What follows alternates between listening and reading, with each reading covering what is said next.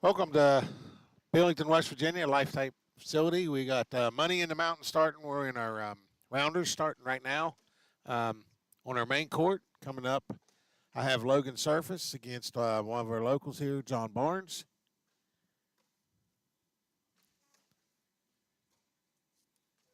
I'm going to move over here a little bit.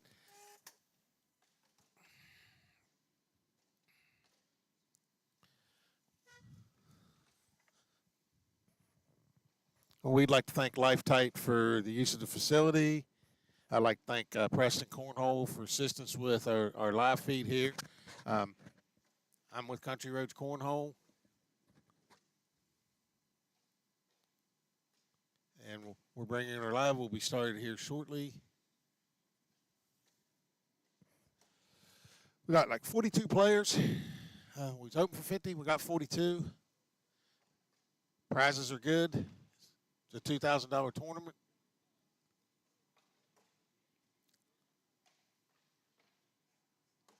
And right now I'm getting ready to.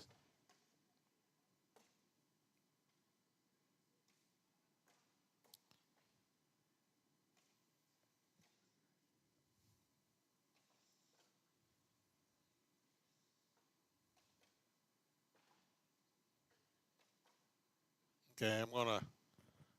Got the screen switched over. We're currently in the score right now. You can see the score there. It's 4-4.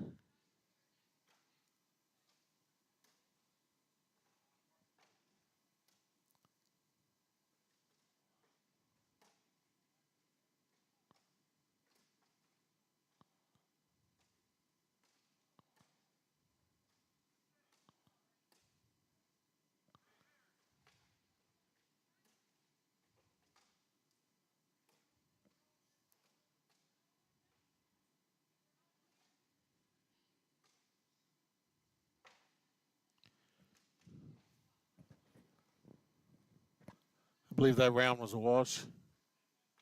Uh, don't know too much about Logan. Not sure where Logan's from. I don't have information. John Barnes is one of the local players here out of the 304 old school um, area for ACO.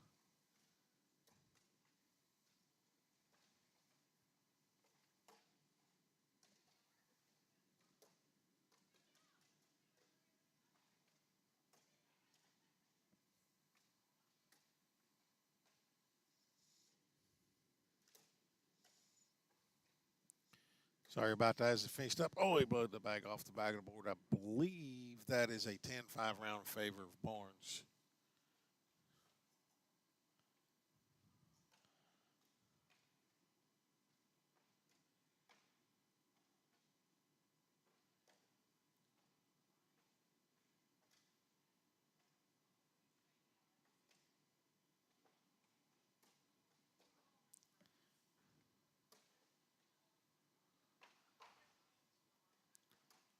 John with a great push and replace.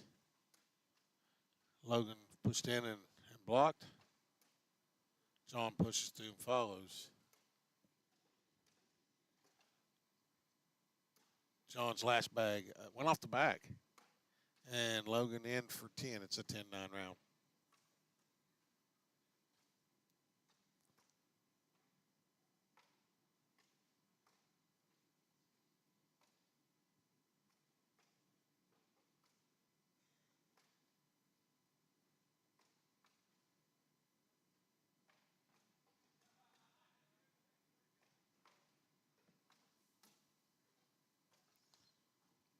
Come back down. Logan's first one's in.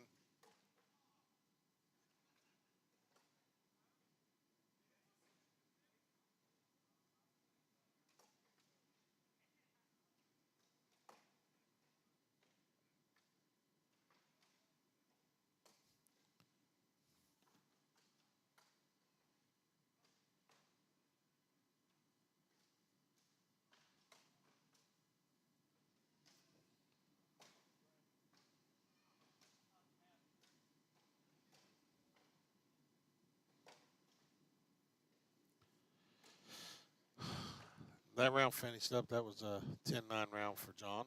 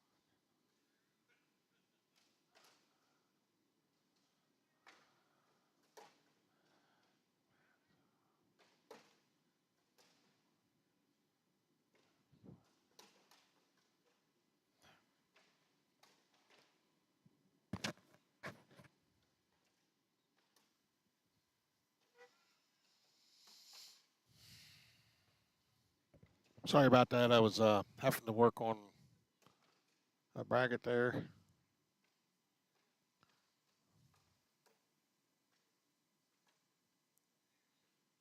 We'll be back into our rounders now.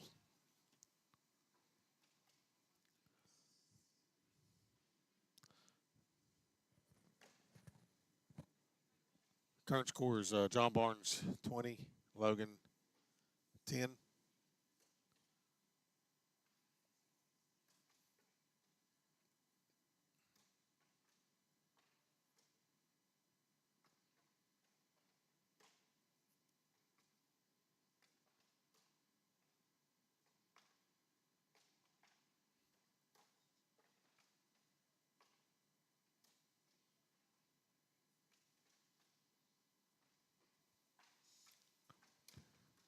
And the airmail by John did not go. It's hanging in there.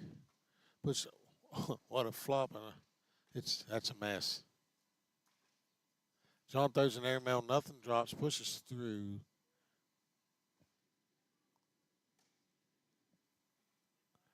I'm going to say that's 6-3 Logan.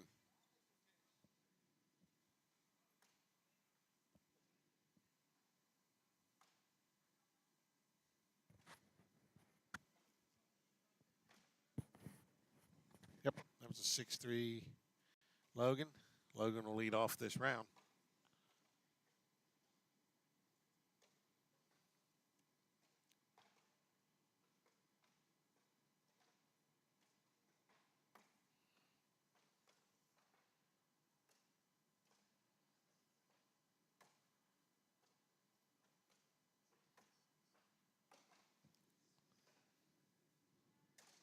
So John's second throw is off to the left.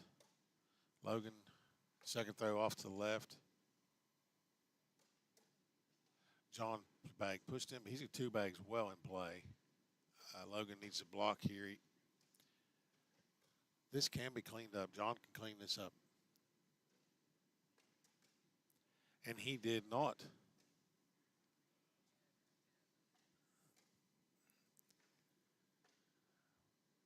Say that is a 6-4 round for Logan. So, we're setting at 20 to 15. Logan's first bag in. John falls to the left. Logan's next bag comes in. He's setting in a hole. John's second bag is to the left. Logan pushes in and falls. Right now it's setting 9-2 on the board. John's down the middle to follow. Logan's last bag was out to the right, and that is 10-6. That's Logan 10-6. So guys, it's a game on. It's 19-20. With Logan lead throw, he's down 2. John just needs the 1 point.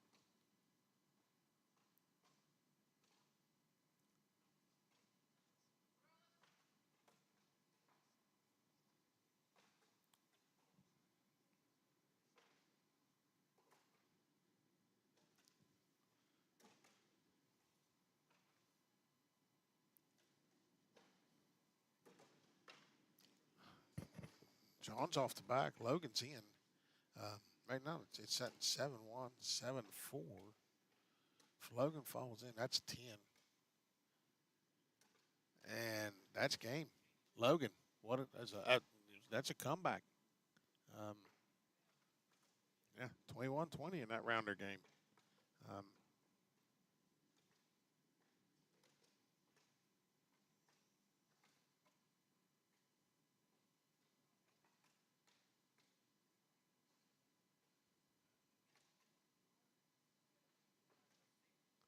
If you are following us, we're posting this out. This is coming off of Preston Cornhole. So it's on the Country Roads Cornhole Facebook site. It is also in 304 Cornhole. We got 6 games of rounders for seeding. Then we're going into a double elimination tournament. This is a singles. Some of the information we have on this is It's a $2,000 payout tournament.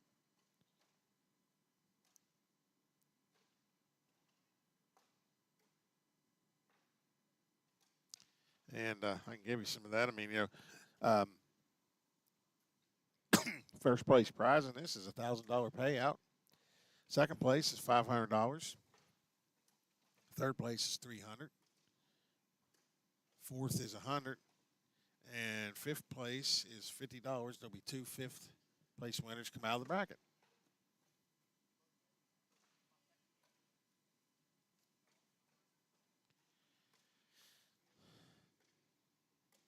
The next game we have come up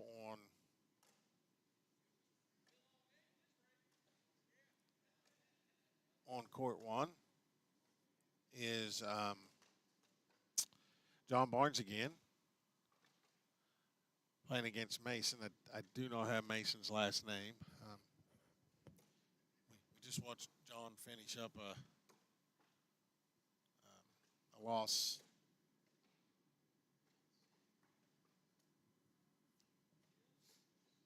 He got stuck on 20. That happens sometimes.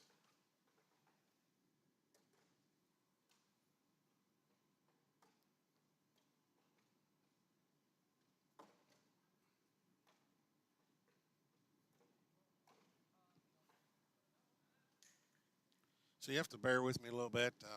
I was occupied, sitting here watching the bracket. I had to move some people around in the bracket at the same time while I was trying to flip the scenes so that you can see the throwers from the starting. We're getting ready to go underway here with the second game and rounders on our main stage. Again, this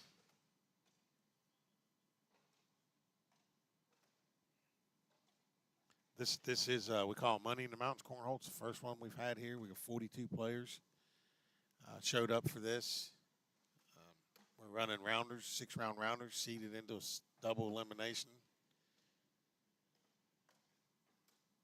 We'd like to thank Lifetite Metal Products for the use of their facility. 304 Cornhole has set this up and run it. I'm with Country Roads Cornhole and in conjunction with Preston out of Clarksburg for the Clarksburg Eagles, where he runs an ACO regional cornhole events down there. We've brought this live stream to you.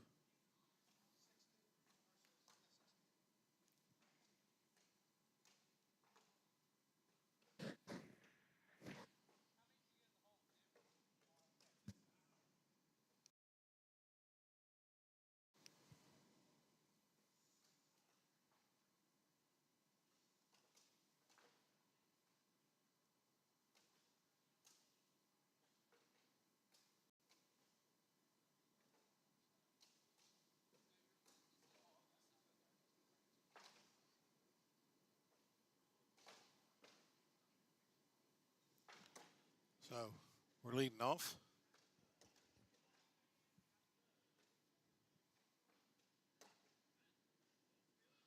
John's second bag pushed in Mason's. Mason's off the board to the right.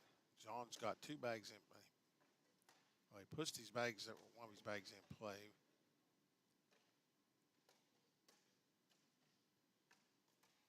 And Mason's got to be careful here. He pushed John's second bag in. I'm thinking that's 8-5. So it'll be 4-3 Mason.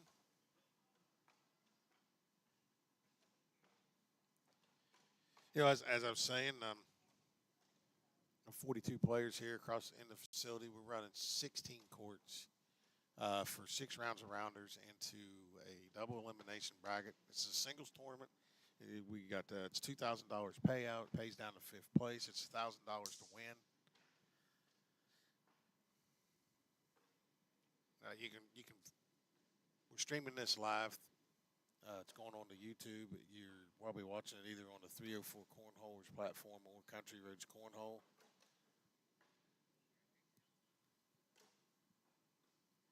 John Barnes with his first 2 bags in. Mason's third bag setting out. John's in for 9 currently.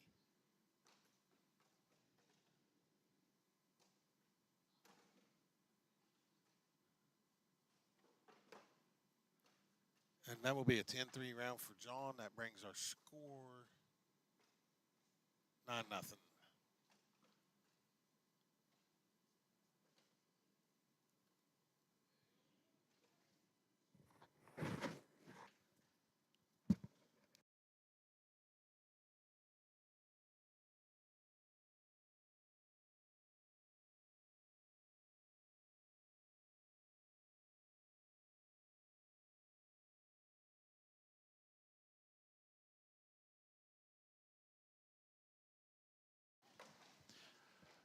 Okay, we're back. John's first leadoff bag setting in the hole. Mason's to the right. It was low.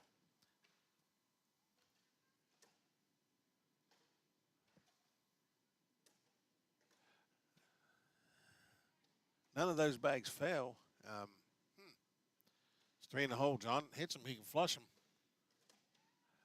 3 went. He's last one off the board. But he's setting 9-3 on the board. That'll be a 9-4 round.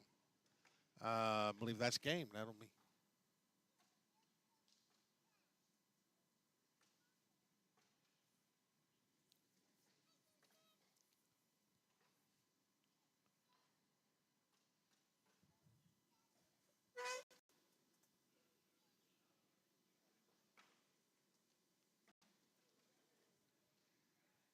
He'd be out of here.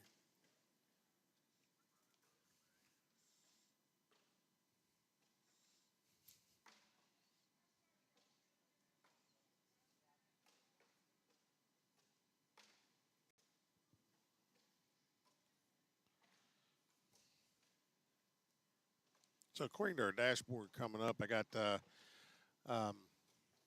DJ Moore and Brandon Peck. This should be a really good game. I know that Brandon is currently ranked in the ACO standings. Let me see if I can pull that information up.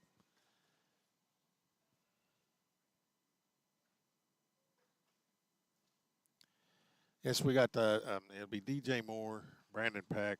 I'm going to try to pull up our current ACO season 19 standings. Brandon is really solid. I've played against him quite regular. I had the opportunity to play DJ Moore in Charleston at the ACO Major back past September.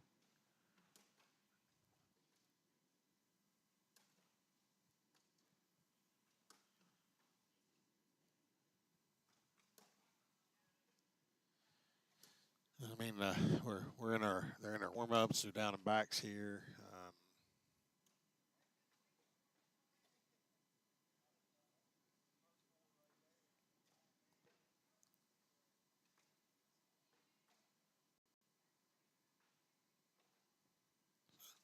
Got them all coming back. I'm pulling up the.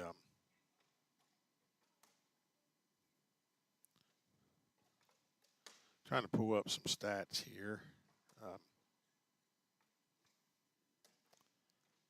Brandon will straight up shoot. He carries a pretty good airmail. I know DJ, when I played him, he likes to block there. He just emailed in the warm up. DJ's down the middle.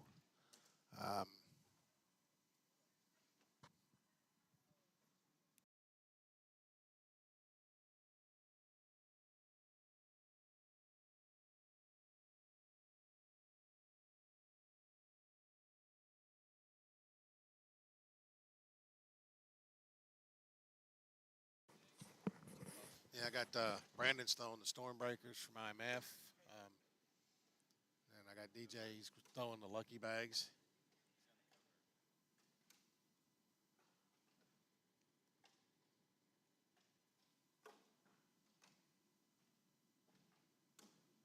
And Brandon's pushing up. Sorry about this. I don't have a. There you go.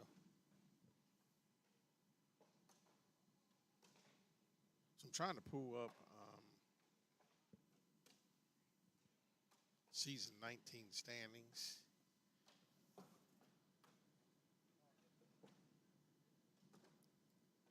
I believe that's a 10-5 for Moore.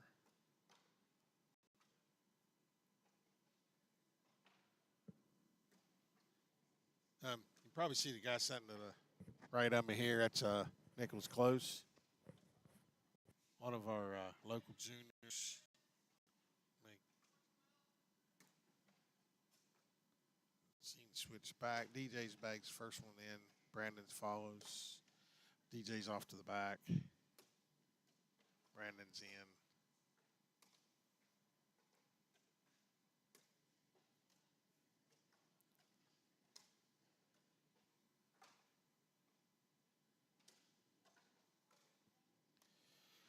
And as you see the kind of frustration there from Brandon, his bag kind of tied up.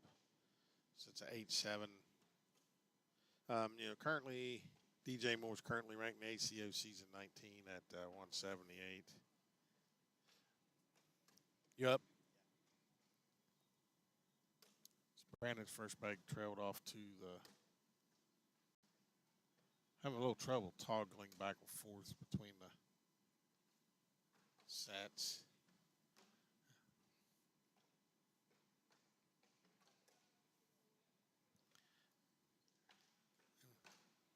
There's an airmail. He took DJ's bag with him.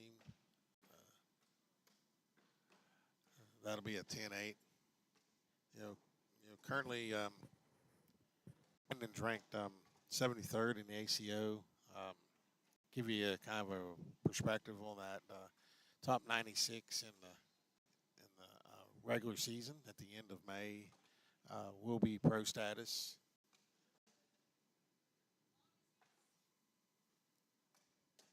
Granted, this is just a rounder game.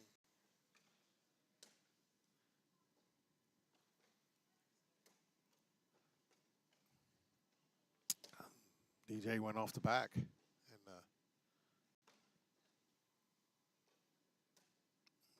DJ's in for 7. Off to the left for Brandon. That's a.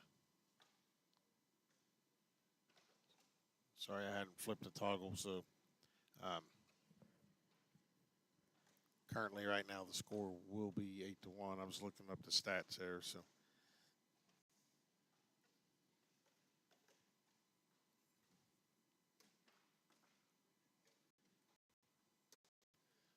DJ's first bag hung home. Brandon's followed. DJ's hanging in the hole again. Brandon blocks right in front.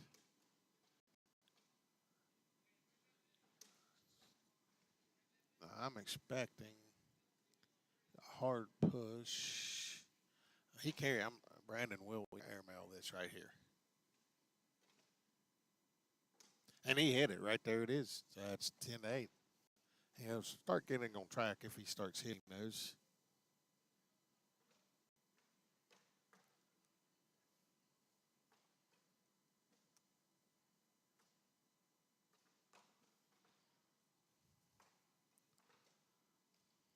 Brandon leads off. Tried to, I think, set a block there. So DJ follows over to the right side, too.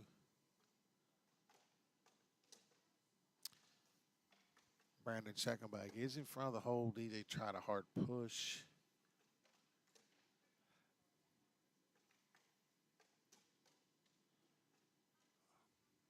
It's a good shot up the middle for Moore. He not only pushed his 2 in, he set the block in front of the hole.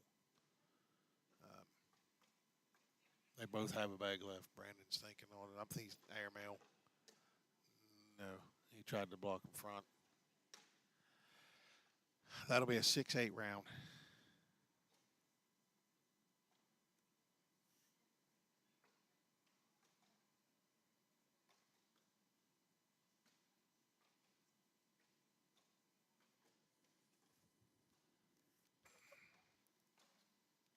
Need to get a little drink here.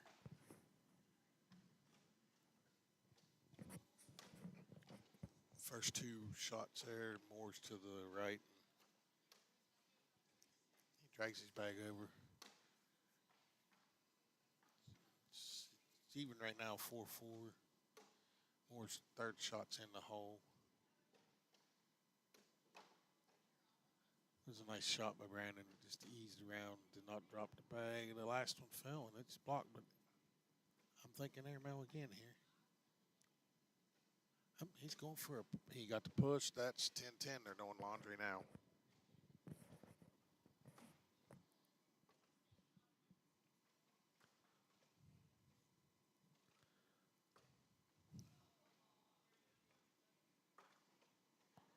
Flip back to scene.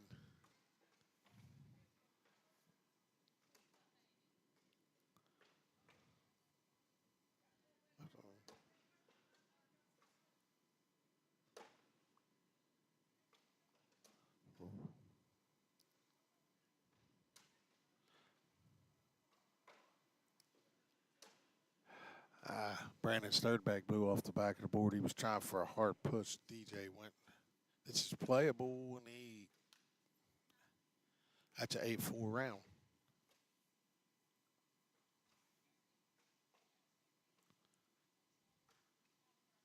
So I believe that'll bring our score to 14-3. Yes, you can see up there in our widget that we got. It's DJ first bag. Short off the front, uncharacteristic. Yeah. Brandon's in the middle of the board down the hole. Moore's trying to block. Net bag did not fall. This is an interesting what he does here. He's trying to push through hard. Brandon's thinking about it. Now, if he hits his board hard and high, the high shot, he's going to set it on his soft. He takes time out. Yeah. Moore has two bags dripping in the hole. Brandon has one's kind of got him tied up. Just taking a look at this now. I mean, right now that board's set in 5-3. It is Brandon Peck's board. Might want to consider just discarding the bag, but he'll try short. He hangs in there. Nothing falls. Yep. It's a 6-3 round. That's the way to get a start.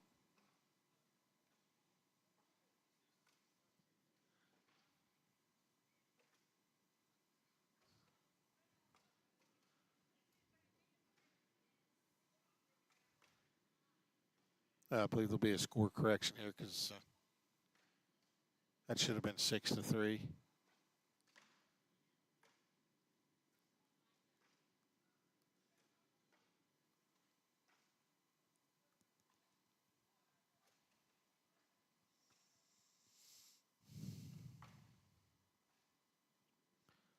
Brandon's got lead though. He's down the middle in the hole. Fight. Moore's off to the left.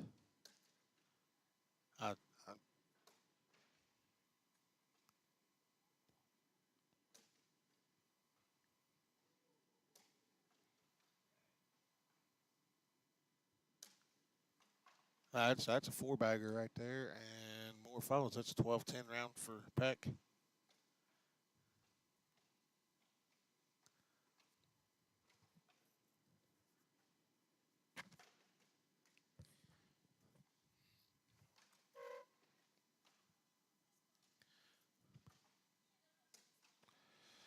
And Brandon's first shot was just a little bit off to the right, but Moore follows, and they're sitting there together. The center's open. That's pretty good. Moore tries to push up through, does not. He goes off to the side of the board. Now, and that was a great push, and the bag kind of scooted in behind around it. Moore pushed up in, getting up.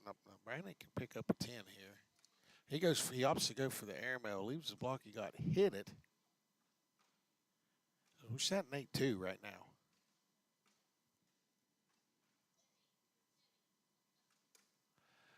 Moore went for the airmail, missed it. That's an 8-2 round. That's 6 more for Brandon. You know, basically now we're in a race to 7.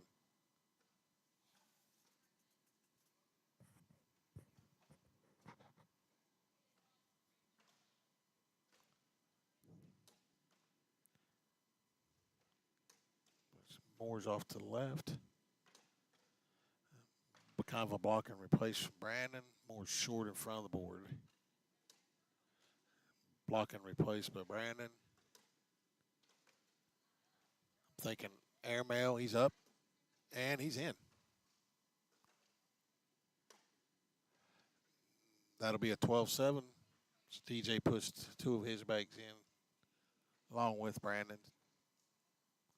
So I think it should bring us up to a 19-14 game. Yeah, it's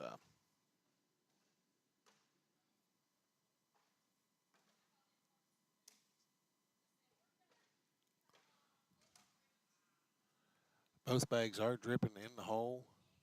Nice block and replace there. All three bags are in the hole. Brandon's off, yeah. So Moore collects his bag. Brandon's in for 10. And it hangs in the hole. And that'll be a 10-10. We're back to doing the laundry again.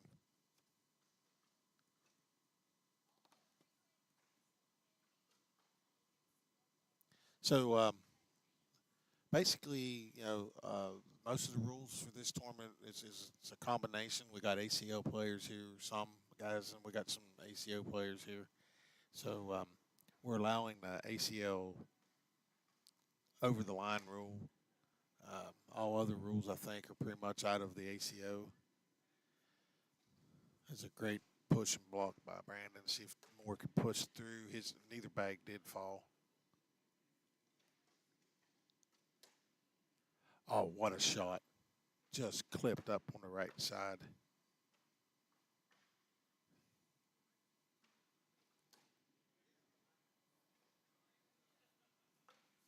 Brandon blocked the two in the back. Airmail hitter. We're still doing laundry. It's a 19-14 game.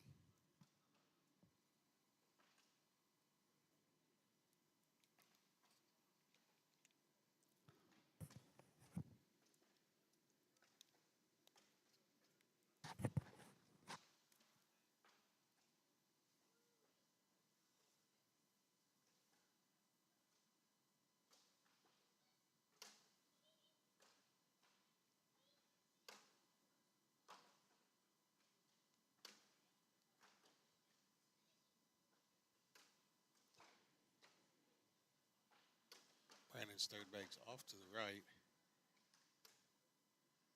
That bag is playable on the left for DJ.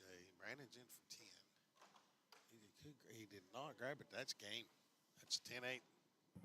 That's a solid game.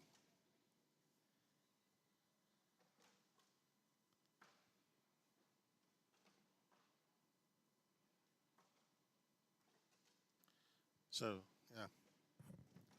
Both those guys are pretty solid players. ACO, said Brandon's currently ranked 73rd.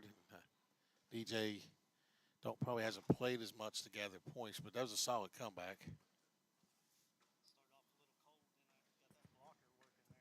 Yep, seen that. Hit the airmail too. That I think got you going. Yeah. Now speaking with Brandon there, he's a little bit of a slow start, he said, but once he hit the airmail, he got on track.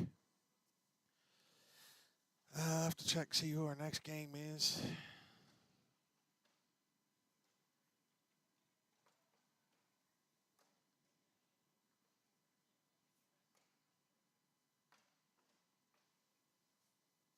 I do apologize. There's probably a little bit of a lag. We're in the middle of West Virginia. Our internet has improved, but we don't run a $10,000 camera operation here. This is probably $800 worth of stuff and a computer. So we make the best with what we can. Like thank Preston for setting up. And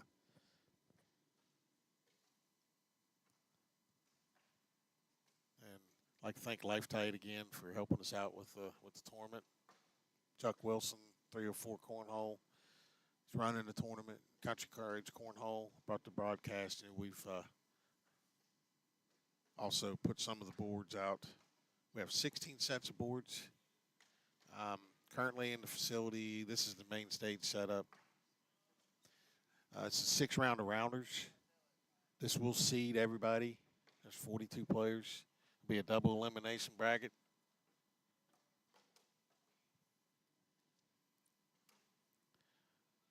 You know, so we're back up. DJ stayed on the main course, I believe. Has Logan. We saw Logan play earlier against John Barnes.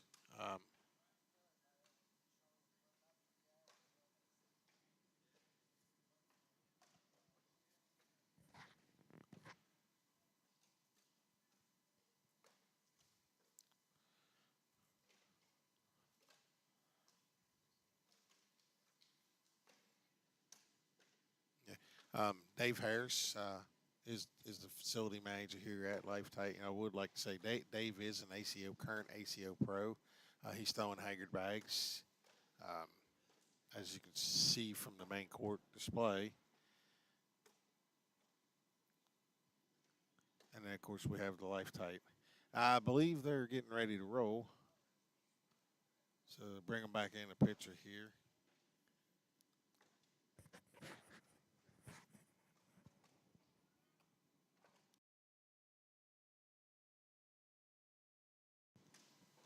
Okay, we're going to start here. Logan right down the middle for Logan.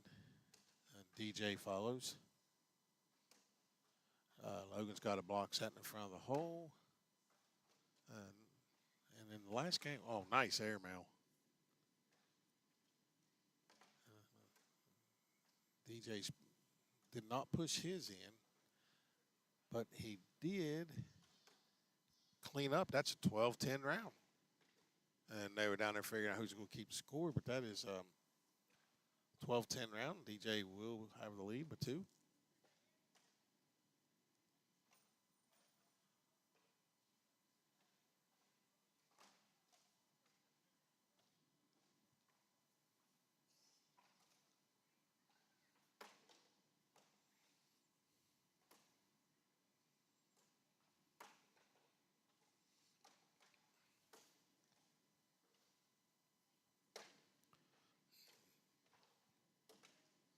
Oh, nice straight up. DJ's in for 8. Can he pull off 12? Yep, Logan's in for 12. So, it's right back. It's 12-8. That's a 4-2 game.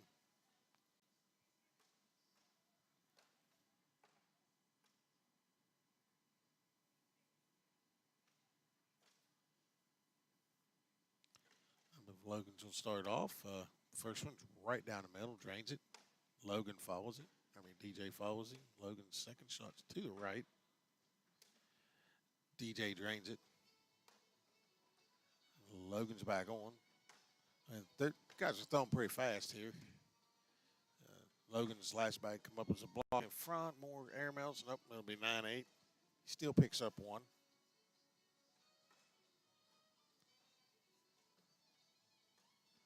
I'm not sure they brought some music up.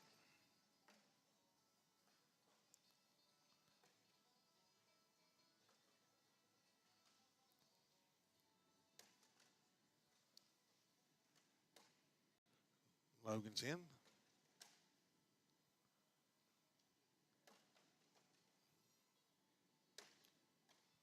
Currently, right now, everybody's going. It's 9-7. Moore's last bag. He finishes at 8. Logan's in for 12. That's 4 more. 12-8. So that will bring the score up to 8-3.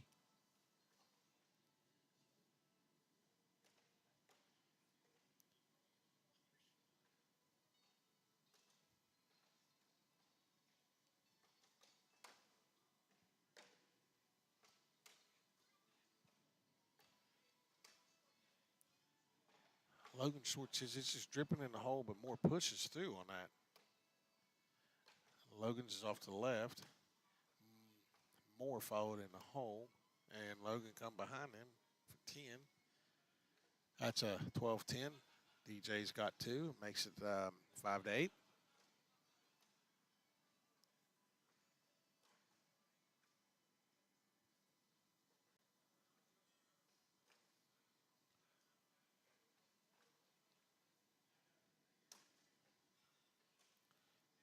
DJ's first one there. Middle. Logan's just got his setting in their hole. He pushes through.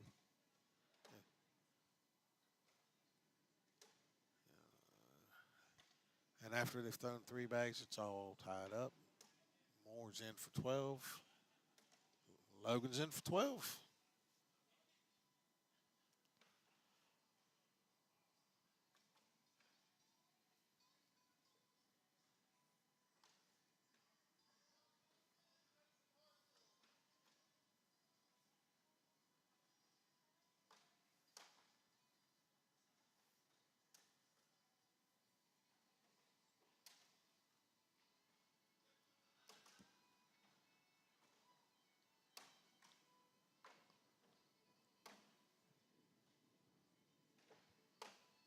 Oh, Moore's off. If this one's in, that's 10-10.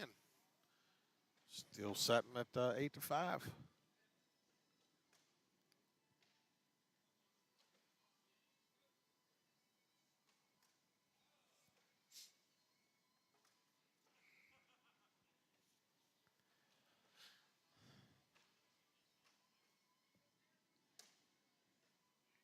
DJ's first bag is off to the right, just a little. Logan's has got his dripping. Oh, he tapped it. Logan's back in the hole again, right? It's in front. Moore throws short. We saw that in the last game some. Logan's bag blows through. It is in play. Does he go for it? He went up and he hit it. That's 12-5. He got very aggressive, went after that shot.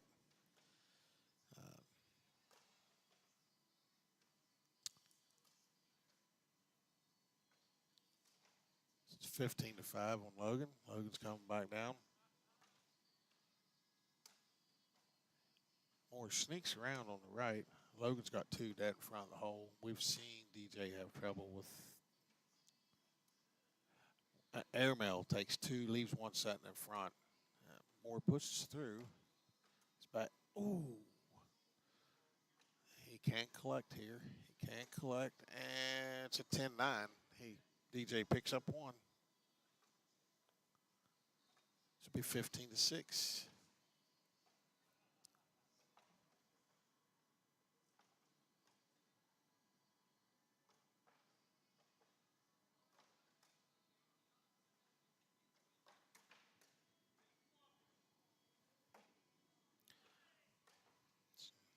DJ's first bag was off to the right. His second one in.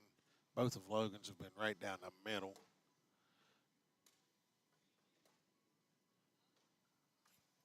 Logan's last bag just pushed DJ in and set in front of the hole. He blows through for 10. Logan off to the right. That's 10-10.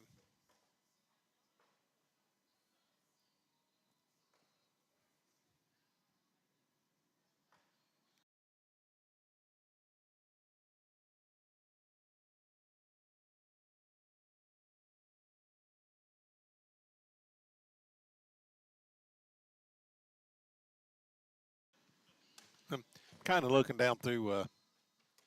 You can't see it because we don't have the cameras facing that way. But there's a line of about 8 or 10 boards straight down from us, and I just noticed that Dave Harris and Matt Hewitt both are local pros here out of the ACO force. That'll be I believe a 12-8 round for DJ Moore right there. Yep, brought that score up. Anyway, just kind of noticed that they're playing each other in rounders. I'm going to try to pull up a score, look at that, where we're setting at that game. I haven't started yet.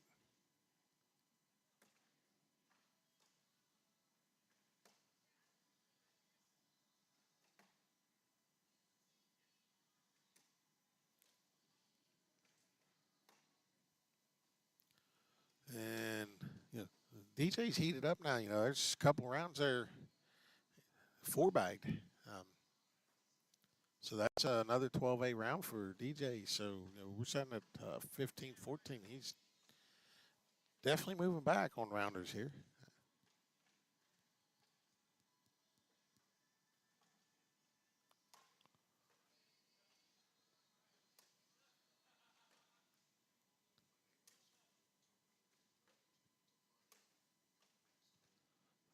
Logan's bag kind of come up short, but this bag's pushable for him.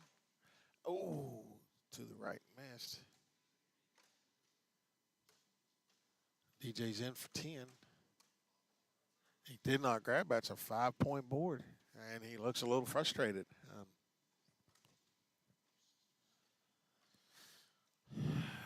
So, yeah, that's all 13 unanswered points for Moore. It was 15-6 at one point. Moore's first bag catches the holes, drips in. Logan's is right up the middle. Moore. This, I mean, if Moore stays steady and picks up, it's over right here. The hole. He's in for 12. And there's really nothing Logan can do. He tried to airmail. That's 12-6.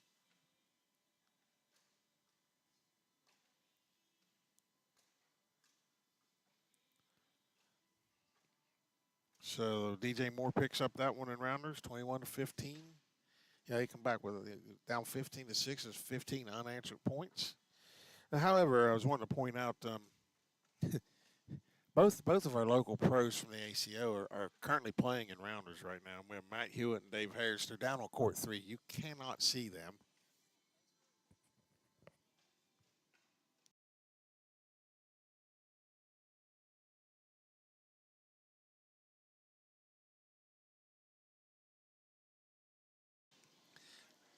DJ just stopped to ask me. Again, anyway, looking at the score, on court 3, Dave Harris is up 7-2 over Matt.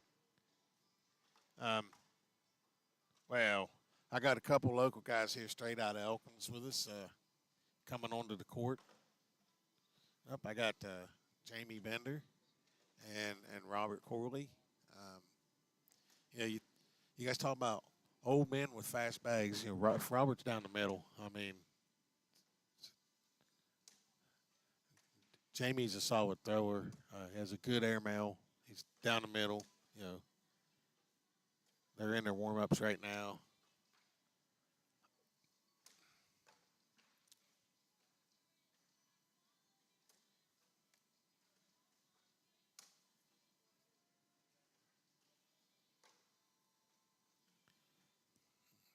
Try to switch. I know sometimes I've missed switching. I'm trying to monitor several other games at the same time, plus watch this one. Back to Dave Harris and Matt Hewitt. That game is now at 9-2. Dave is up.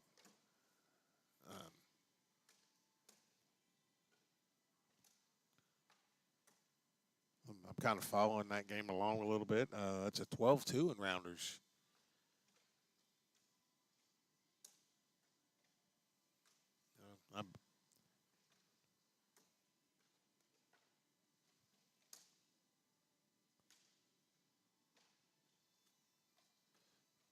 So I'm going to tell you guys getting ready to go now? You ready to start? So they are going to start.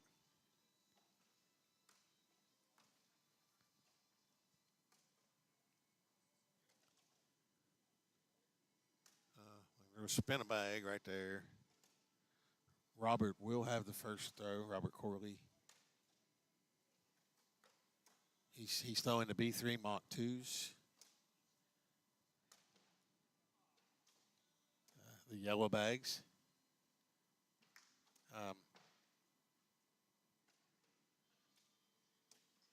Jamie's second bag went off the back. Jamie throws an airmail again. Not hitting. See what Robert can do. He just lays up. Jamie goes in for the airmail. No, that's 3 off the back. That is a 6-1 board.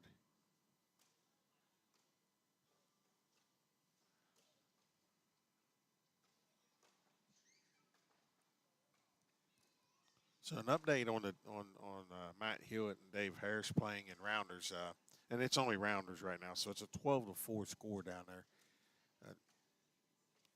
currently. So Robert's coming back, um, and of course you guys see the B3 shirt behind me. When I throw in the ACO, I throw B3s. Um, Pretty much, I throw B3 all the time. Currently, I'm not throwing in this tournament today. Not feeling well. That was a 12-10 round for Robert. Um, and it's kind of hard to throw when you're monitoring the tournament and running the live feed. So, much as I would like to be out there throwing, trying to get our guys a little bit of exposure. Um,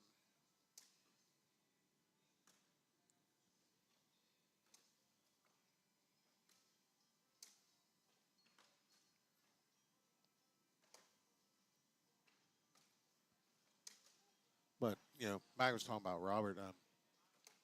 Robert throws the B3s. He likes the Mach 2s. He has been throwing the prime some. Um, Depends on the day. I believe that's 8-8 wash. And his grandson, AJ, has been throwing some B3s here lately. He's been working with the Mach 2s and is hoping that we can get a carpet bag coming from B3, which we hear is in the works. Hybrid carpet. Something like a Jamie's first bag's in.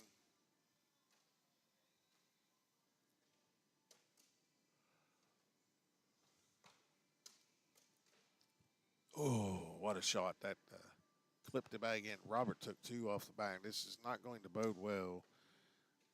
Jamie's in for 10. Robert sitting on the board for 2. That's going to make this game 8-7. Jamie took the lead. And updating down in rounders when I'm looking, Dave Harris is up still 15-6. They're throwing a lot of rounds down there. But Jamie's first bag is short in front of the board. You can't leave the middle open for Robert to throw. He will make you pay.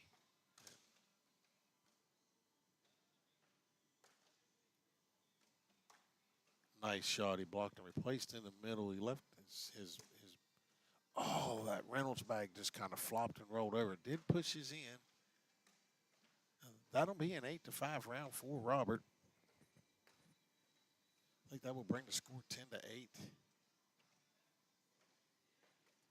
But we're about 4 people throwing the B3s up here.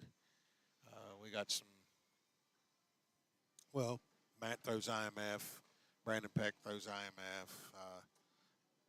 Robert's first bag is in front of the board on the floor. Not a good place.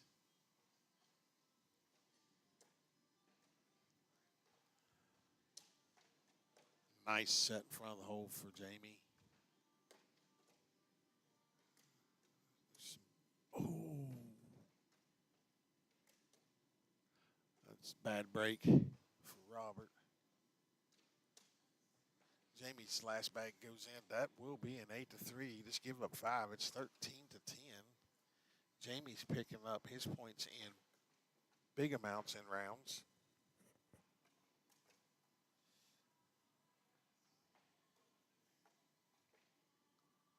Score update. I've watched Matt and Dave down there a little bit throw. They've thrown 3 or 4 rounds, and it's 15-8.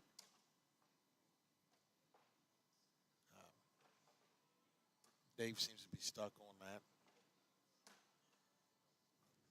Jamie is 2 straight in. I mean, Robert's following. Robert's way off to the right. Oh, short bag again. Uncharacteristic for Jamie. I've thrown against Jamie locally. It's a 8-8 system. Jamie gets heated up. He's down the middle. I mean, right now he kind of shook his head. You saw him there as he was turned around after he entered the score. A little frustrated.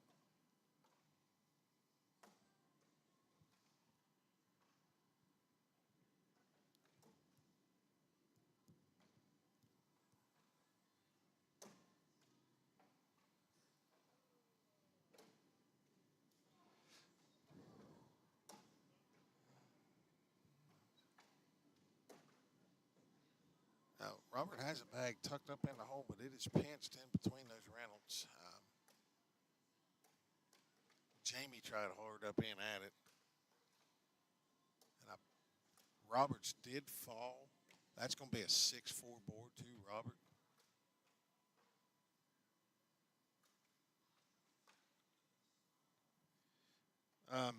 Coming back to update you in pool play with Matt and Dave Harris. Dave just picked up 5 points when I wasn't paying attention. It's 20-8, Dave over Matt.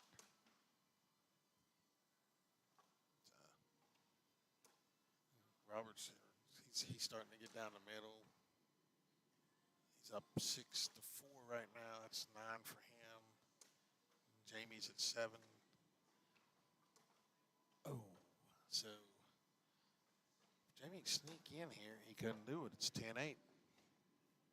Makes it 14-12.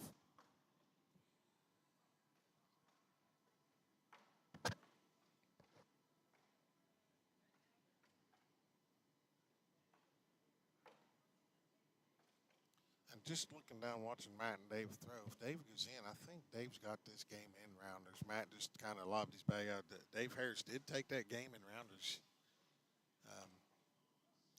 Yeah, guys, both those guys are ACO pros, and they're well ranked in the top 60, top 50 there, both of them.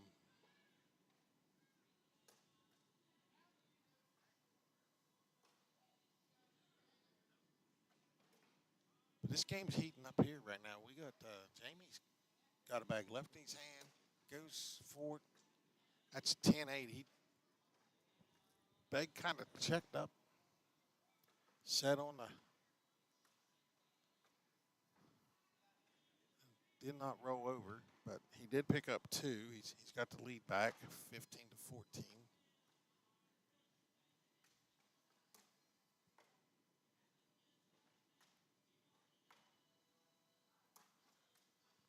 Roberts Mach 2 kind of sets over in the hole. Jamie's sneaks around in the side. Roberts up the middle.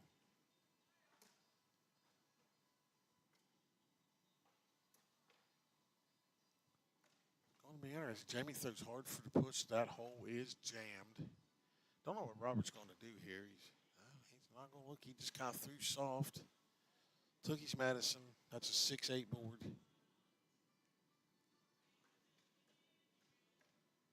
Jamie picked up 2 more. It's a 17-14.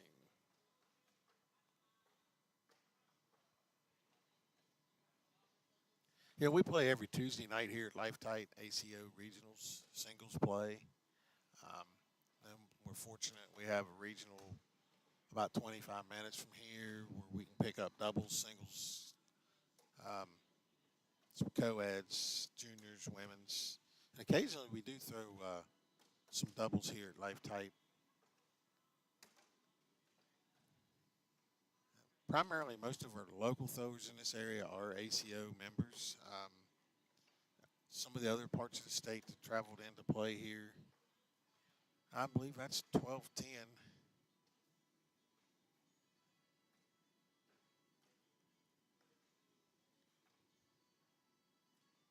Yes, it is. Jamie's setting at 19-14, 2 more to win.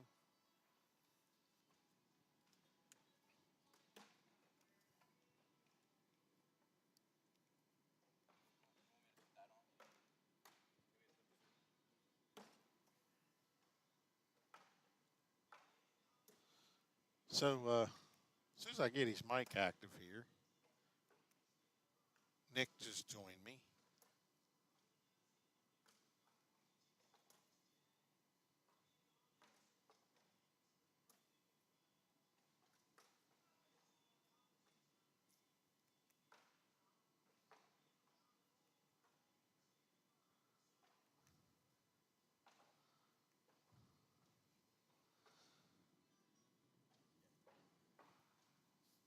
So I'm gonna ask you. See, I'm not sure if he's say something on your mic there.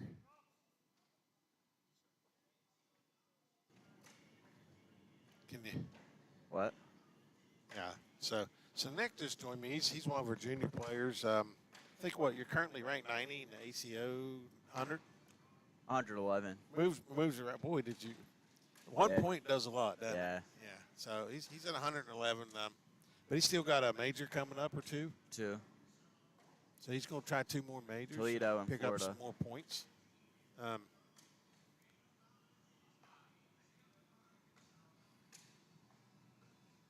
It's tough. Yeah. So I think we're going to see Robert Corley back, and then we're going to see Brandon,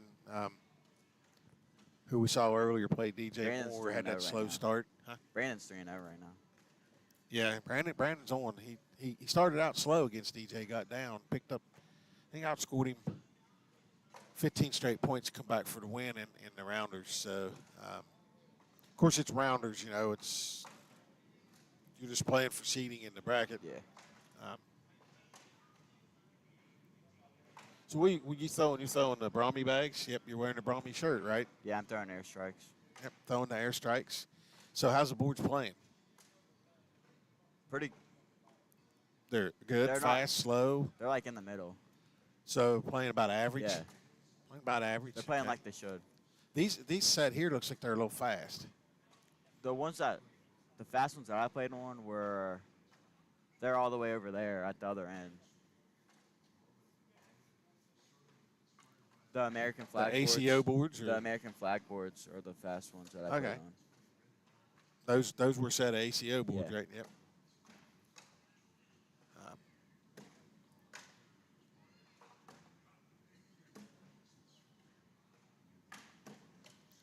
So I think they're just going to warm up a little bit here. Yep. So are you done, or you got more games coming up, or 3 more games. so who's leading the rounder standing right now? Jake D. So setting in rounders. Wallace Justice is second. I don't know Jake. Yeah, me either. There's a whole bunch of guys that are 3-0. Well, Nick, you're 3-0 too, so you've Yeah. got 3 more games left, right? Yeah.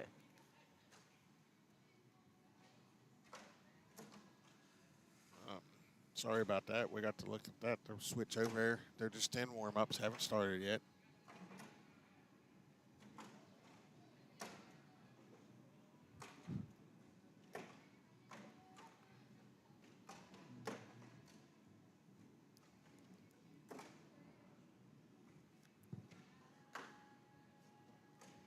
Brandon Enzy's warm up with an airmail.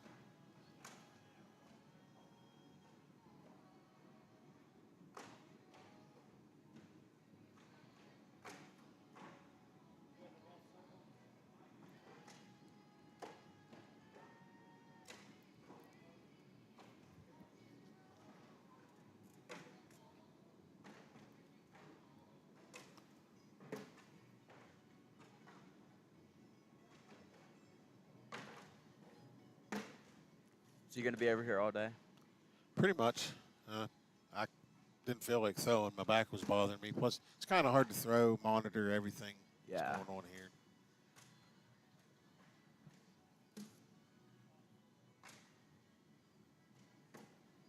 So Robert's in for 10. So Brandon can follow. Brandon's in for 10. It's 10-10, and we start the game off doing laundry again. Robert gave me a battle the first game. What's that? I said Robert gave me a battle the first game. Yeah, he can. Like I said, he's got some fast bags. He was Boards throwing are- primes the first game. Oh, he's throwing primes? Oh, he moved. Well, you said the boards were playing mid speed, and Somebody say my name. primes are a little slower, so.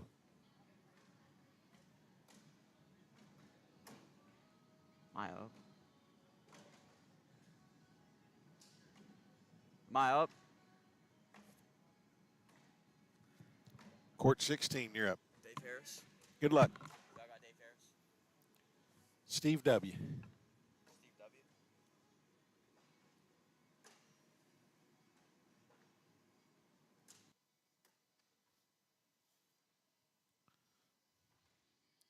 Brandon is up for an airmail and does hit it. Nice shot on that.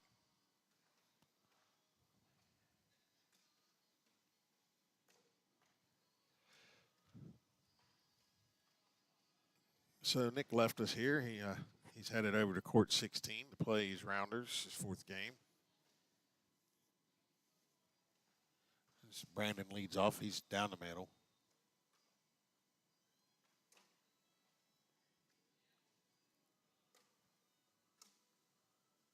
Ooh, excuse me. On there, nope.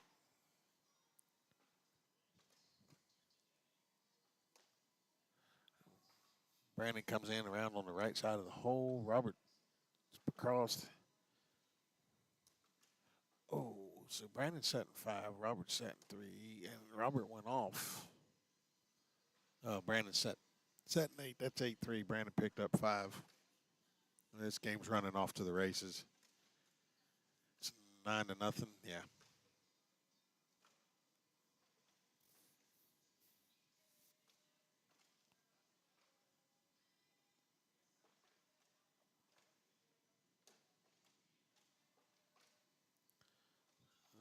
Brandon stepped out after that shot, so I'm thinking, well, he was going to chase it, but Robert laid it in there. He still tried to do a push. His bag ended up in the middle. Nice block. Robert did follow him with a good block.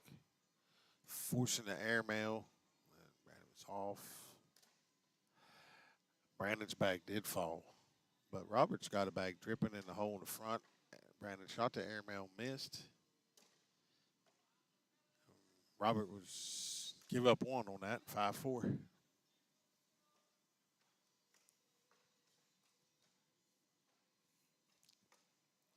Just going in here, check the standings.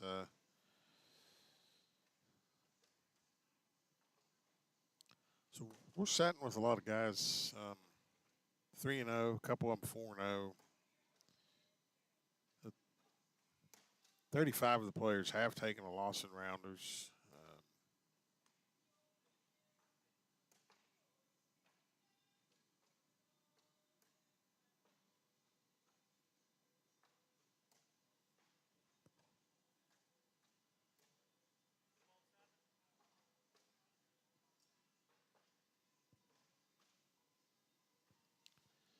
We're setting up there. It's 15-0. Brandon's just on cruise control right now.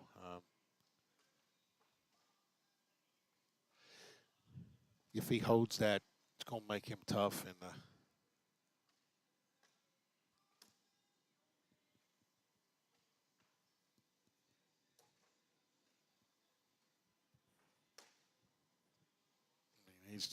Brandon's just shooting down the middle.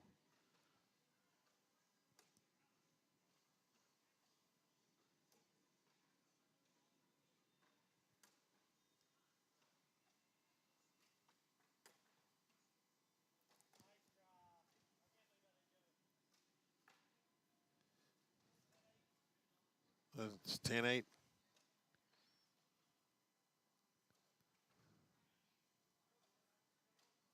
So we do have a couple women in this tournament throwing. We have my ACO partner who throws B3s with me, Heather Bonnet, and we also have Allison Arbogast, old school. She is actually our CO in the other region. Nice airmail from Brandon.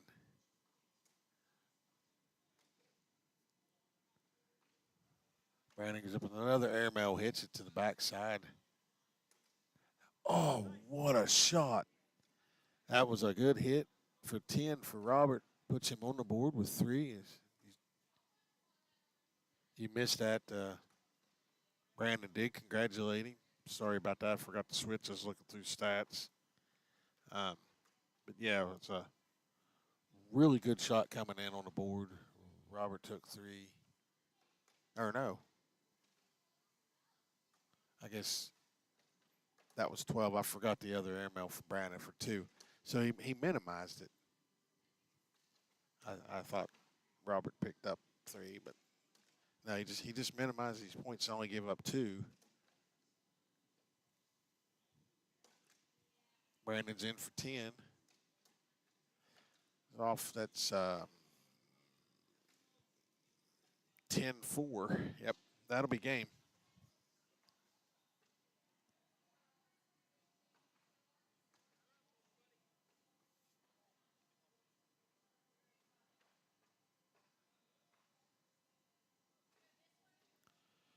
You know, looking in the rounders, Nichols, who just left me over, he's down 5-3, and it looks like Brandon will be staying up in rounders on this game against Trellis Casto, I think.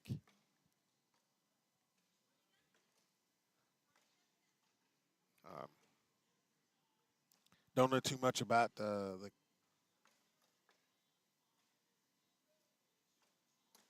I guess we'll get to see him.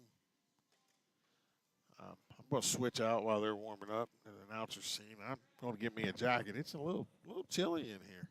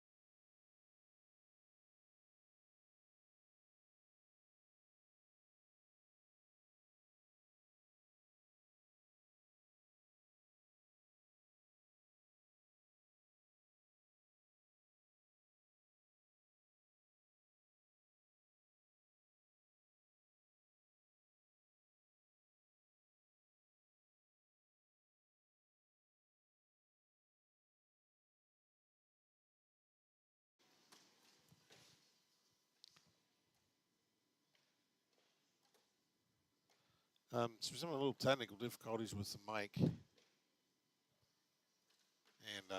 apparently it was on mute. I think. Hopefully, you can hear me.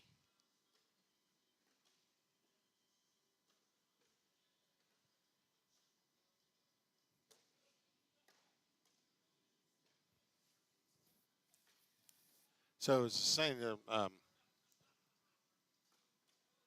probably didn't catch it.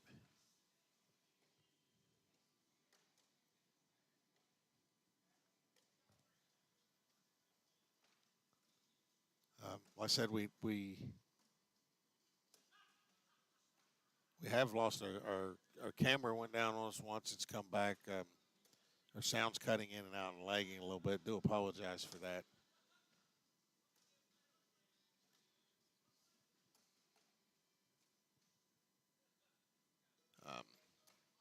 As I'm saying, this is Trellis Casto. He come down with either the Justices or the Moors. They're from the southern part of the state. I'm pretty sure. Um, Saw Brandon do a fist pump there. I was working on scene, I believe. Yep, Trellis picked up another point. So, Trellis is a pretty solid player here. As I was pointing out in the standings, currently um, Trellis is setting at 4-0 in rounders. I mean, again, this is a $2,000 payout. It's $1,000 to win. We're just currently in our rounders. We're just picking up whatever game gets assigned onto the main stage here.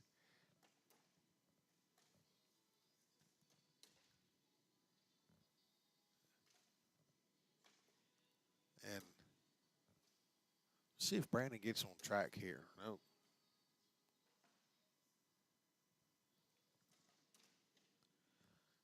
No. He can pick up 2 if this is in. Well, he picks up 2. He could have picked up 4 there. Could have been a 10-6 round. Um, as it is, it's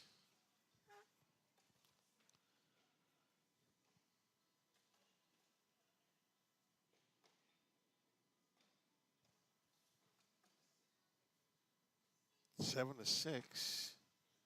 Trellis is up. Brandon leads with a block in front. So that's a good shot. See how Trellis handles this. He about snuck around that bag.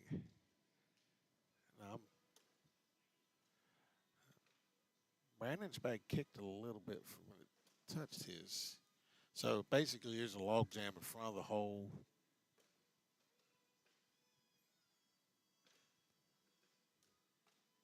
Nice airmail.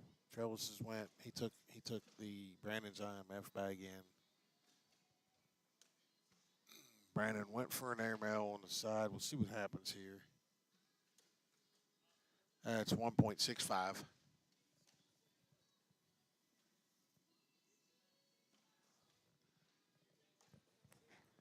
6.5.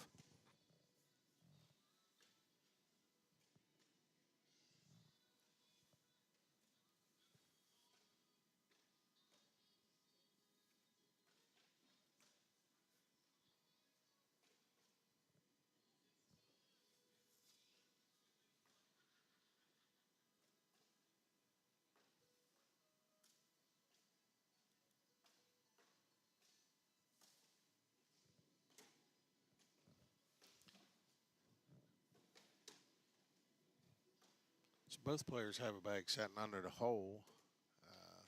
Trellis's second bag kind of lined up and blocked in there. We'll see. Brandon went for the airmail. He did move Trellis's bag setting in the hole. It's kind of hanging. Airmail from Trellis took them both.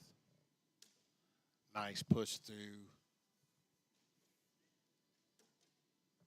Trellis is in for 10. Brandon can be in. He's off. Nope, that's 10-9. So, Brandon he's a little bit off, and Trellis just keeps squeaking a point.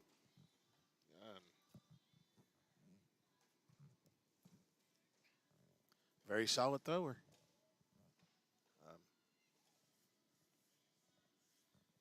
This is the first time I've seen Trellis throw.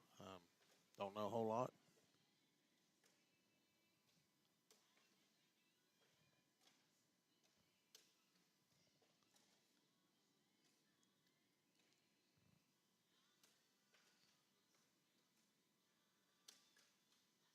Both of Brandon's bags stacked up on the hole to the right. Trellis has one in, one. He's got a third bag in front. Brandon he pulled his in play. So, what a shot. 10-10. Brandon pushed his and Trellis's plus followed to get the 10-10 wash. You're not going to run away. Trellis has just been eking out a point here and there.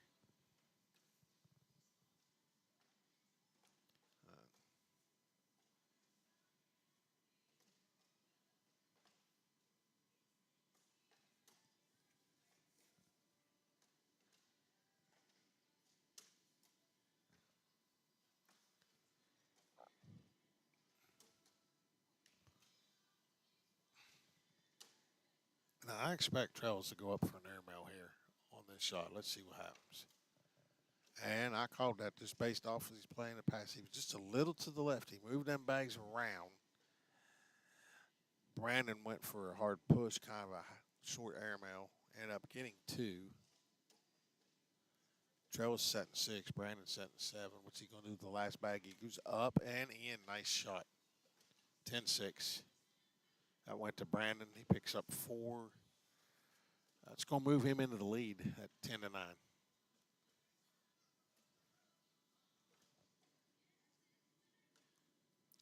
So that was just Preston that just kind of flew through behind me. He don't look happy, but he got another set of bags. Brandon's first shot's a block right in front of the hole. Trellis did not push Brandon's bag in. They're kind of sitting there. Yep, they're just kind of train carring now, just hooking up and pushing. And over the top and hits it.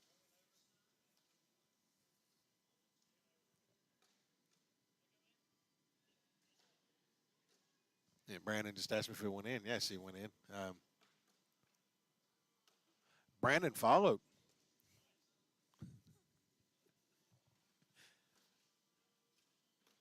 Oh, airmail drag. Oh, what a push. 412. I'm telling you what, there was a series of shots. That's a 12-12 wash. That was some throwing right there. And as you can tell, Brandon a little fired up.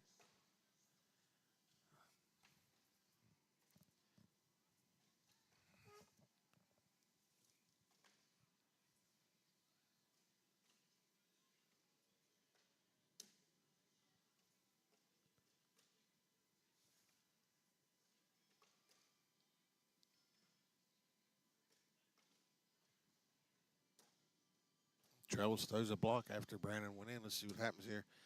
And Brandon comes in behind him, kicks a little bit to the right, but we're stacked up again. Trellis's bag's hanging in the front of the hole. I think Brandon tried to throw a block or maybe flop for a roll.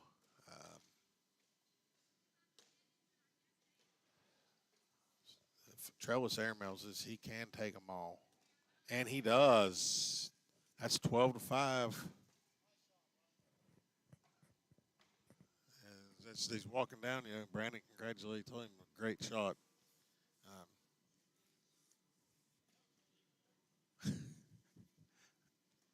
Yep. That brings the score back to 16-10. Brandon's going to have a little work here because, Trellis just chugging along, and he doesn't give up much. A little off to the right now, Brandon's with him, but Brandon's IMF bag is in play. Trellis up the middle, sneaks around. He's got them both hanging in the hole now. Brandon's. So we can see 3 bags fall in this shot right here. And we do it with an airmail. What a shot. Took them all. Trellis is in for 8. Brandon pick up 4. He does. 12-8. He picks up 4 of them 6 he lost, or 7 he lost. He's not out of the game. It's 16-14. You, you just can't sleep on either one of these guys right here. Solid throwers.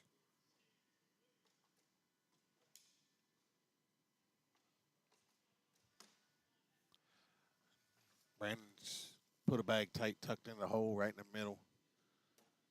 Trellis just pushes through it. It's a pretty easy push through. Brandon sets another one. It's dripping in the hole. Blocking replacement. Trellis. He puts Brandon's in, just kind of sat there. Brandon did the same thing, pushed his in, just kind of sat there. So now we're in an airmail situation. Look at Brandon's up. Oh!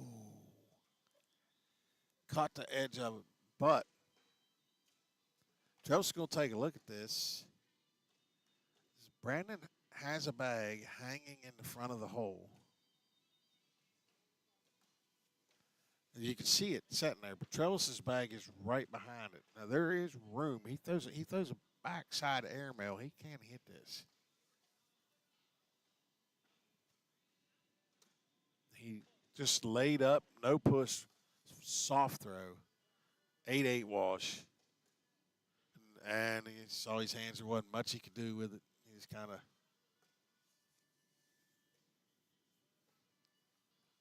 I mean, that's a pretty good throw, I will have to say.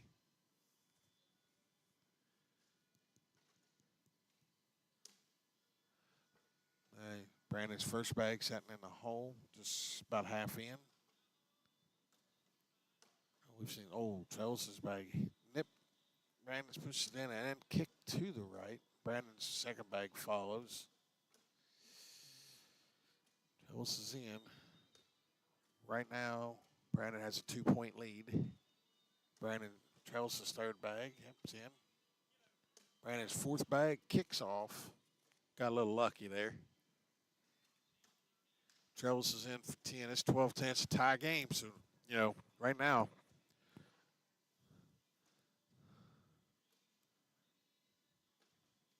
As I've heard so many times on the old ACO stream, it's a race to 5. We have a race to 5.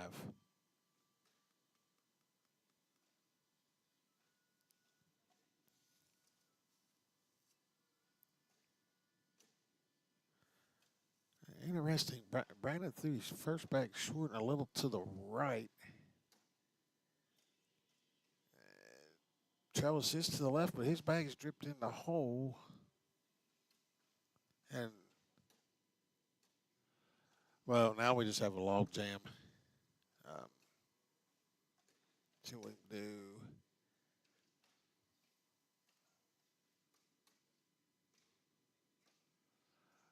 One more hit, and 3 of those bags are going to fall. 2 of them is going to be Trellis's. Especially from what I can see. Yep. Brandon's not sure what to do. Ooh. He lays up. And I believe that's 8-6. Trellis picks up 2.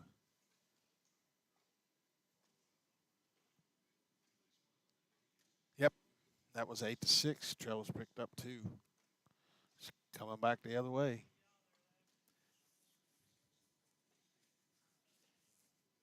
It's 8-6. They're talking. Said they was lucky.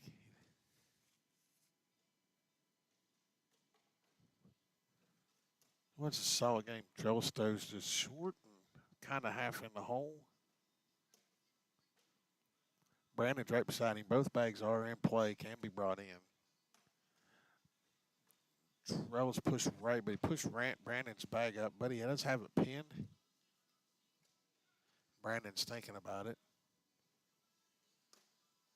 It's a good shot.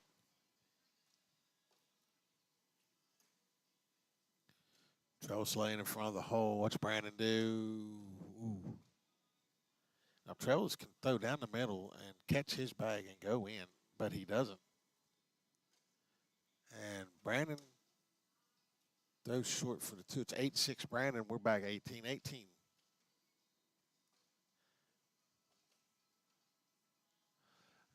So, we've been in a race for 5. Now we're down to a race to 3.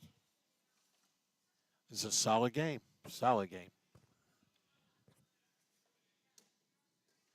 Brandon's first bag lays in and blocks. Trellis's bag comes in behind him, sets to the left a little bit.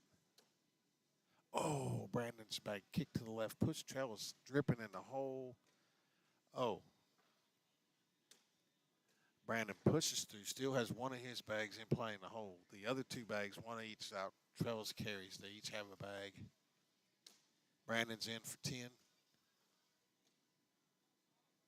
Trellis follows suit. They're doing laundry again. It's still a race to 3.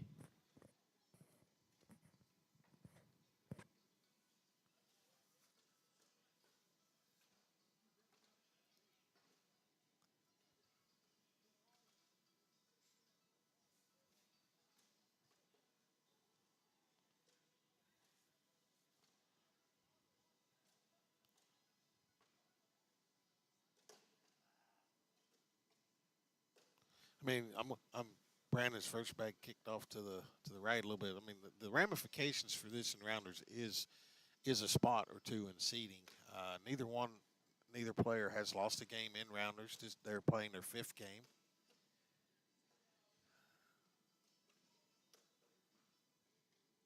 Brandon's in for 7. Trellis is in for 9.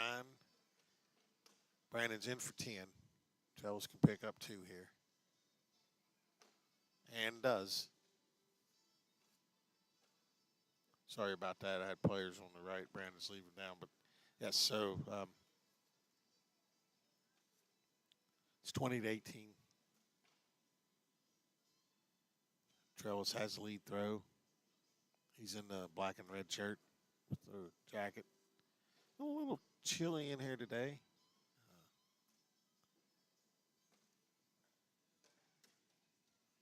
Trellis's first bag's down the middle. And Brandon went to the right and up high. His bag's out of play. Trellis's second bag caught the hole and dripped in. Brandon pulled up short. Trellis is sitting in the middle. I think pretty much right now, and that'll probably do it.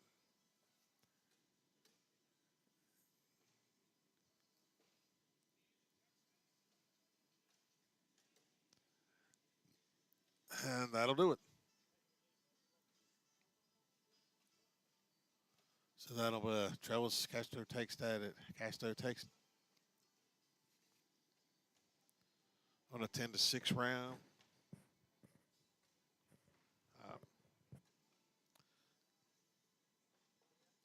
That'll drop Brandon in the standings down to 4-1. Trellis moves on into the rounders, coming into a 6-game, set at 5-0. It's solid. It's a good game. So up next on our main stage, well, we have one of the ladies has finally showed up over here for us. This is Allison Arbogast. She is a CO for ACO here in the area, out of Old School Shooters.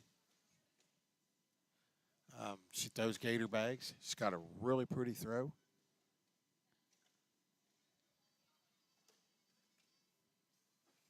They're in their warm-ups.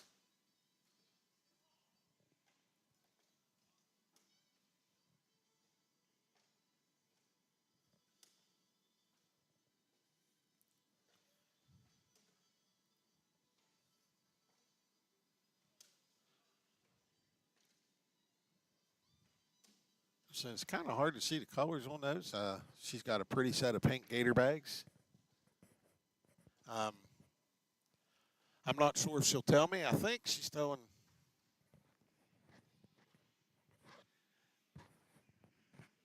You throwing cold-blooded? Savages. Yes, she's throwing the Savages from gator bags.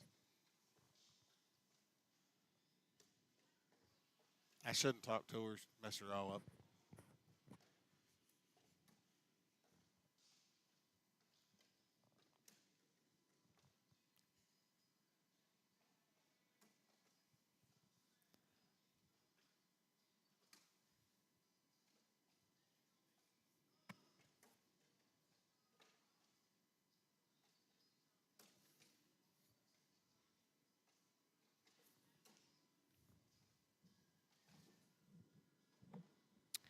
I think they're getting ready to start here. It may do another down and back. I don't know.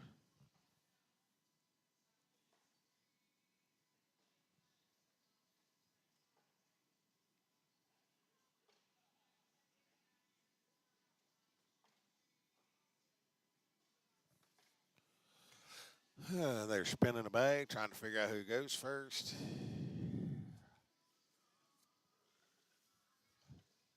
Those on my right here. Here we go.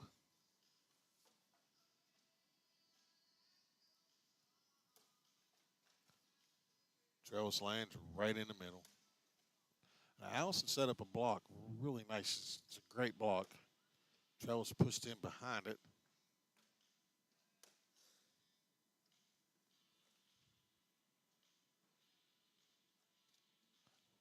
That's an airmail. Ringer dinger right through the hole. And Allison's bag sets off to the right short.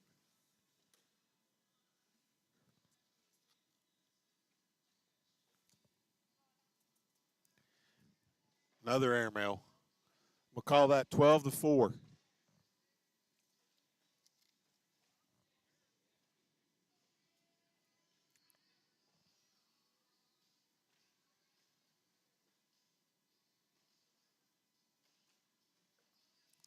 We'll have to tell you, she got to throw them bags just a little bit harder to get them in that hole.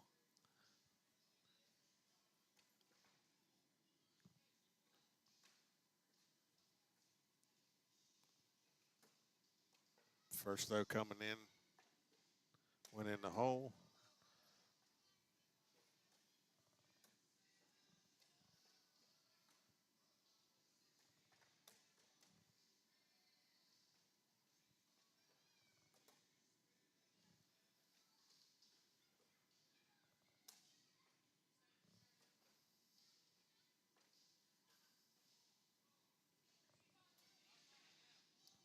Oh, what a shot. He airmailed. He took it, but he almost took his bag. And no, it will not fall. That is 10-8.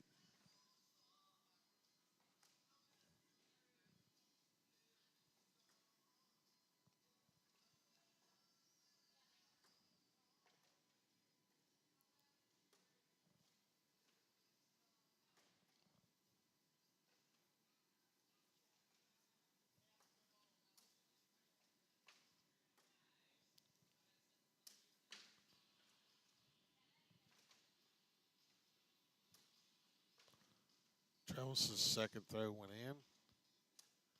Allison follows suit.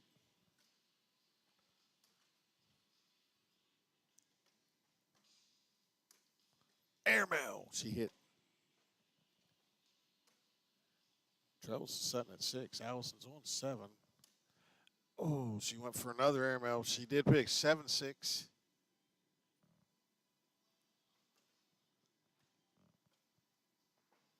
So she will pick up a point off the airmail.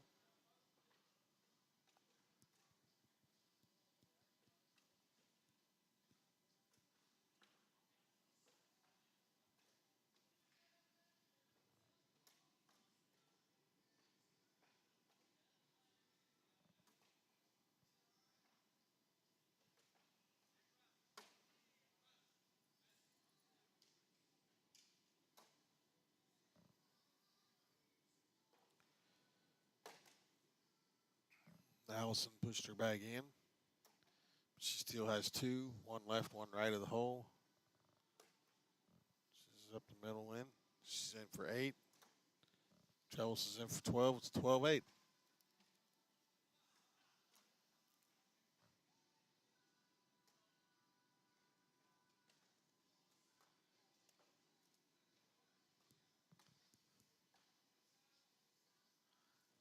Score's 14-1.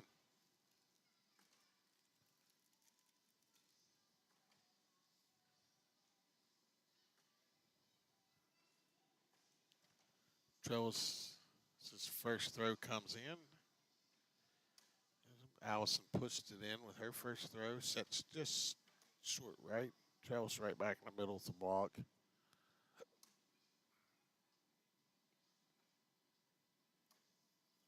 He carries both. Good shot.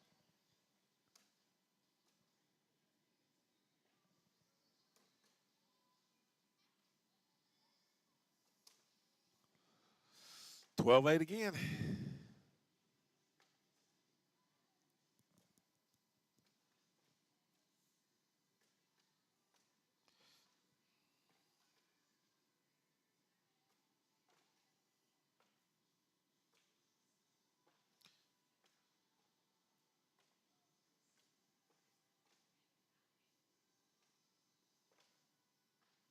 Yeah, Trellis has third. He's in his sixth game here, but through 5 games he's shot at 9.25. We do have Donald Brill out of Parkersburg area here. He is currently at a 10.41 for rounders.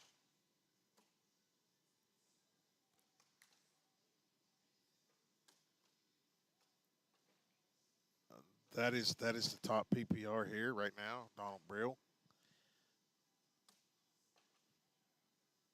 And we have Ed Weiss, one of our locals here out of Billington. It's his second highest. He's averaging 9.77 through his games, and I believe that'll finish their game up. See him bump knuckles. That'll end that score. I don't think anybody else is up. We're going to take a short break, and we'll be back.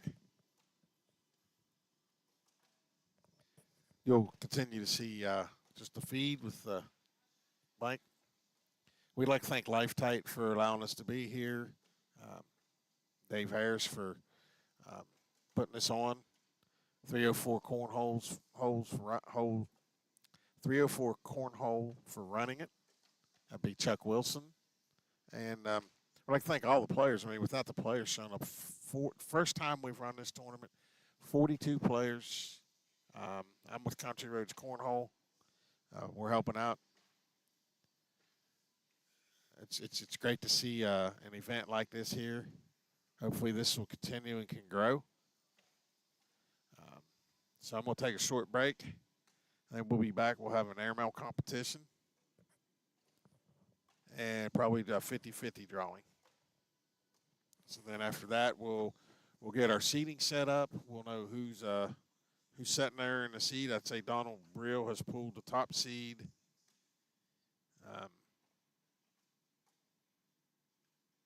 From the looks of it, I'd say Trellis would hold on to. Well, no, Jake D is going to be the top seed. Donald Brill could possibly be that top seed. He's still got one more game left to play in rounders.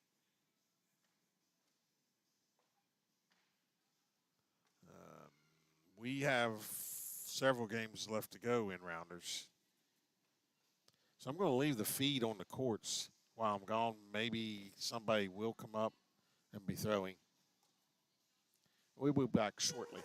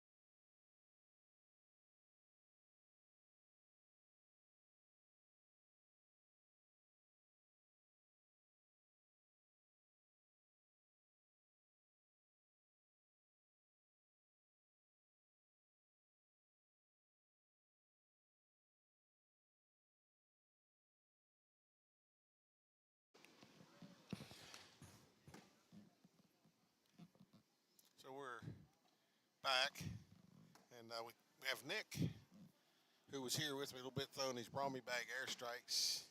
Looks like he's pretty much on cruise control, throwing against Walt McGee for our local players. I'm pretty sure if Nick puts this one in, yep, that'll pretty much be game. Picks up 6.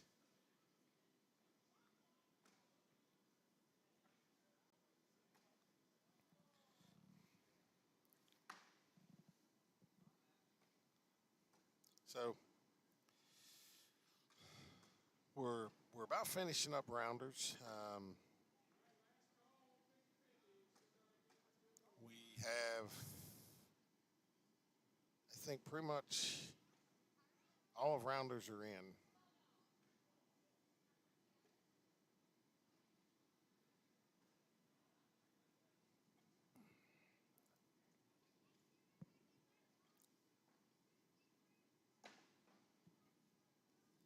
And I need to apologize to Trellis. I thought his last name was Casto, but it's Cisco, as I found out when I was talking with him.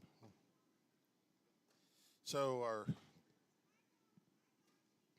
it appears our top 4 seeds finishing 6-0 in rounders was Nicholas Close, who you just saw finish up there wearing the green shirt. Should be the 4th seed by what I'm seeing here. Donald Brill will be the 3rd seed. Trellis Cisco will be the 2nd seed, and Jake, I do not know his last name. I'll have to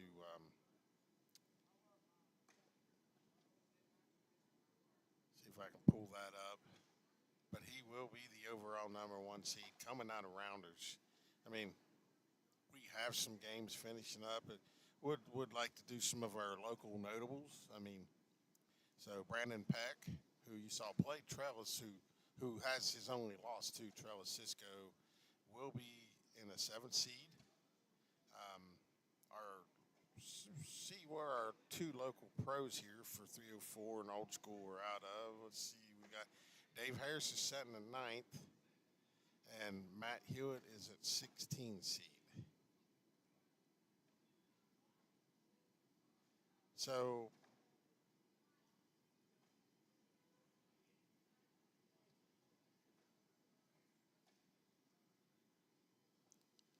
that's gonna be an interesting set.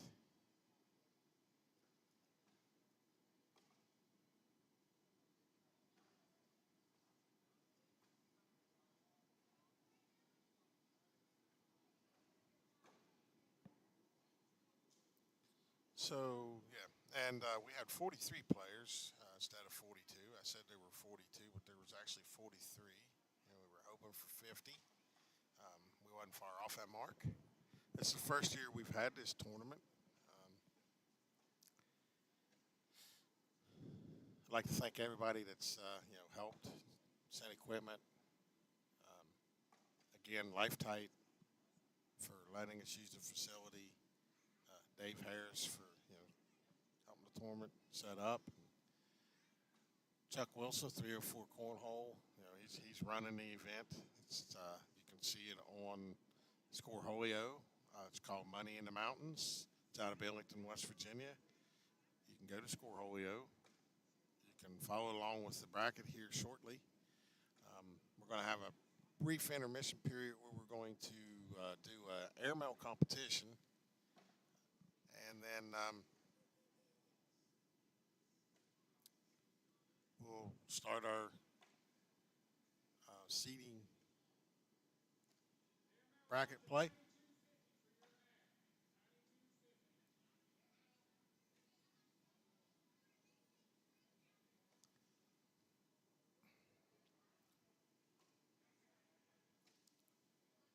And you're following the live stream. This is also you can go to YouTube, type in Preston Cornhole. It will be on YouTube. We are sharing it through a couple different of sites here. Country Roads Cornhole on Facebook.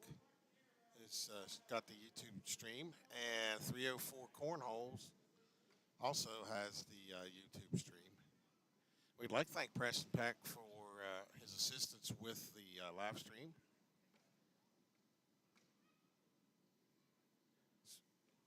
Here comes Preston. I don't know if he'll step in the camera or not, but he's here. And he's walking through. He's not going to hang around. Yep, he's getting in the airmail competition.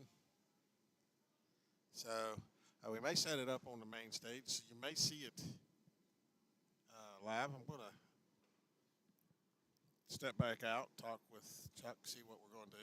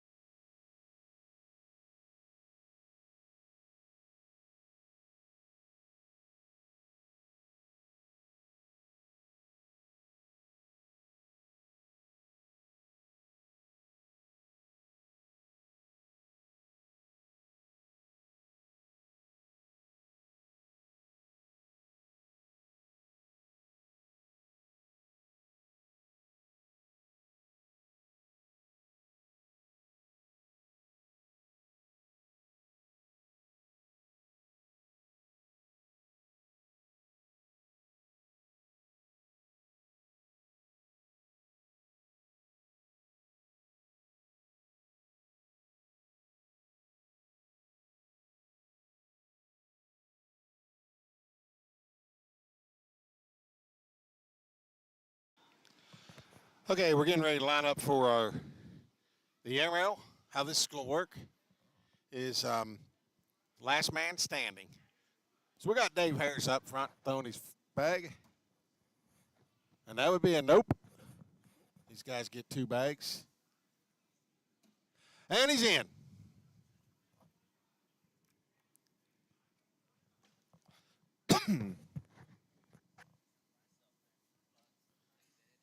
I don't think this guy's got an airmail in him, and he proved me wrong.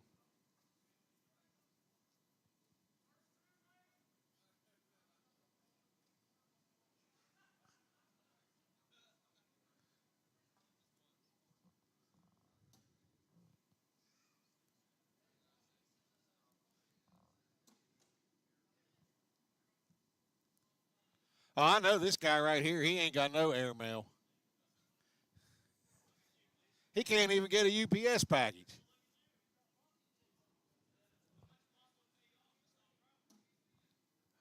He must have went FedEx today.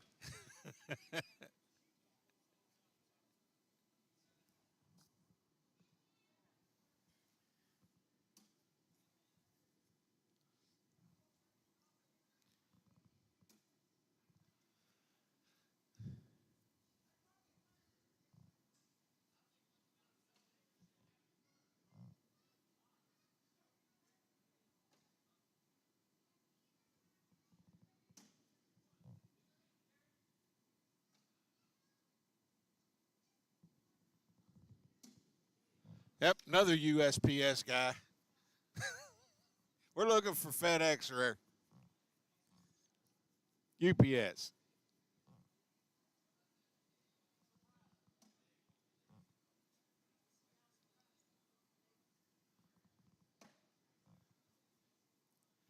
He's alive.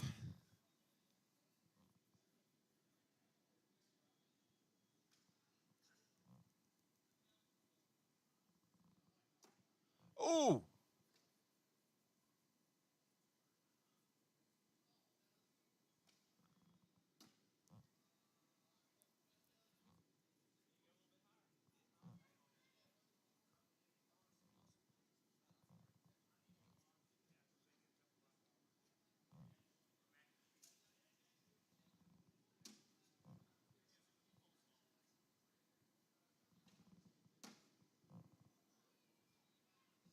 guys got to pay your postage.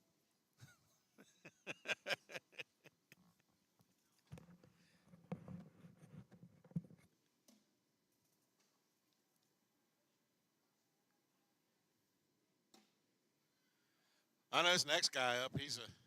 He's got no FedEx or UPS at all. Oh, you must have paid your fees.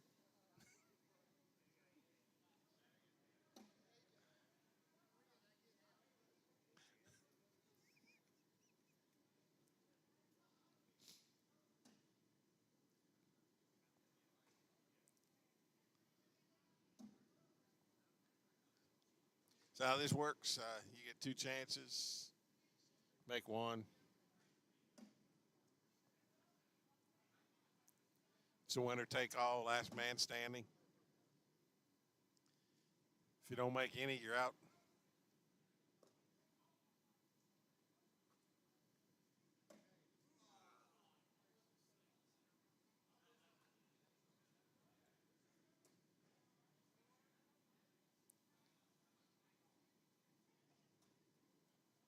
We got a Morgantown thrower here.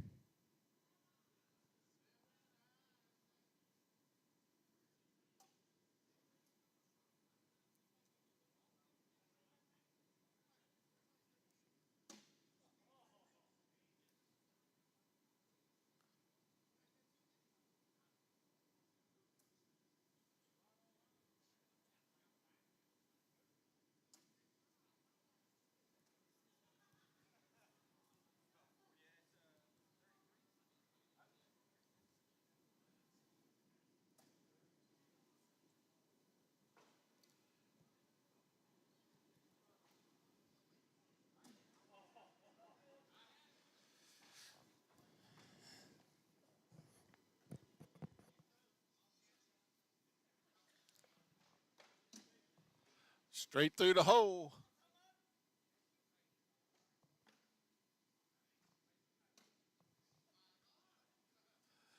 Now I know this guy right here couldn't make an air Meldal.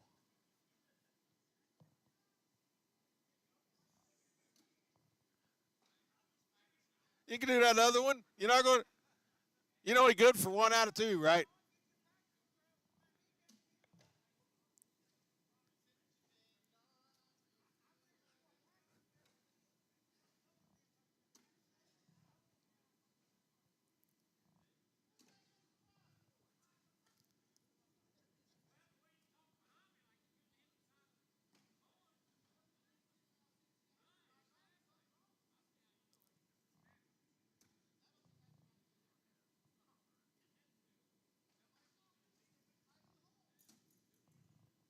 I couldn't say anything there, so I got yelled at.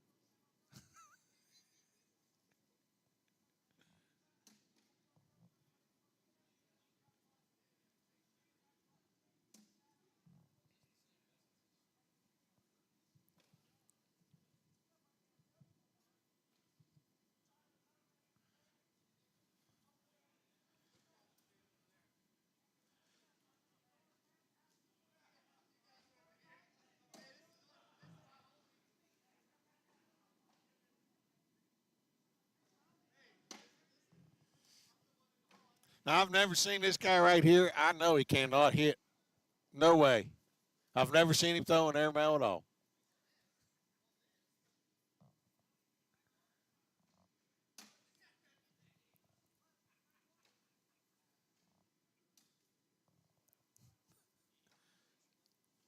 We'll see. We'll see if we got some airstrike here.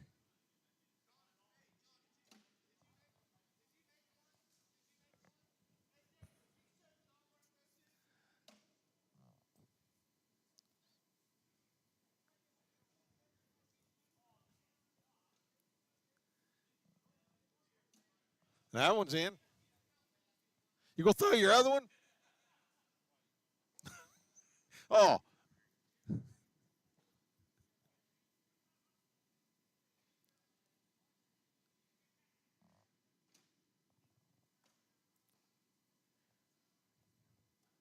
I'm putting my money on that guy right there.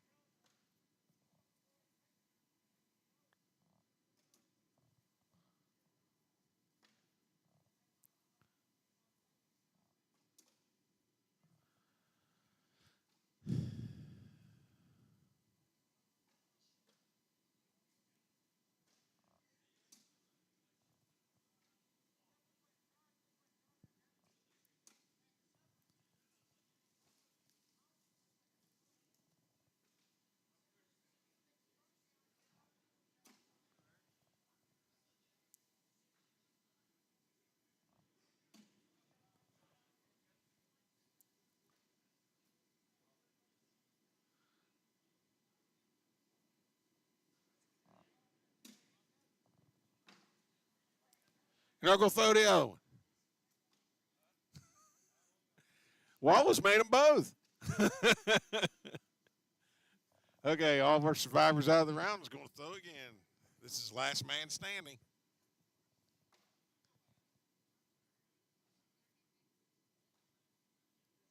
Dave Harris is going to lead them off.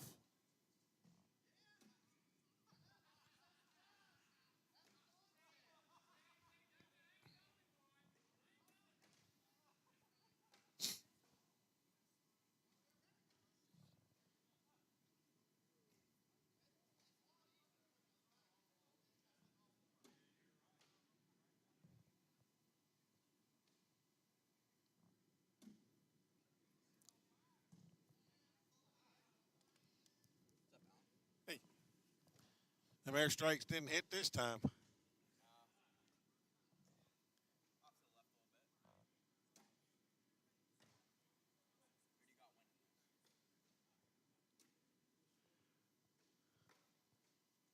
Yeah, he didn't pay that FedEx bill.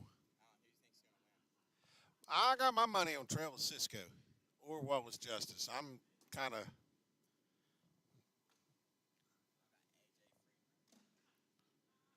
I don't know. AJ don't know what FedEx is.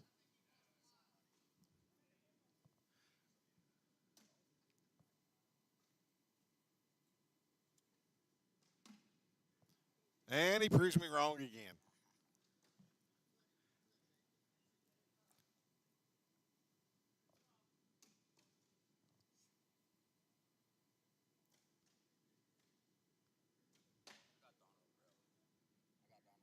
You're gonna take Donald Brill. Nick's gonna take Donald Brill.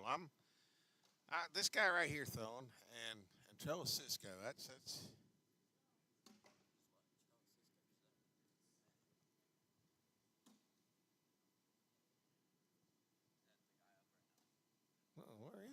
Where is Trellis? I thought. Oh, he's standing back there, right behind Don Brill.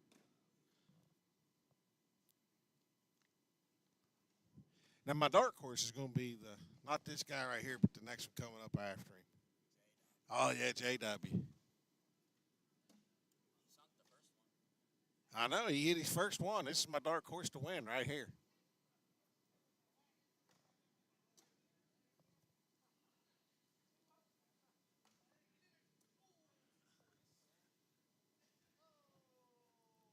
Yeah, no, North Carolina State in him.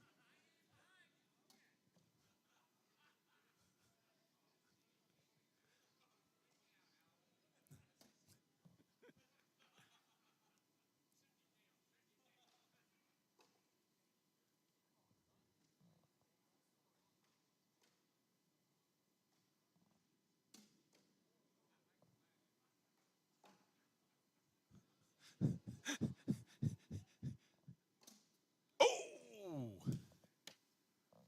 okay. So here's Nick's choice to win.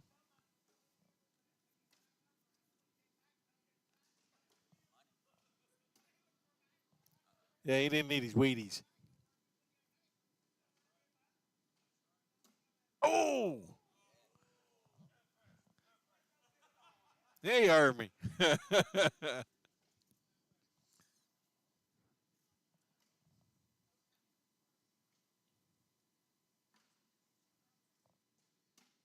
Man, I'm telling you, I don't think the man missed any in the game against Brandon. Nope.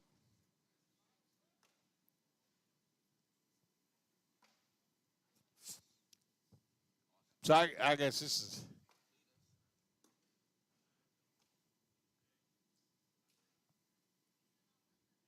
Oh,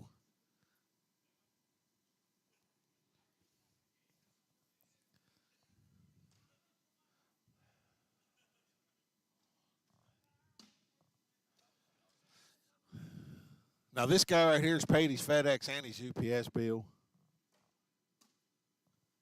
I don't think he's got any more left in him.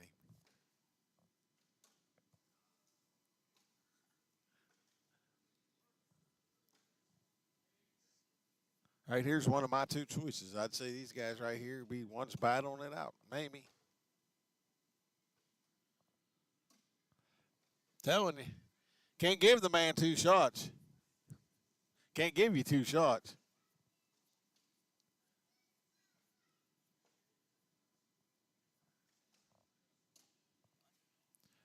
Whew. The pizza guy is delivering.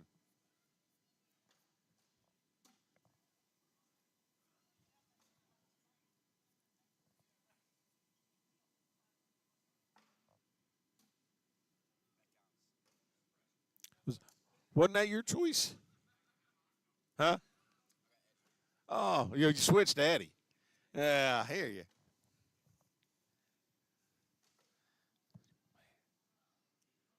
Here's my man. First one every time in.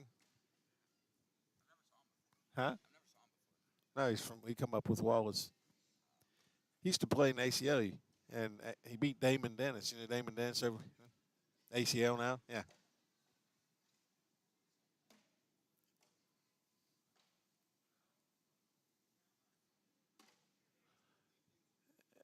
Yeah, it's wearing him down now.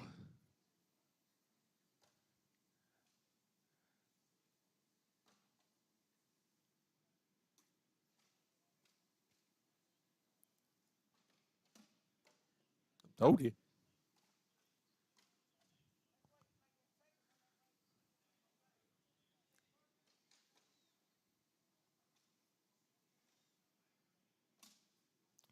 thought that was in.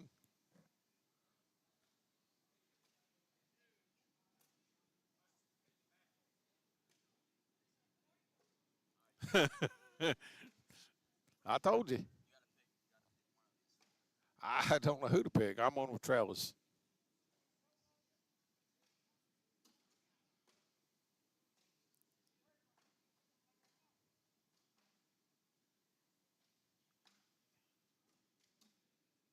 Oh!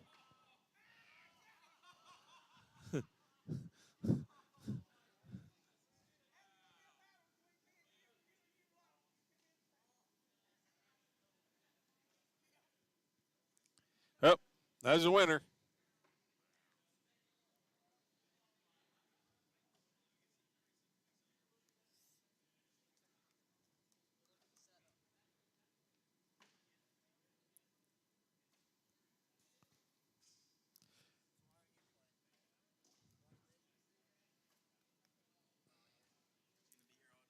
Yep. So Wallace Justice won it. I said it was going to be Trellis or Wallace. It was down to the last two of them.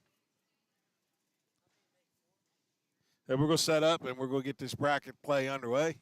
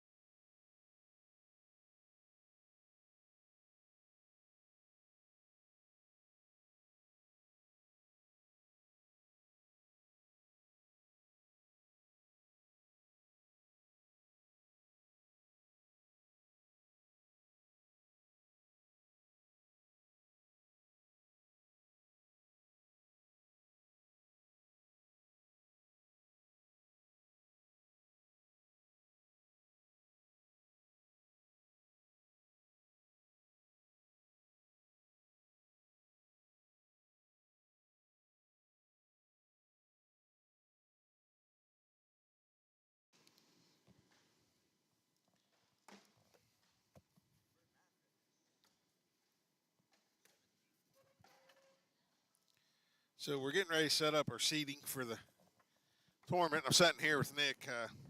And we know he's going to be the fourth seed based on the rounders' finishes.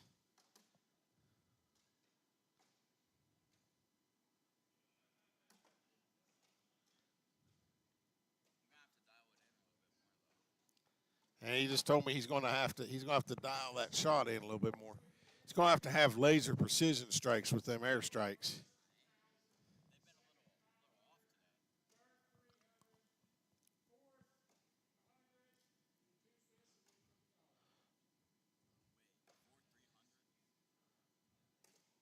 That's in the bracket, not for rounders.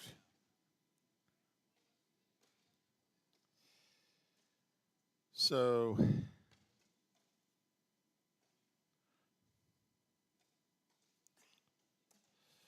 let me tell you what's at stake here. So we've played our 6 round of rounders, and we've got everybody seeded in. The high seed player out of the bracket will be the first to throw when the game starts. But we're paying out to 5th place. There'll be 2 5th-place winners out of the bracket. They'll receive $50 each. 4th place receives $100. 3rd place will receive $300. 2nd place will receive $500, and the winner, Money in the Mountain, will walk away with $1,000 in their pocket. We have 43 players today, and we know we're going to see some good games. So we're getting ready to bring the bracket up online. Chuck Wilson's over here working on it right now. He'll.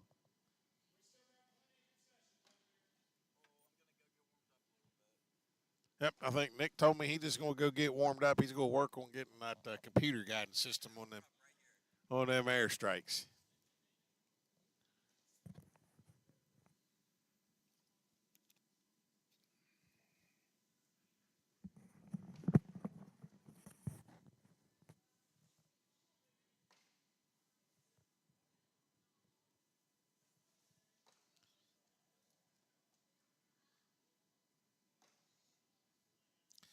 As I said, this is a $1,000 to win tournament. 43 players vying for that first place prize. Games are up. And on court one, well, it's not Nick, but on court one, we will have John Graham and Junior Talbot.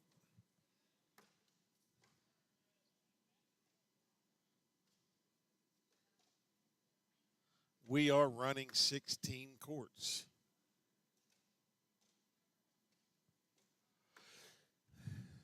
Games are getting underway. Junior and John's walking up here. I'm going to switch over into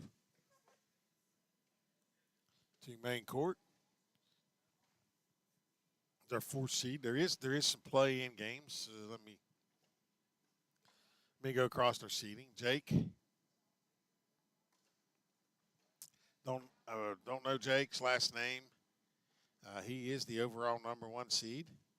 The 9 seed gets a play in from number 41 and 24.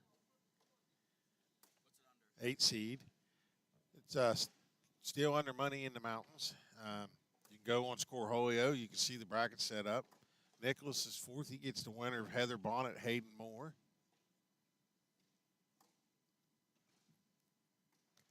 Trellis Cisco is the overall number 2 seed.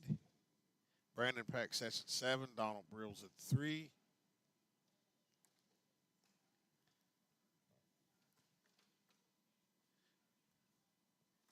John Graham's wearing the 304 jersey. And Junior Talbot has the gray tee on. He'll be throwing the orange bags. John will be throwing. He brought a set of, I think he's got his the Game Changers. Yeah, the old Game Changers. One of the rules here is as long as your bag meets the legal size and weight, there is no stamp requirement. So you can use an ACO bag pretty much, or any of the brands, BG, IMF, or any of them that were non-stamped from ACO or ACL play. The crossover rules is the ACL step rules is it's in play here. Pretty much you can follow everything else out of the ACO rule book. And I believe they're getting ready to go. You don't have to spin a bag, gentlemen. Higher seed goes first. Higher seed goes first.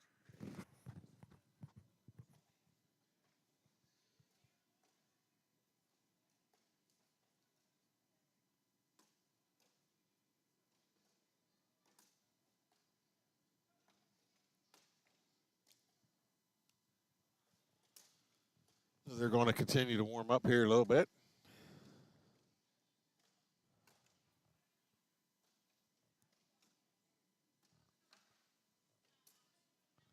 John, you are the higher seed. You are the higher seed. Yes.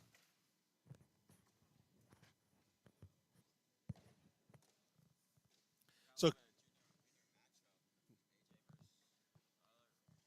what's that? Don't have my court assignments. Oh, there we go. Yeah. Probably Logan Cisco, maybe. I'm not sure. So we're underway. I haven't flipped the scenes. Those are to my right. There we go. It's a race to the hole right now. 3 in for John. Junior missed his third one. John's off the back. And Junior's in. That's a 10-8 round, 10-9 round. That'll be 1 point for Junior Talbot. These guys are local. As you see John wearing the 304 Cornholers jersey. Junior also plays. He plays out of Dog Pound League, or he plays in the 304. Junior leads off.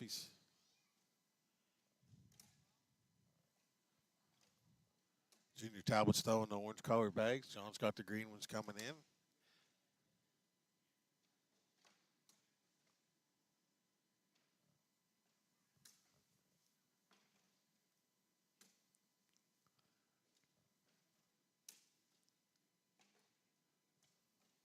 I'm pretty sure that's 10 on 7, wasn't it, Nick?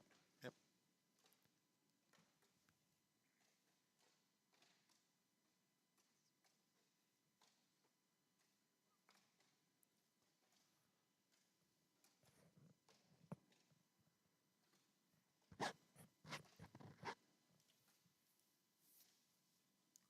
We got Junior leading off down. He just drains it down the middle. John follows. And they're continuing to the hole. Both players are content playing hole to hole right now.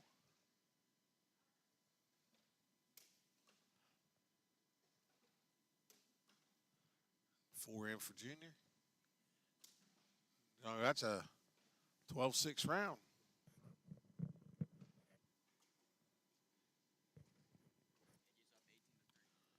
What's that? Court 3 bracket. AJ's picking up a first win, moving through the bracket at 21-3 over Logan.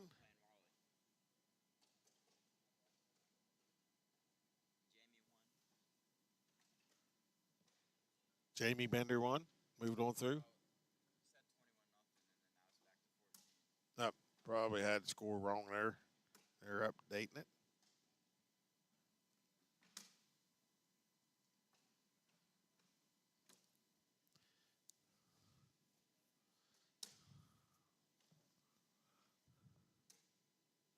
Oh, Junior bumped John. John can go in for, he can pick up 4 here and did on a 12-4.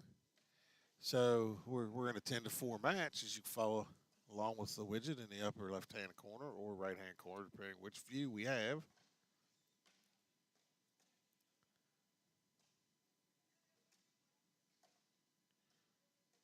Not quite sure what Junior's throwing.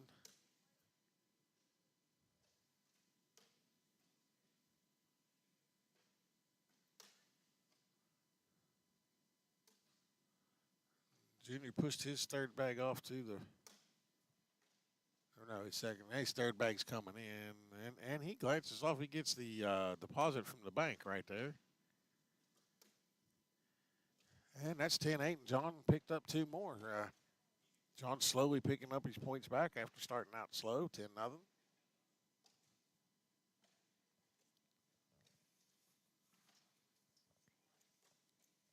Trying to follow along with one of the ladies here. See, Heather Bonnet's down 4-3. And thought I saw Allison playing, but yeah, she's down 15-6 to McDaniels. They call him the Fluffster.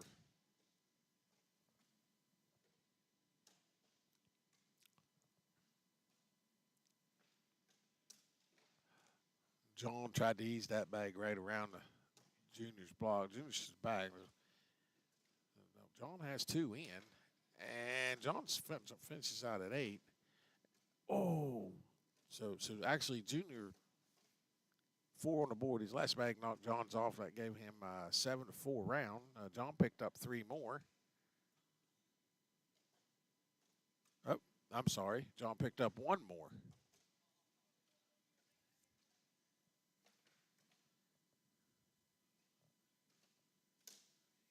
John's first bag's in. Junior follows. I mean, both players seem content running hole to hole. What's that?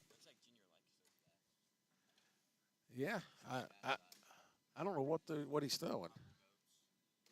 The what? Humble goats. Okay. Oh. And he knocks John's other bag off. So I'm going to say that's an 8-4 round. He gives up 4. It's back to 14-17.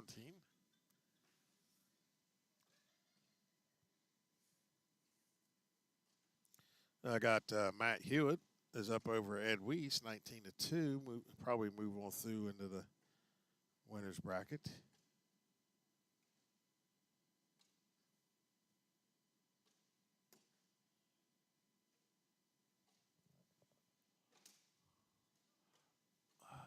That bag is legal. It's not now. It's touching the.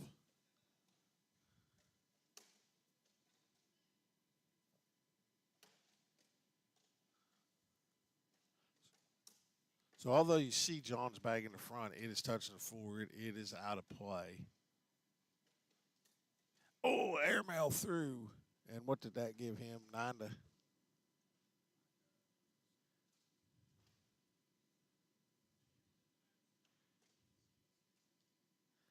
think he should have picked up 5. Yep. I think it was 9 to 4.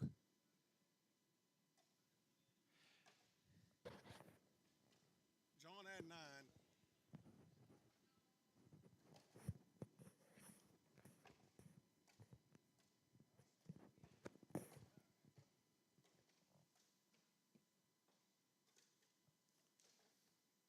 So they got the score scraping around, and John picked up 5 there. He's only down 2 in this game.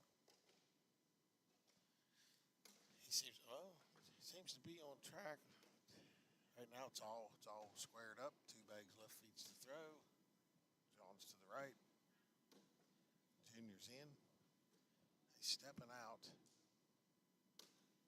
Oh, about picked it up. That's 6-8. It didn't hurt him that bad.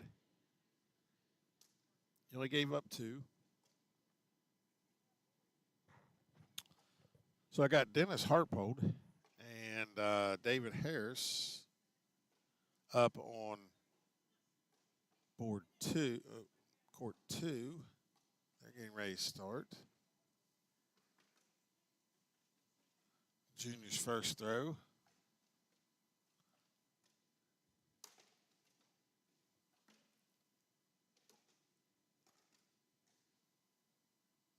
Puts that up in there.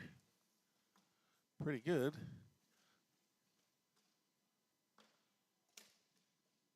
What a throw. He pushed through. It didn't go in the hole, but Junior managed to push one of his without taking John. But if John goes up, he's after it. That was a good control throw. Wow, he just flushed the hole right there. I mean, that's 12.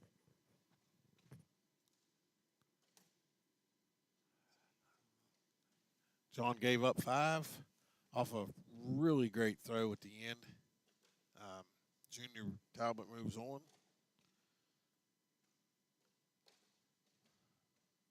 So we'll probably see Junior right back up here on court 1. Yes, he's going to play.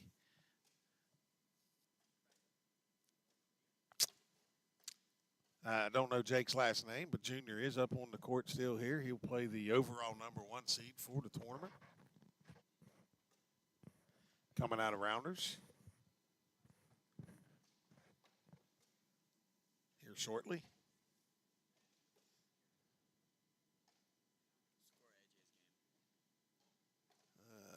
Trying to look at AJ's playing Wallace Justice. He's down 13 to nothing. Nope, Wallace doesn't miss much.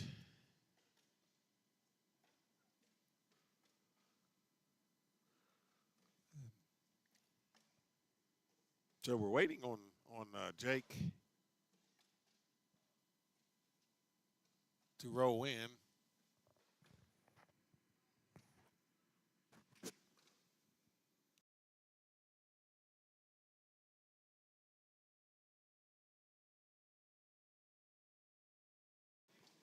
Here comes Jake. He's I think he's throwing the BGs. He's got the BG shirt on.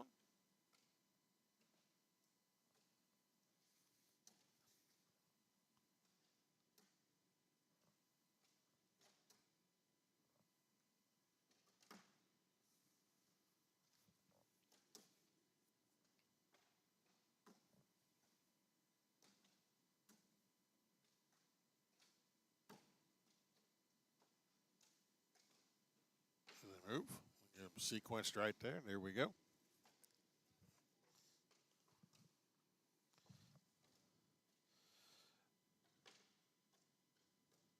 Nick, it looks like you'll probably be playing Hayden Moore here shortly. Probably on the same court, court 4 maybe. Huh? Don't know if they're doing that. Hayden's through a 7.5 against Heather currently. It's 19-11.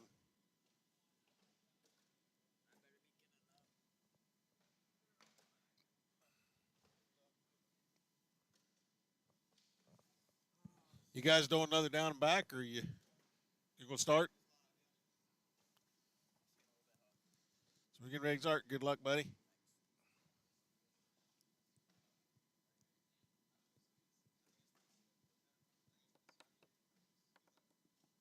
So we're getting ready to start.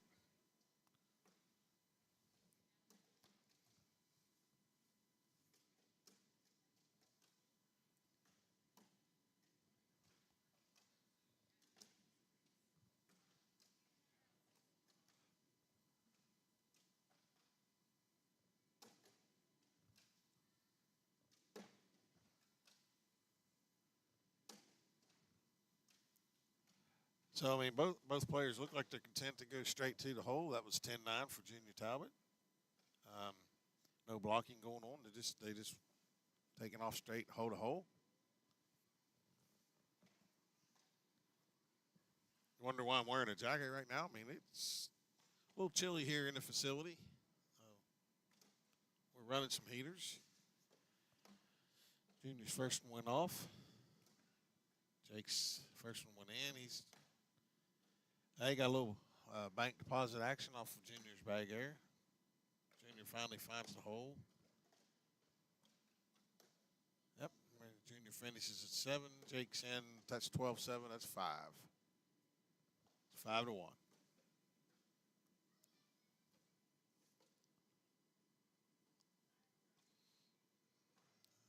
Dennis Harpold currently has David Harris down 7-1.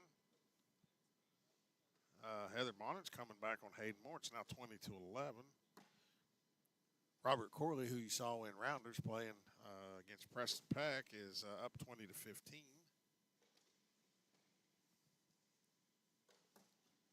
Terrence Atkinson has Jamie Bender down 16-0.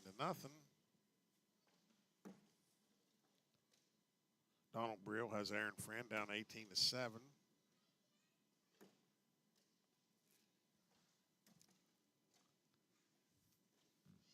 And if I'm served correctly, that's 10-7.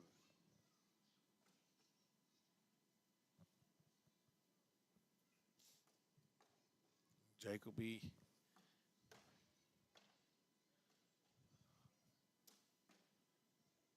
there. You go. So Junior's got a blocker after Jake's first one went in. Jake goes around and just me. Junior's bag goes off the board. Jake kind of bullied that bag, sets in the hole, and Junior taps it in. Jake splits him here, and no, kicks off.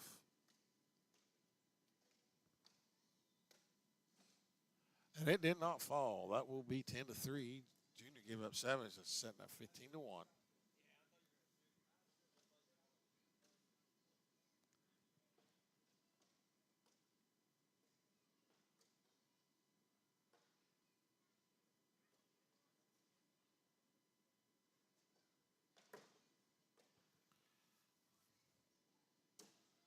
Junior's first shot blocks.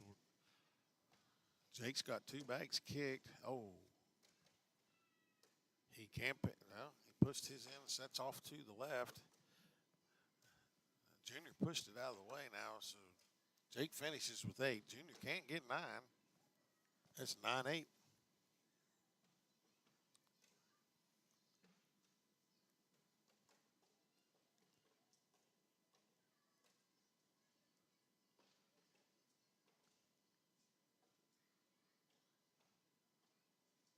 Dennis Harpold has David Harris down 12-1. Haven't seen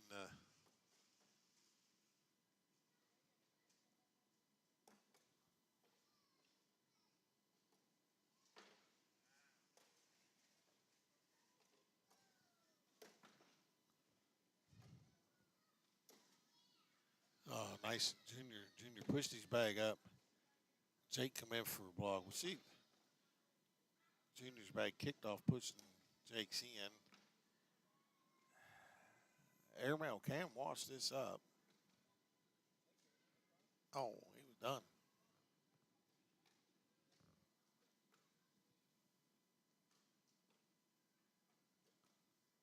It was 10-8. I wasn't paying attention. I was looking at some other scores there in the game. Jake Sleet those off to the left. Short back. Both bags are in play slightly.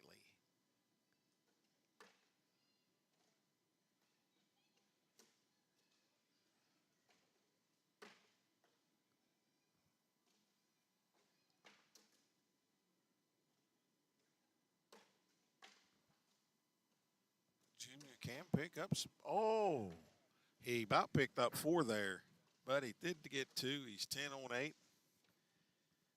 He moved his bag around quite a bit.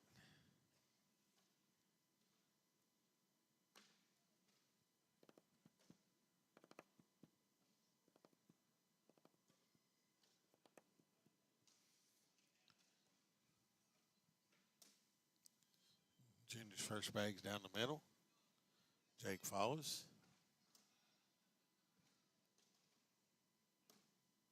He's just bullies right through. Nice push and replace. He just pushes through. Junior sets a 10.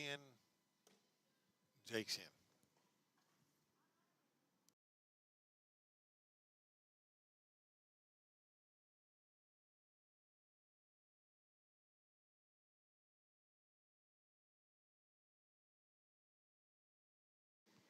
So I was talking to Jake there. His last name is DeBerry.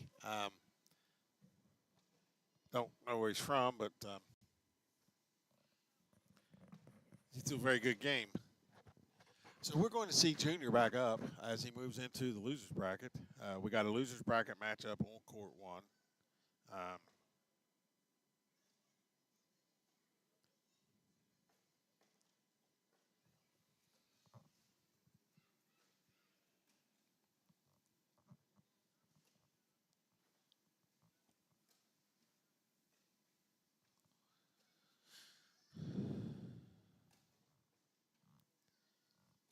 Go down some scores while I'm waiting. A lot of games starting now, just early as we start moving through the bracket. Nicholas Close is down to Hayden Moore 2-1. Nicholas is our number 4 seed. Trevor Cisco is up 2-0 on DJ Moore.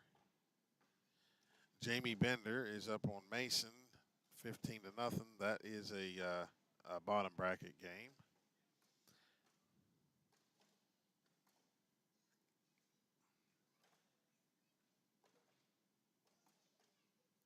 We do have a really good game going on over on court 13. I got Donald Brill and John Barnes. These are 2 really good throwers.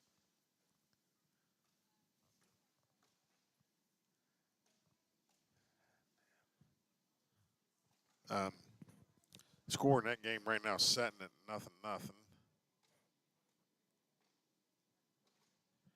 And on court 14, Jake DeBerry and Matt Hewitt are playing. We'll follow that game as a little bit through this game here. This is a bottom bracket matchup. Winner will move on. Loser is out of the tournament. We have Heather Bonnet. She's in the black, thrown against Junior.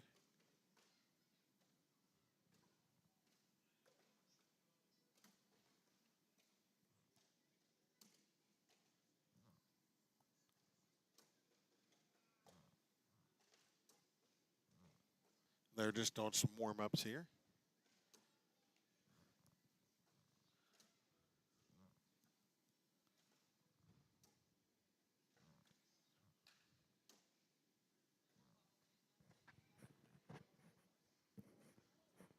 She's giving me the eye because she knows I'm going to say something eventually.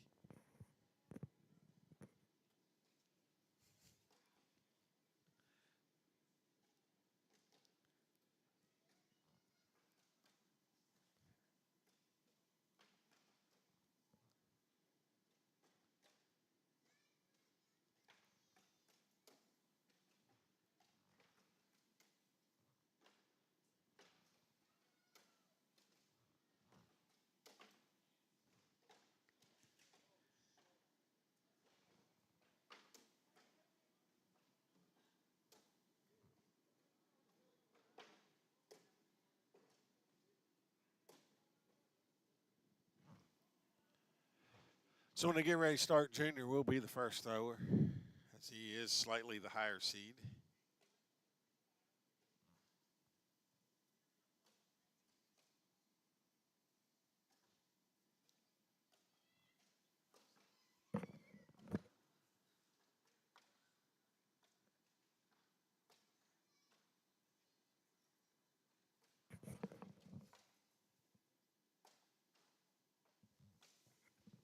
Yeah, Junior will be thrown first.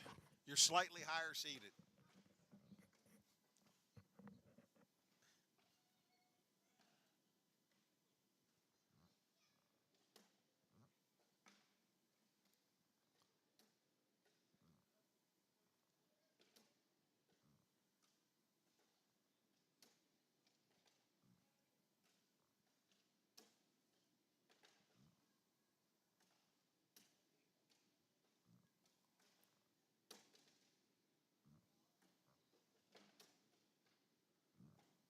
That's a 12-on-3 round.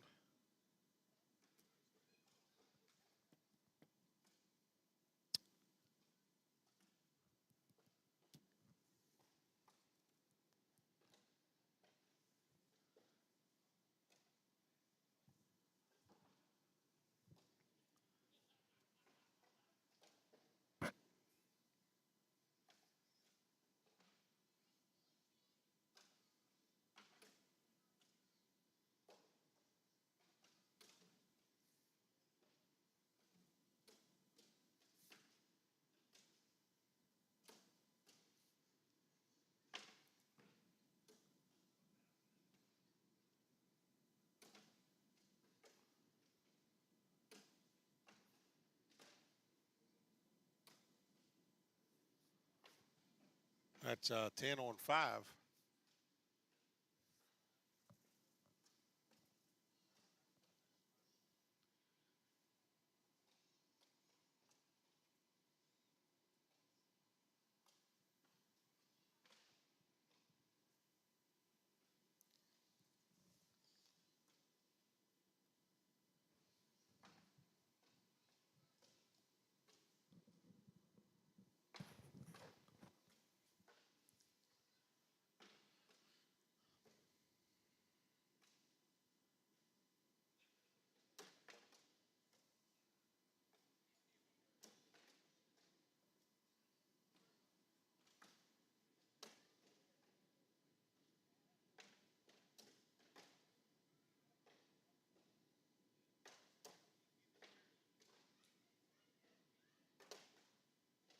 There she got a good push. And I believe she picked up 3 10-on-7. Just broke the ice there.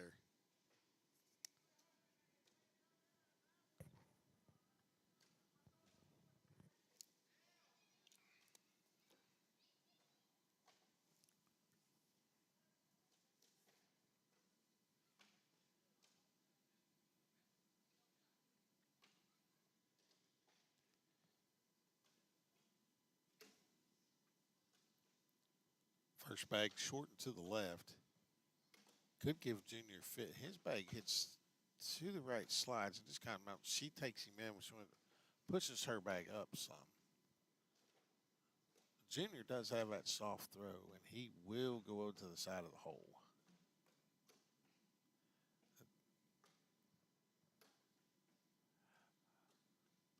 That's a great shot. She caught her other bag. Her bag setting in the hole. He pushes through. It's 10-10. They decided to have a little bit of a laundry day today. That's a wash.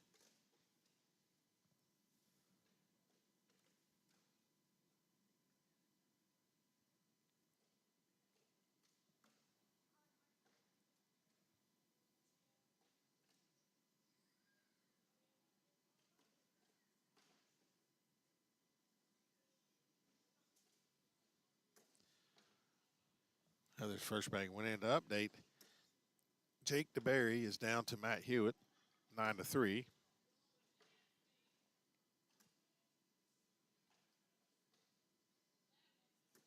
Nicholas Close is down to Hayden Moore, 8-3.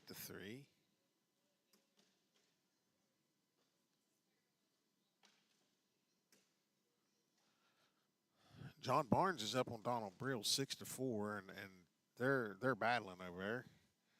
Let's see what we got here. I think Junior picked up two more in this one. Yes, that was a 12-10 round.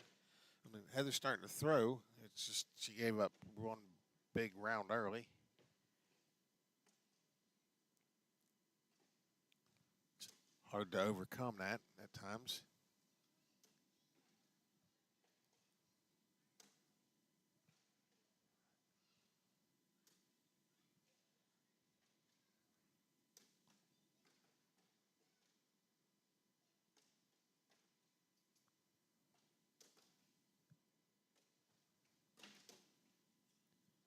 Oh, she can minimize. She only gives up two. It's a 10-8 round. It's 18-3.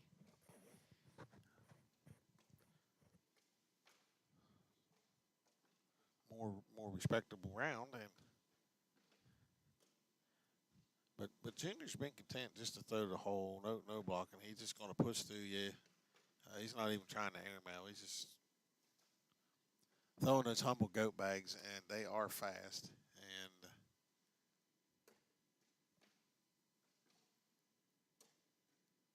he has two off to the right out of play.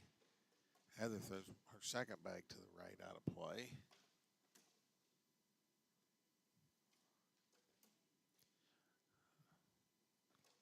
Junior has all three boards at the top of the hole. He throws a blocker. See what Heather does here. And she 8-4. I mean, she went for a short airmail, didn't follow, but she did pick up four. It's 18-7. Hayden Moore has Nicholas Close down 10-4.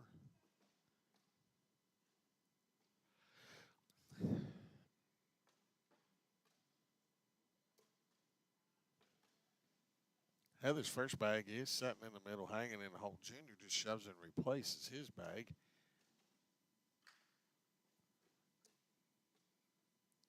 So,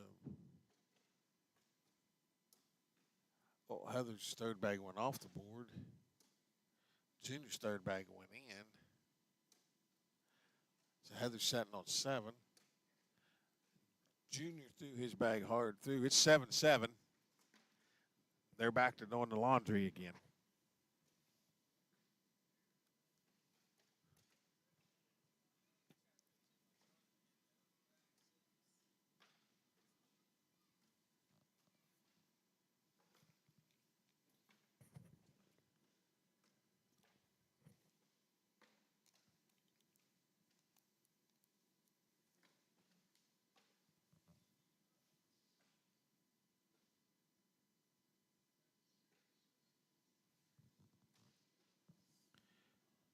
It'll be Heather's throw. She scored last. Junior threw the last bag of that round.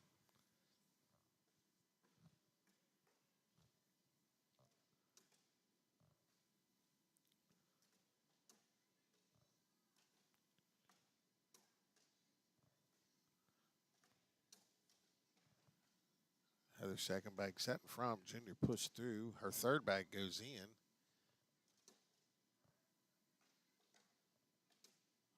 She's in for a four-bagger. And Junior sits off. She picks up four more. It's 11-18. That'll make it 11-18. That's a 12-8 round.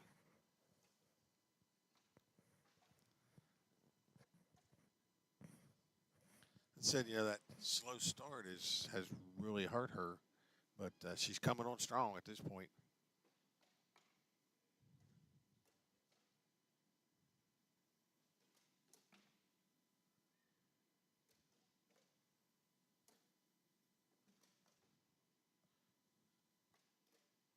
Junior throws short, soft bag, trying to, and he went for short airmail. Kind of got stuck up on top of the bags. See what Heather does here. She places a great block. She'll force him to shoot over.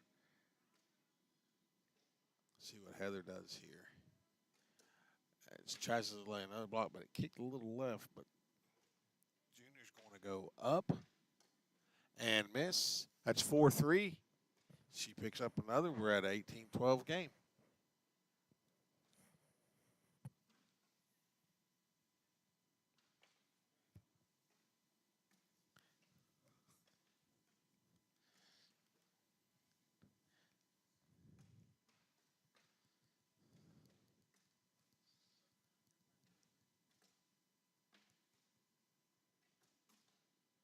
Heather's first bag's in. Junior's bag is in play. It went high right. It's going to fall back in after Heather's bag hits it, but he kicks his second bag to the left. Heather's sitting in front of the hole, half in, hanging. Junior pushes through. She kicked it. The best we can get's a 10-10. And they're back to doing laundry.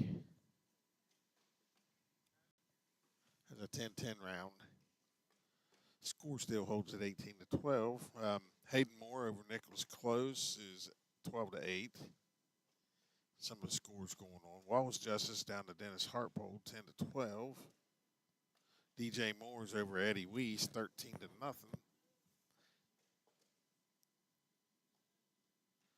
Donald Brill's up on John Barnes. Heather's first bag just went in.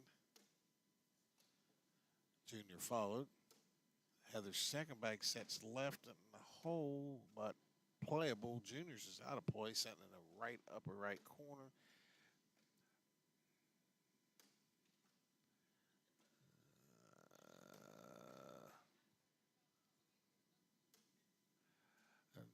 And they're still doing laundry. We got a 10-10 wash.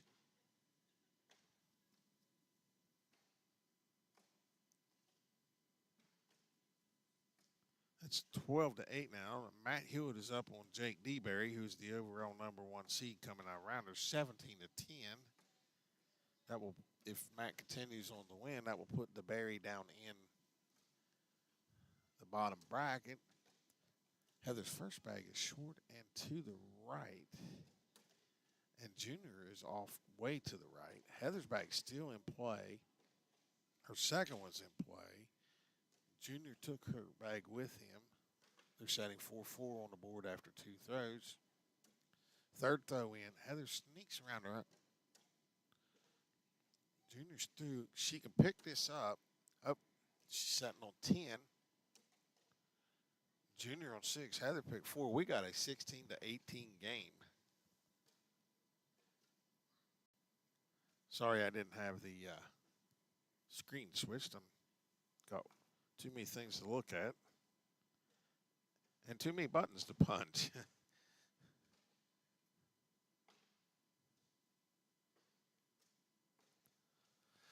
So Heather will lead this off.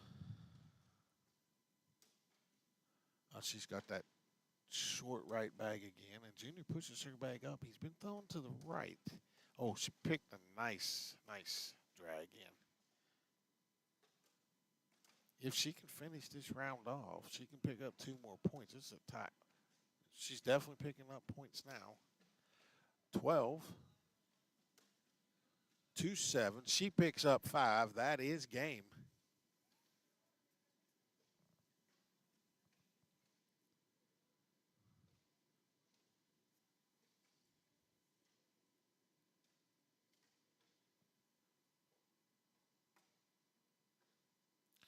So, after giving up 9 points out of the first round, that was a pretty solid performance. And she heard me. She looked over, nodded her head. Nothing to hang your head about, Junior. And we will see Heather back up on the round. Playing Ed Weiss. I mean,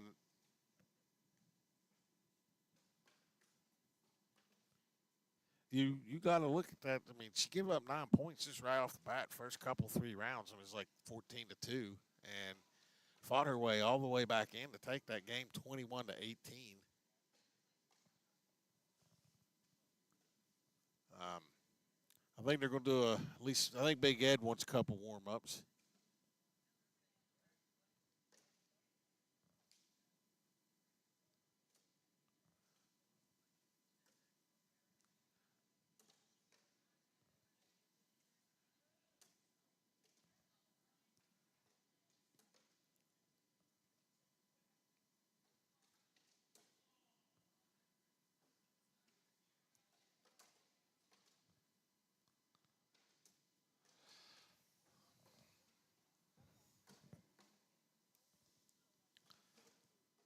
So I'm going to run down some more scores.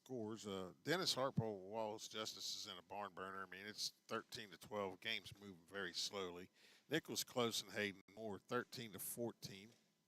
David Harris is over Preston Peck 12-4. DJ Moore has Eddie Weiss 20-7.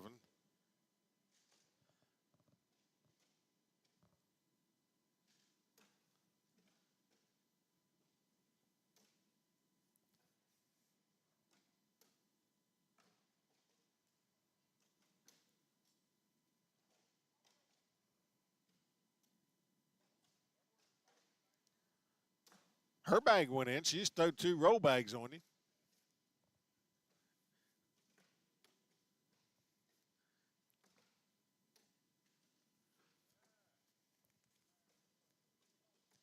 Just having a little bit of fun.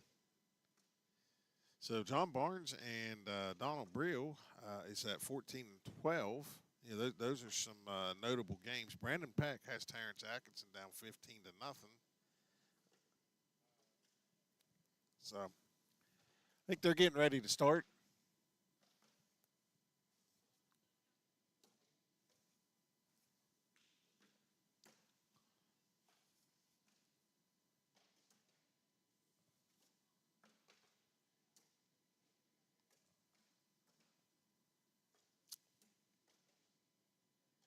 That's a little unusual throw from Big Ed. He kind of threw a roll bag.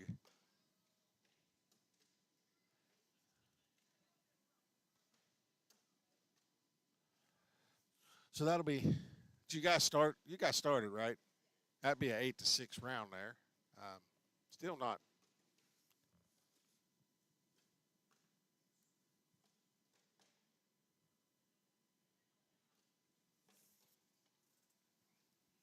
So we're still in the bottom end bracket here, bottom of the bracket.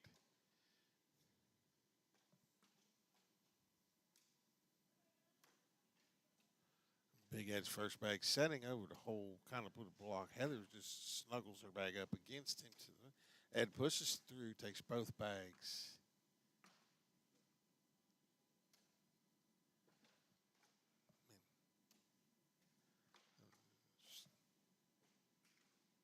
So after 3 bags, both players are tied.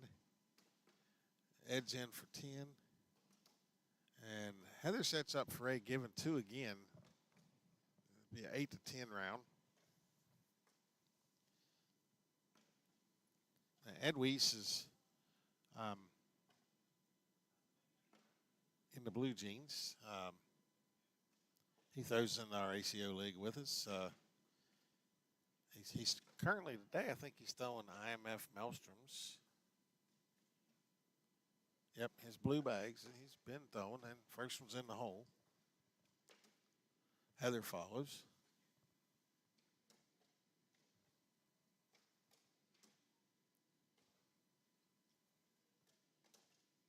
So Ed's got 2 off to the right. Now, Heather went to the right.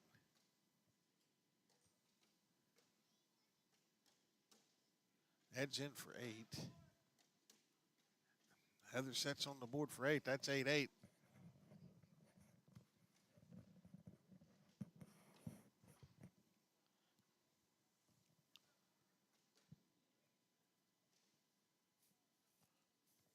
So the score holds it at 14-all.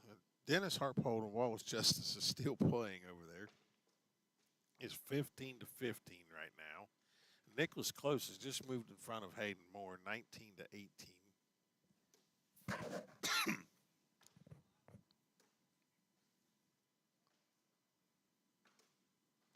Oh, Heather had a nice push through, took her bag and followed. Plus, that's her second push. She's setting 9, Ed's setting 7. Ed pushed off to the right. If she gets in, up, she picked up 2. It's 10-8. She had a shot at 4. She picked up 2. It's 4-2. Got to start somewhere.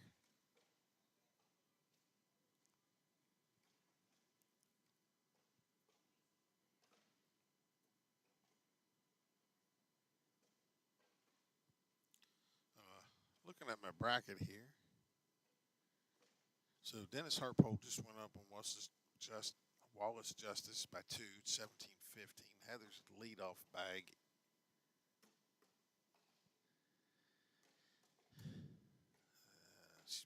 Ed's in. Ed's both hers high and right. His second bag went to the left, and she got a funky roll. Just went straight over the hole. Don't know what going on there. She's in for 5. Ed's in for 10. She gave up 5. Excuse me.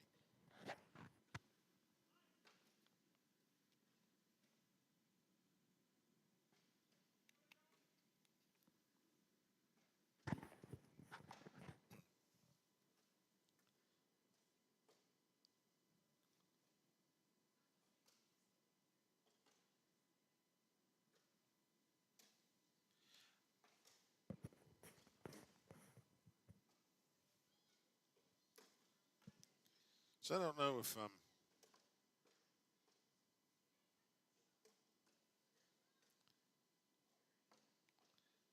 any of our um,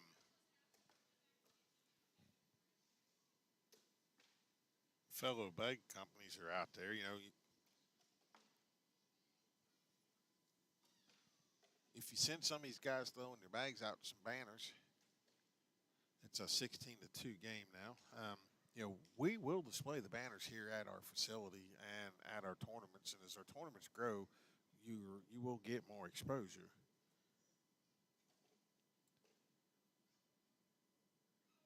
And I know we have reached out to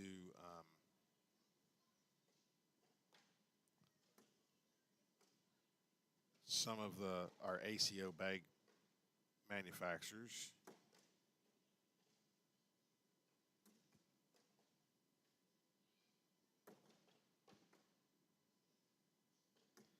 And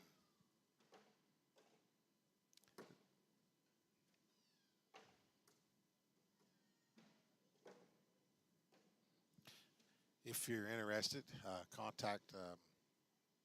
You've been contacted by a player here that would throw your bags. You can send them a banner, and we will put them up. We've got a few in here from. We got some Haggard bags, some Rocket bags. I think Brahmy bags is sending one. You know,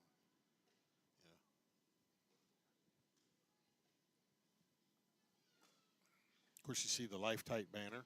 We use the Life Tight manufacturing facility is where we throw our ACO regionals, and we have played some of our larger tournaments.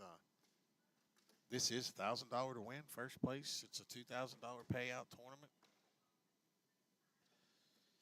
Heather's bag just went off to the left, and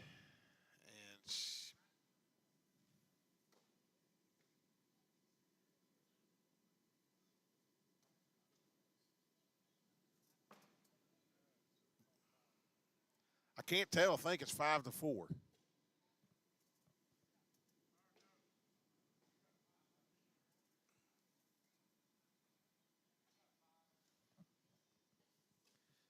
So I was giving them the score there when I was looking. It was kind of hard to see. I was pretty sure it was 5-4. Heather picked up a point.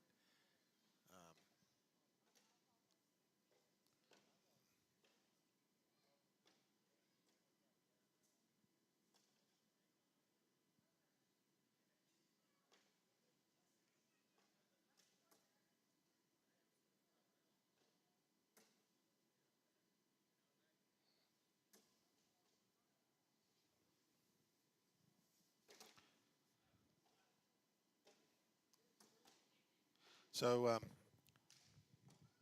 so I throw in the ACO myself. Throw B3. Preston just walked through, and like to thank Preston. Preston helped us with some equipment, helped us get set up and going with the live stream. Again, you know, we like to thank Life Tight.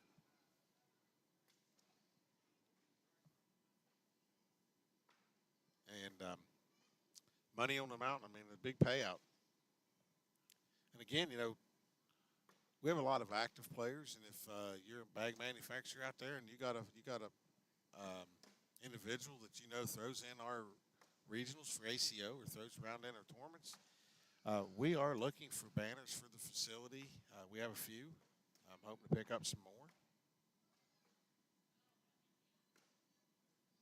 Um, typical West Virginia, 70 outside one day and 30 the next, and this happens to be one of the 35 or 40-degree days. So it is a little chilly in here.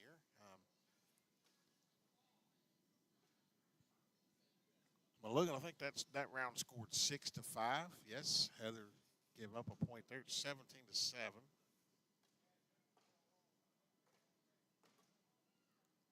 Um,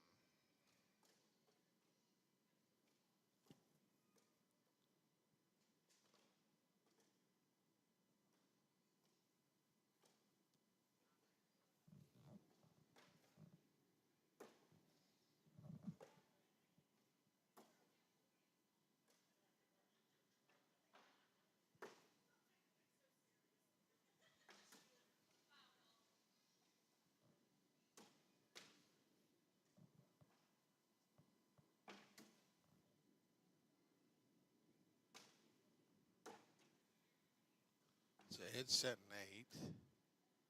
Heather's setting 6. I believe she gave up 2 more. That'd be 19-7.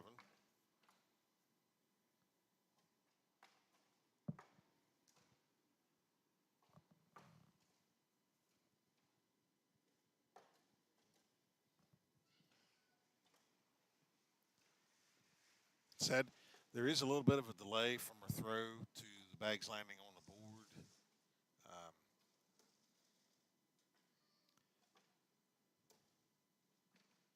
it's due to the camera, the internet service here, cameras, and the internet service. We do apologize for that. We had a little problem getting them synced up.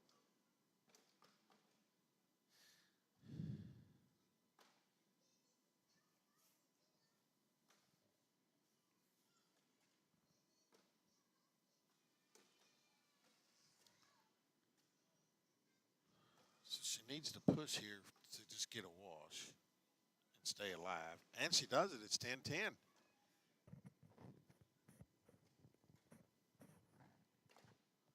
So she'll probably get mad at me here, but I'm not going to say anything.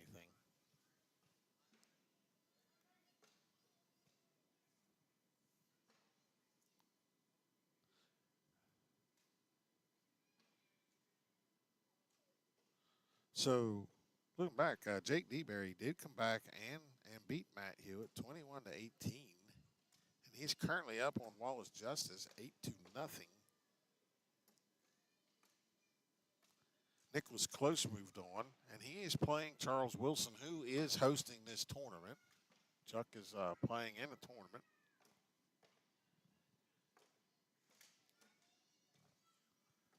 And this should wrap up Heather's game. That's a 12-6 round as they bump fist.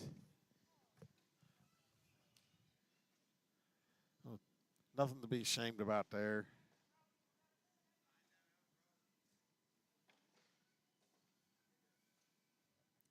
Ed's a tough thrower. We'll probably see him right back here on this court as soon as they send this game through, I figure.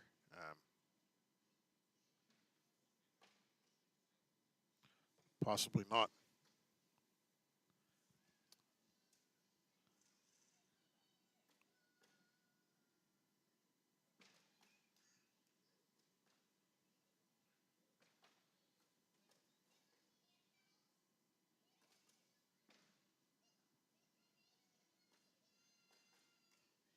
So I'm sitting here. We got, as I said, uh, we're coming to you out of Billington, West Virginia. It's a Lifetime Materials manufacturing facility. We extend our gratitude for them letting us use this. Dave Harris is the facility manager. He's also a notable thrower within our league. He's also an ACO pro. He helps us and he lets us in here. We are really um, happy to throw. I do have a game up and coming. Court 1, I have Hayden Moore. We have Craig Obergas Jr. Um, he's old school. He is co-director, uh, coordinator for ACO Regional with his wife. And they're coming up on court one.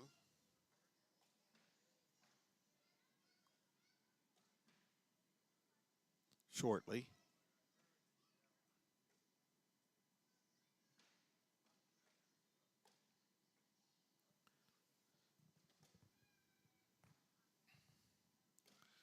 They will be here. But as I said, we're coming to you out of Billington, West Virginia. It's $1,000 to win tournament. 43 players in it. There was a 6 round robin to seed it.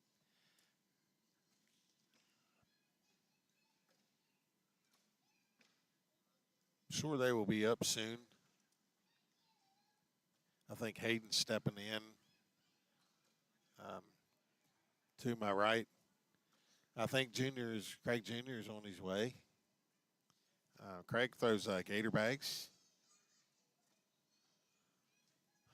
I'm not sure what Hayden's throwing. What bag are you throwing, Hayden?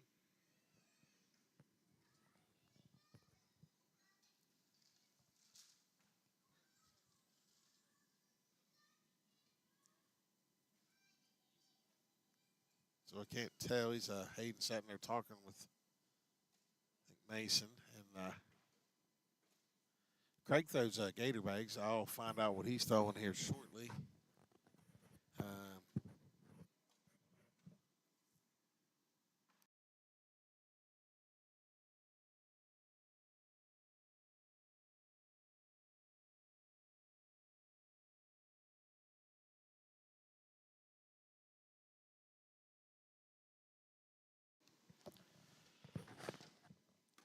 So Hayden told me he was throwing IMF solo bags, and of course Craig is throwing the cold bloodeds from Gator bag.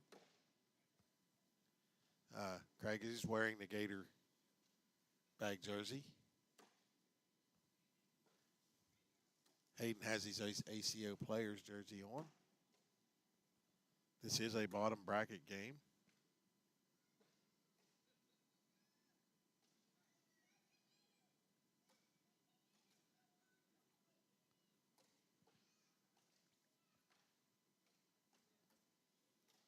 And I think they're going to do their second part of their down and back. And I'll get everything on sequence right.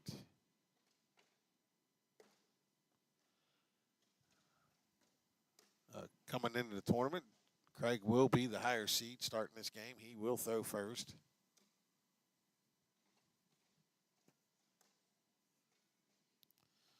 Look at some of our other court assignments. See what other games we have up here. We have Brandon Peck and Trella Cisco playing on court 7. That is a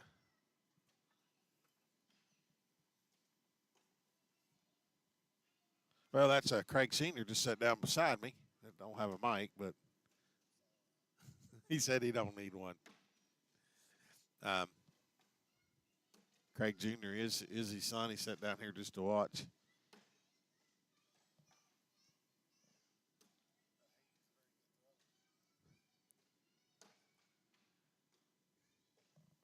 So if Craig can flush this down, he sets on 10. Yeah. So Hayden's at 8, and yep, he finishes with 8. So Craig picked up 2,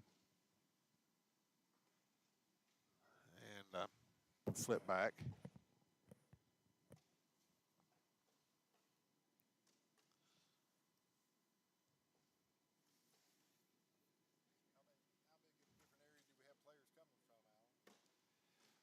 Craig asked me how everybody come from. I think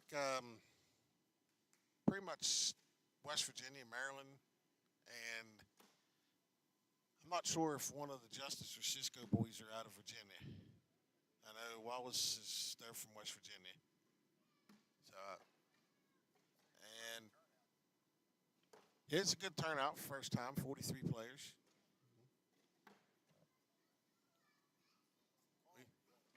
Huh? Yeah, and there's definitely some quality players here. A lot of us. I mean, it's like I've been saying, our league's getting deeper and deeper here locally, and we know some people from some of the other leagues out of some of the areas, and it's been their top players that's come in too, and a lot of competition.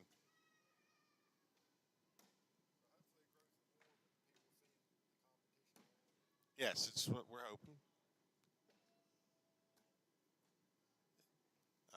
As I said, this is the winner takes $1,000. I believe 500 goes to second place, and then it's 300, 100, and a couple 50 place $50 prizes to fifth. So it is it's a money draw tournament, and it brought us some players. Is there any other big tournaments close in the surrounding state that you have that kept some other top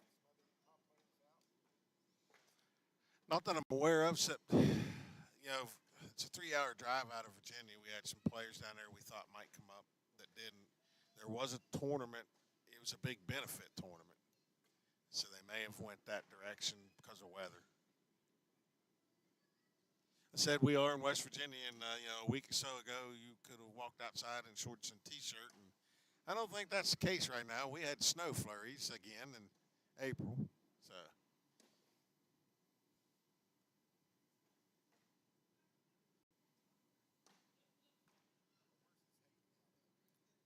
Hayden Moore, they're out of the Huntington area, southern Charleston area. DJ and Hayden and These fellas I was talking to in the shirts over here with the West Virginia side, that he said from down there from Fayetteville somewhere. they're from Fayetteville. Yeah. Okay, southern part of the state. We pulled. There's probably a dozen players from the southern part of the state come up today.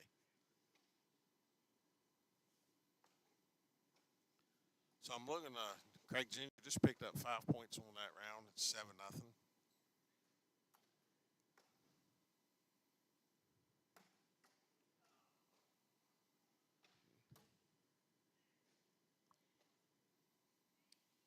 His second bag is a good set block on front. Now I believe both players are throwing carpet bags. I know the solos by IMF for carpet. I'm pretty sure the cold blooded's from Gator Bags is carpet. Craig's nodding his head to me. Yeah. So that'd be a 10-9 round. Yeah.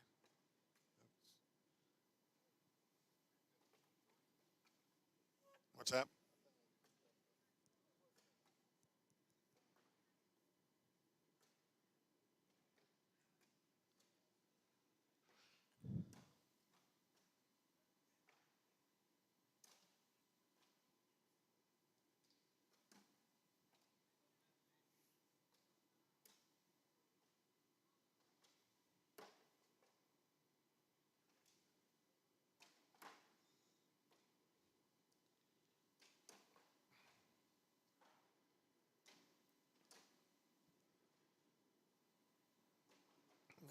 Crab's a 10-6 round. Craig gave up 4, so 5-7.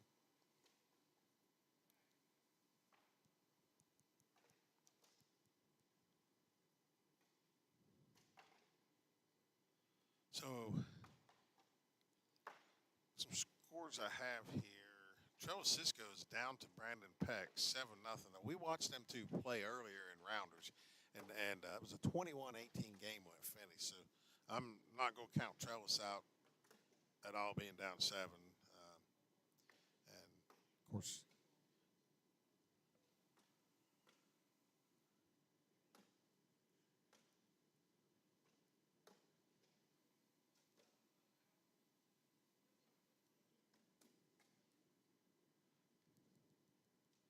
so we saw Hayden hit a couple air mails there. I didn't. I was reading some scores. I didn't quite catch what that round was, but it was 8-3. Okay, so wasn't as much damage as I thought it was. It's a 10-7 game. Hayden's up, throws his first bag off the right side of the board. A great opportunity.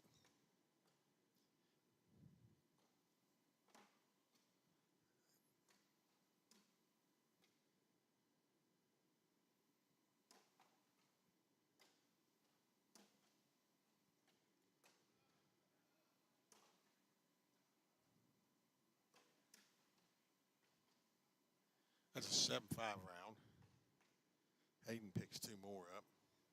As I said, well, Travis Sisko's down 11-0 to Brandon now. He's picked up 4 more points.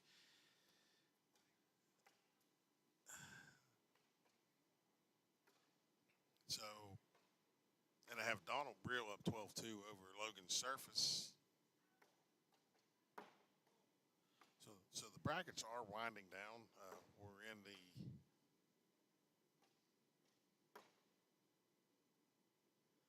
bottom bracket, seeing a lot of players move through.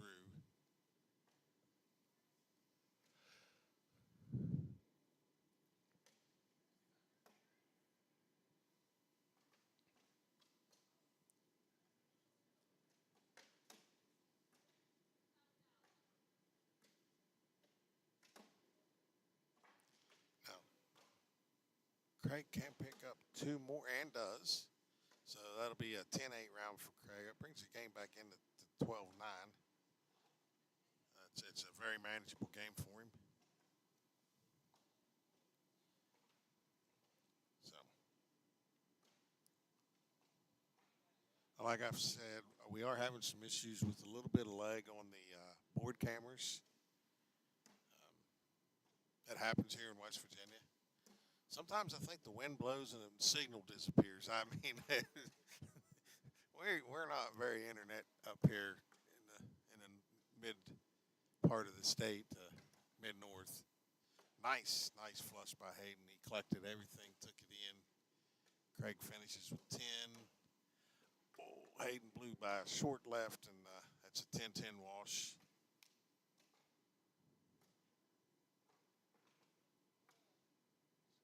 Missed an opportunity there, and it gives. A lot of these games, Alan, they're not what they appear. Even when people get beat 21-0 and good players, it's just the way that game flows.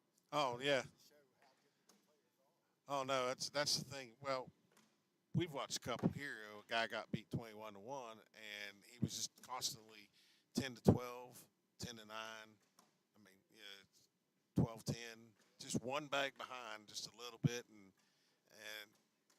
if those bags had fell, that game could have been a lot different.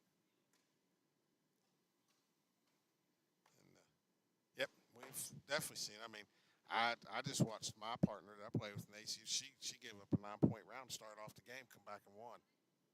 I mean, it happens, and Pressure different times. yeah, And different boards are playing different speeds all the way through. yeah.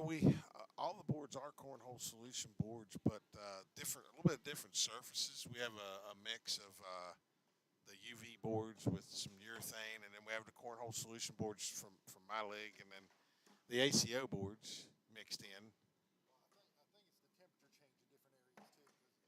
Really, Well, yeah, the factory's big. We're trying to keep some heat in here, and there's different temperature in different areas that will affect.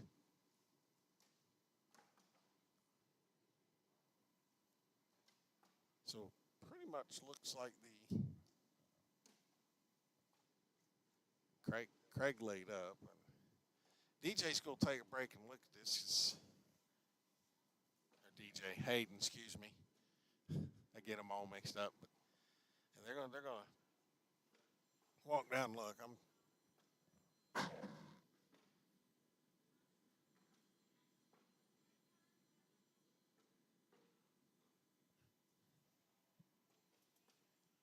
I don't think there's any bags in, is there? He tried to shoot one. I'm not sure what the score is on that. Actually, I'm seeing 4-4. Yeah, it was a wash. I didn't think anything had dropped. It was jammed up from looking at the top of the board, and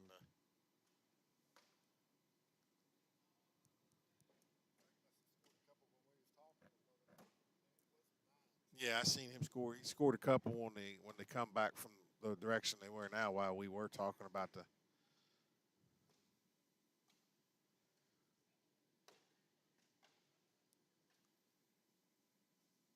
And I don't know if it's these if the I noticed Craig's moved to the slicker side of his bag. That's a nice round.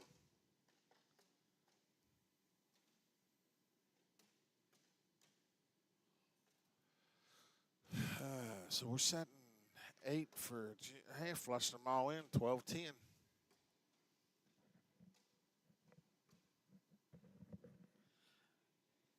Man, a lot of games, it's just been the guy winning. It's just been just one bag ahead. It's not giving up. It's just 2 points, 1-2 points.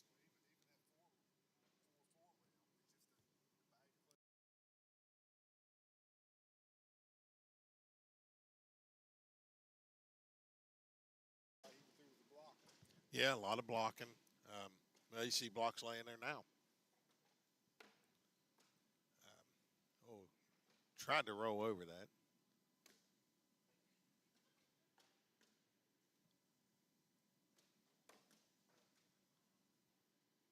Now, Craig can come in on the left side and hit his. Well, he was a little short on that. But he's got.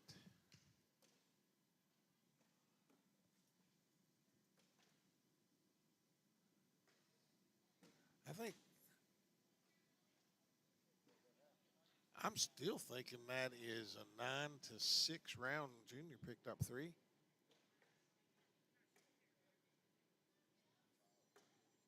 7-5. Okay, it's kind of hard to tell the bags from here. But yeah.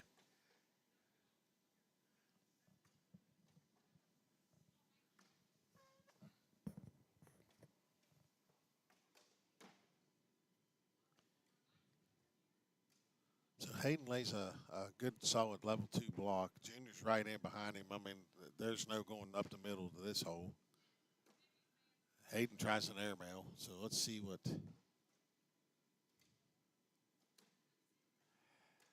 I I think I'd have laid up.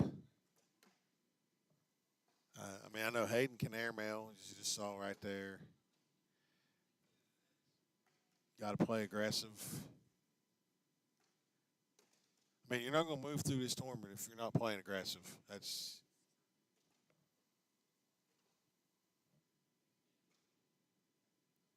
This has got to be.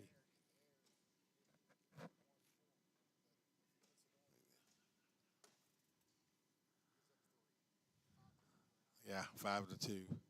I was wondering. I think he was contemplating that backside airmail. There was a lot of hole there.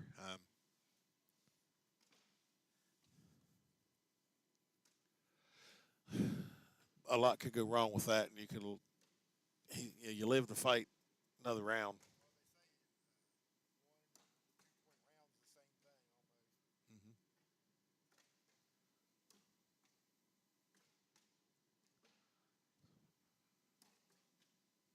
So Hayden has both his bags set pretty much in front of the hole, short under. Junior opted to block. He's got a pretty good lock on those bags. Hayden's up for the airmail. Craig's thinking, and I'm thinking he's going to shoot it. He's got a lot of hole. Drills it.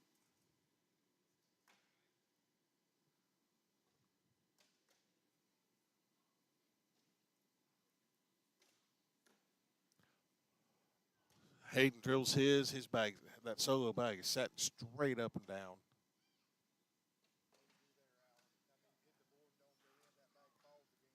It's setting down 5-5 right now. Nice soft throw. Took the point. Good move. Keeps the lead throw. It had to be on that front third of the board. You hit up higher on that board. Of course, them solos are sticky. You know, I mean, it's a. Yeah. About the best I can do with them is roll them.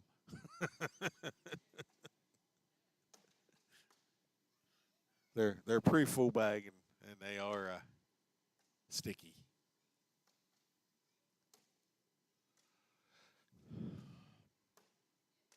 Uh, oh.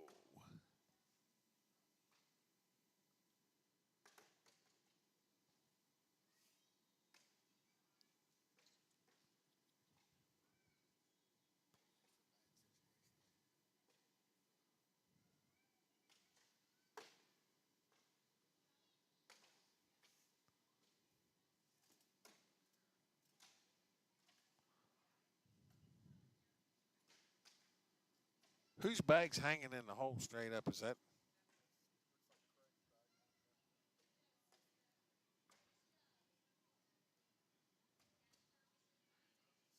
Six six. Oh yeah.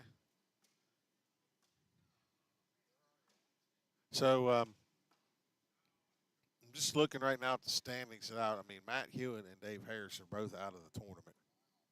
Yeah. Um,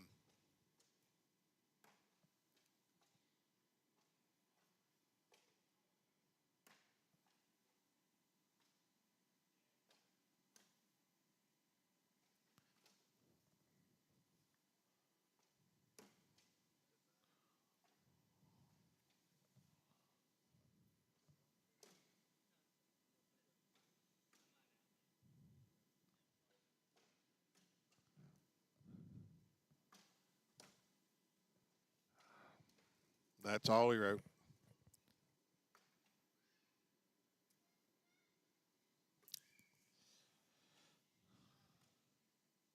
So that game finishes up 21-12. Hayden Moore will move on.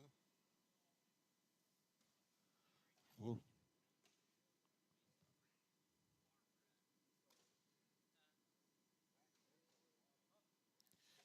you still in? You still in?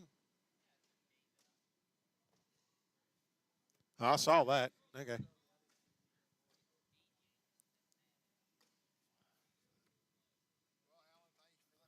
Yeah. So I believe we'll go back to our core assignments. We're going to see Hayden Moore and John Barnes. Yeah, you want to sit here with me, Preston, talk about John a little bit? I mean, airmail and airmail.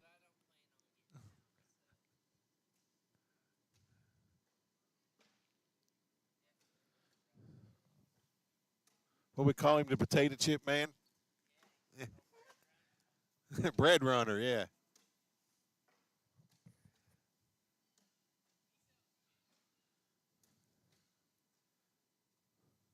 So got John Barnes and Hayden Moore. You just saw Hayden beat Craig Jr.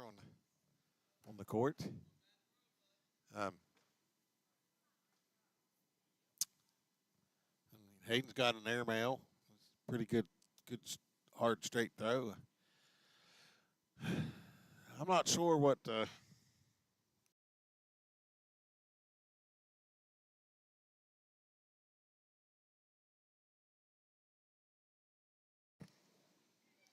this is an IMF matchup.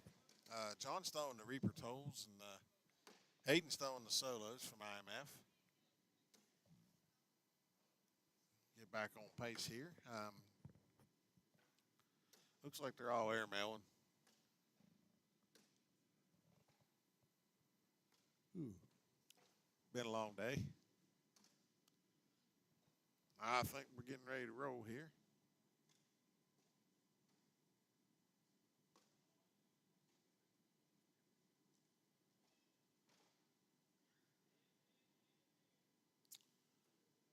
And with John being the higher seed, he will throw first.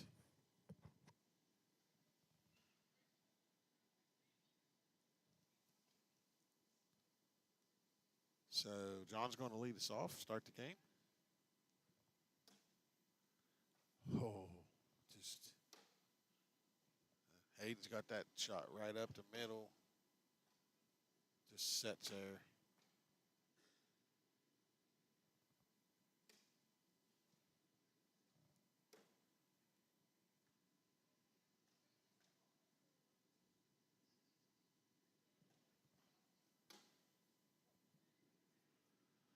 John just took two of his bags off the back. He's finished with four, and Hayden is in for 10. That's a 10-6 round. Not a good start at all. 10-4 round. Excuse me. Giving up 6.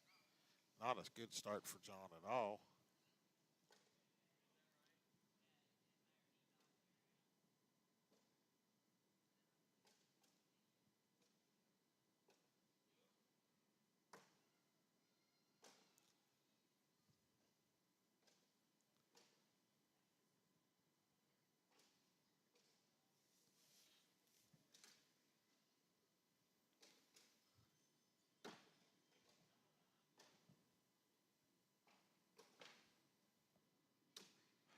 John just rung it with an airmail. And Hayden's trying to push his bag up. John's going to go up again. No, he's trying to put a bag in his way. Hayden tried to roll. Hayden's sitting on 4. I don't know what he's going to do here.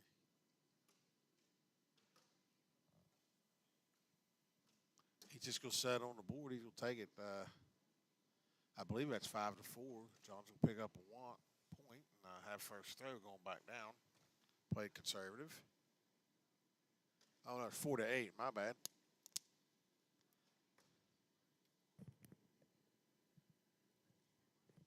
So he picked up 4 points. It's 6-4.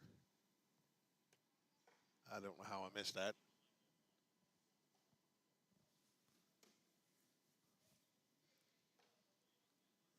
John throwing the fast side of them Reaper tolls. He collects everything on that second throw. It's all even after 2. John's bag went to the left. Hayden is in.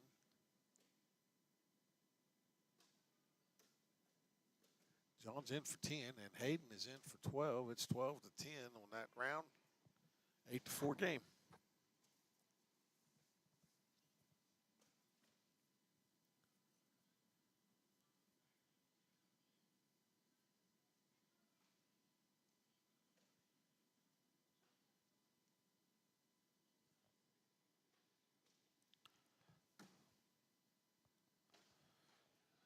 Hayden led off, went in the hole. John has a short right. Caught Hayden's bag. He pushed up in.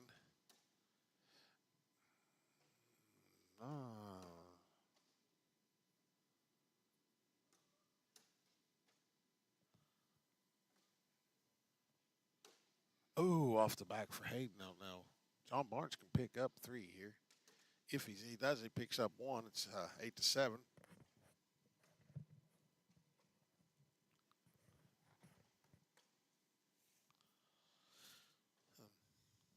Going to look through the bracket here, try to determine who all we still got going on left in. Jake DeBerry is still alive in the upper bracket. Charles Wilson is down to Brandon Whipkey, 20-14. Trevor Cisco and Donald Brill's playing on court 4. They're just getting ready to start. That's the upper bracket. And then we have Tracy Hartzell and Preston Peck, and Tracy Hartzell's up 6-0.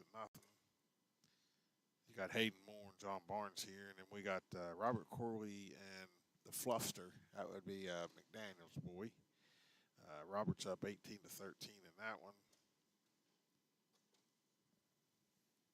So 12-5. John.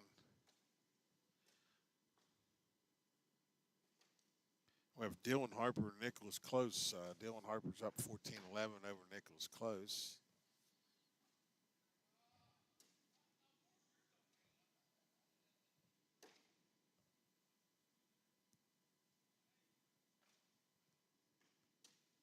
Oh, John come in with the airmail on that one. And Hayden's bags are set in front. There's not much to do. John's airmail again, hits it again. Hayden setting on the board with 3. John just shoots those on the board. That's a 10-3 round. John picked up 7. It's 12-12 game.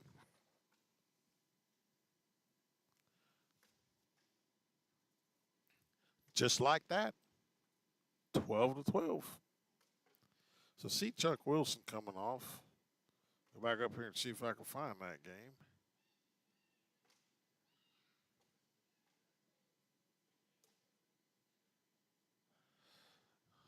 So Charles Wilson, 304 cornhole himself, has lost to Brandon Whipkey, 21-14. He'll be down in the bracket here. We'll see him soon as we move up.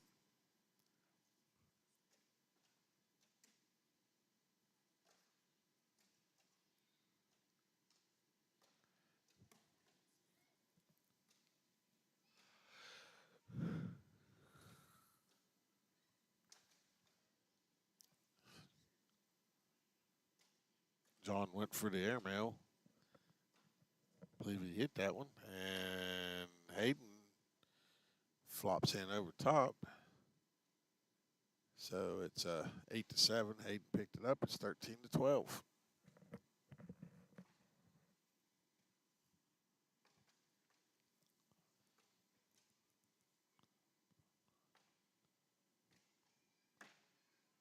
Not quite sure what happened there. Tracy Hartzell beat Paxton Peck 21-0. Oh, John barely made the board. Hayden shoved John by going up in. Nice cut shot. Got a little bank action, made a deposit right there. John has two of them bags. Let's see what happens here. He throws. Is that 7-6 you, John? Yeah, that's what I thought. What a shot. He had two bags sitting on top of each other. He rammed them both with a hard throw and pushed two of them in to pick up a point. We're 13-all. John's leading off. These guys are throwing fast now. John's first one went in. Hayden's short left. John pushed it up, set and left beside it. Hayden's in front of the hole. Oh, John tried to push through off to the right. See what he does here. Hayden's bag went to the left. See what John does here. I'm thinking, that's what I thought. He's going up long backside. I think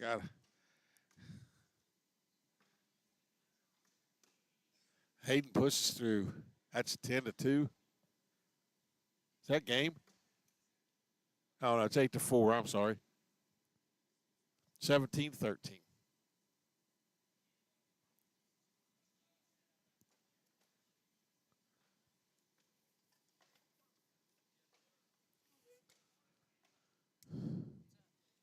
How much? What are you doing?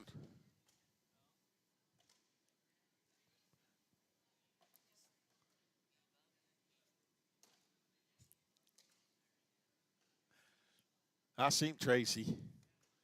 You and Tracy playing. Hurting. Yeah.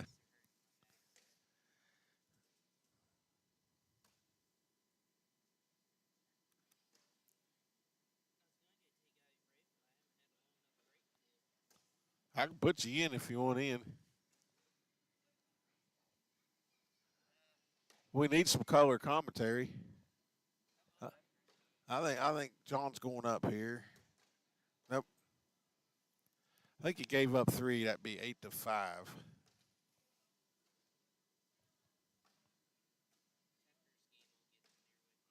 He's playing really aggressive.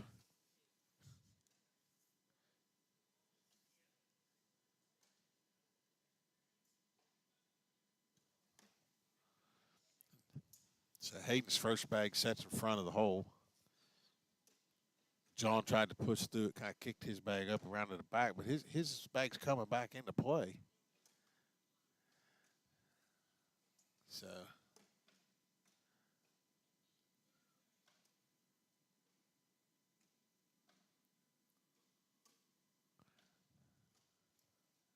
John put his third bag in. Since it's all even, they each have one bag left. Hayden's got the hole plugged. I'm curious to see what John's going to do here.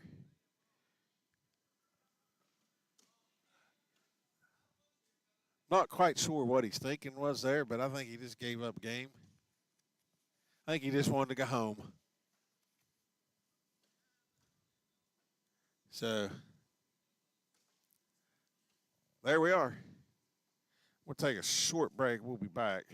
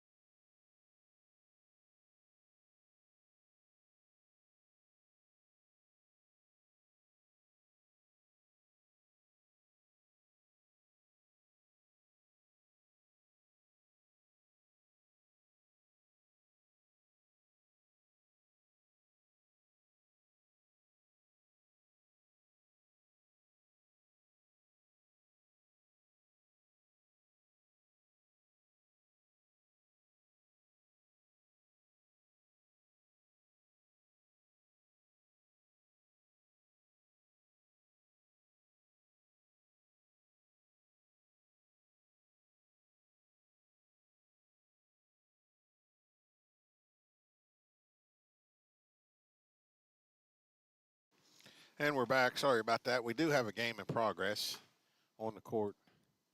I'm a one-man show, so I didn't have anybody sit here and take over with it today. Not much help at all. So,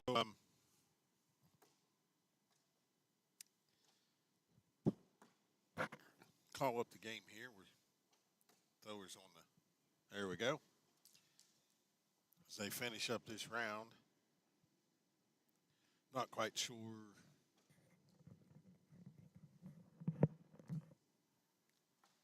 don't know. Appears to me Hayden's down 12-0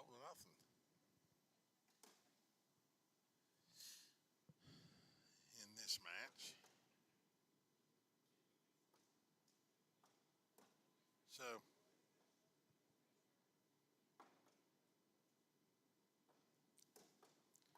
I'm not sure. He goes by the name of Fluffster. His last name's McDaniel, pretty sure.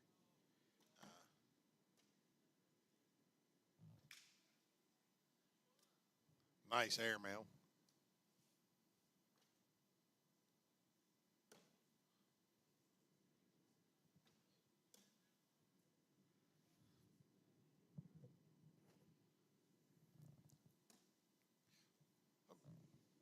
Hayden gave up.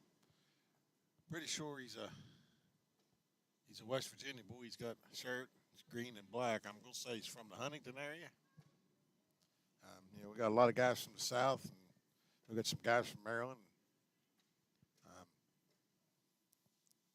southern part of the state, come up here to Billington.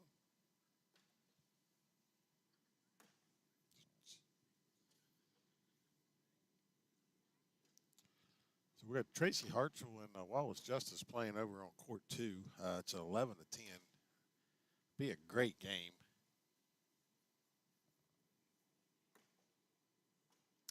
I got Donald Brill and Trellis Cisco, and Trellis is now down 20-8. And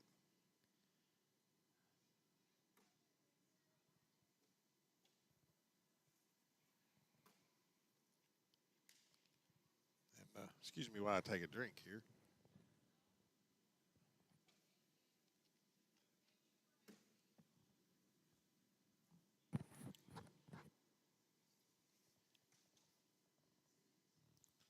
So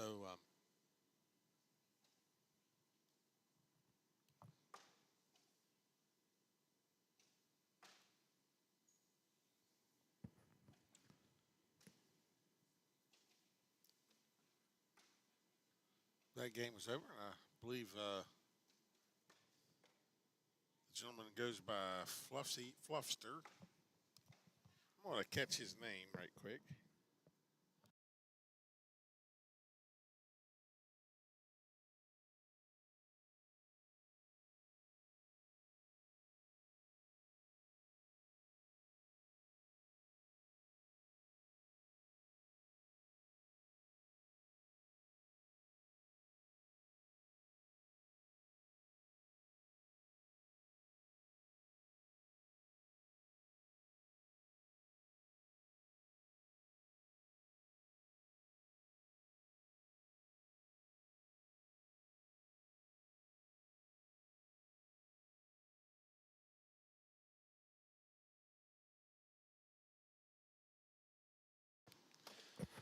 We're coming back to you now. I got Charles Wilson, Mr. 304 Cornhole, or we go, a.k.a. Rocket Man, because he's throwing rocket bags. You can tell by his shirt. And Ashton McDaniels, he goes by Fluffy.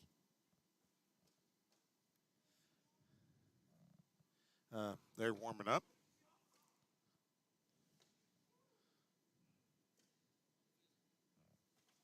This should be a pretty good game.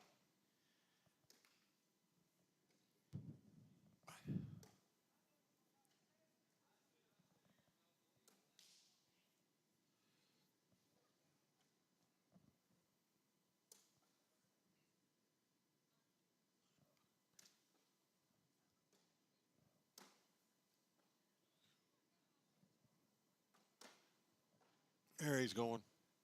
So we're We're going to find out if the rocket guys run out of rocket fuel.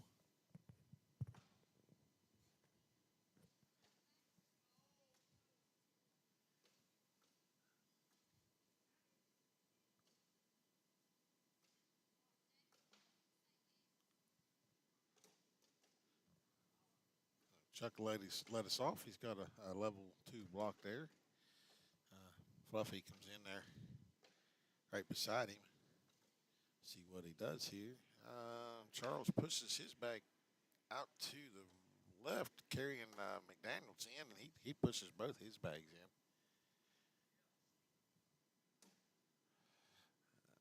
Charles brought his back into play, but McDaniels is in with 3. It's setting 9-5 right now. So, Charles got 10. And McDaniels too short. That's a 10-10 wash. You can't, as McDaniel said, though, very just pure lazy throw cost him 2 points.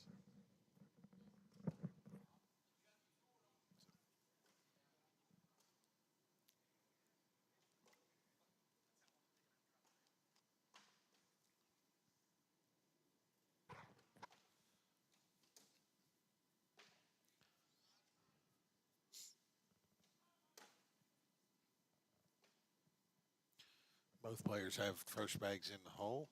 Charles throws his second one in. We call him Chuck. And McDaniels is in with his second. Oh, nice middle of the board. McDaniels steps out, see what he can do here. And it's dead straight.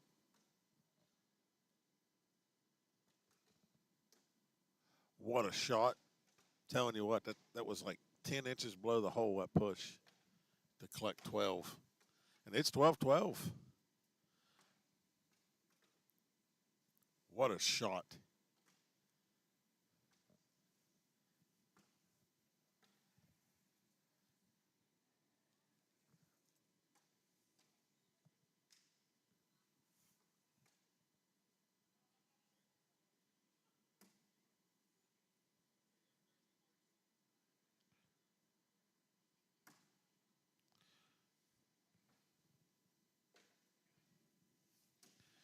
So we are at Billington, West Virginia. It's the Money in the Mountain.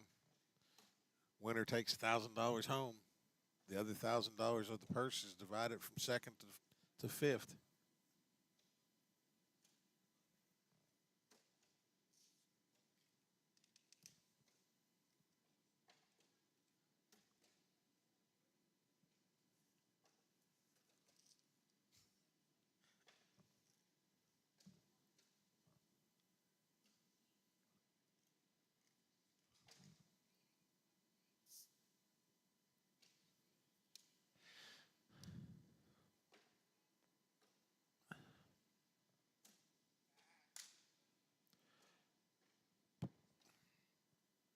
I think all they want to do is do the laundry today. It's a wash, wash, and wash. That wasn't there.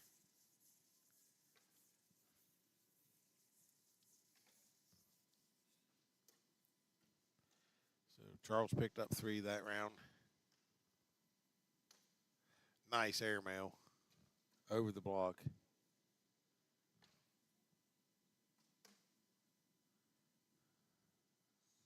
Chuck pushed his up in the hole. Take that airmail out.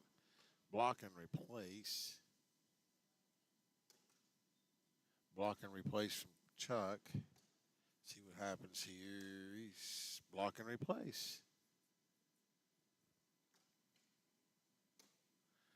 And that tied Chuck up. Let's see. He went for the airmail on the back left side of the hole. It's an 8-7. 8. Should have been 8-7.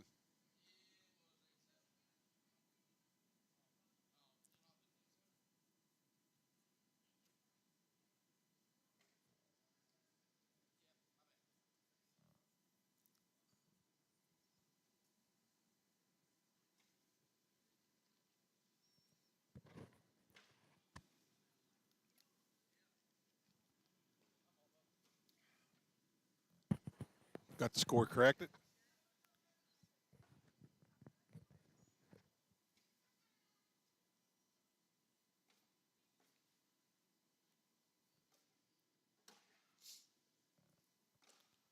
Took his first bag short, just setting in the hole.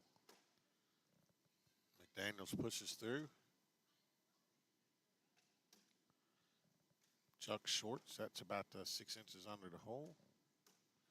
McDaniels air mouse.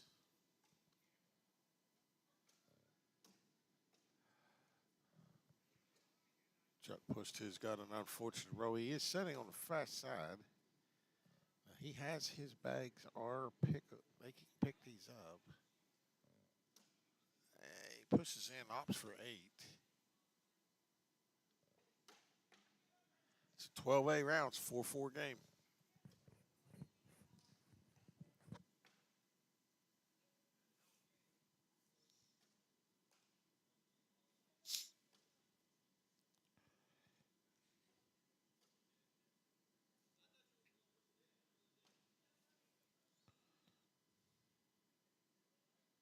So we have Brandon Peck and Dennis Harpo getting ready to play on court 3.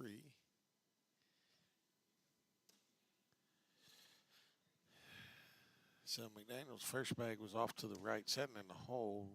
Charles' second was a dead center of the hole, short. So now we're setting after.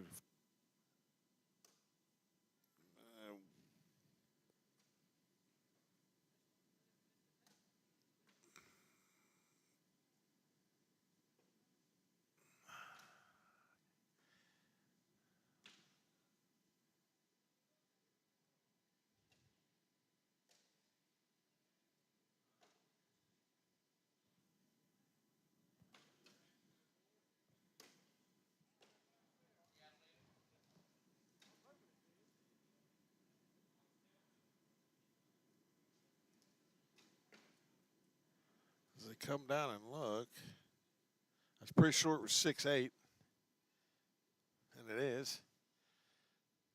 Charles picked up 2.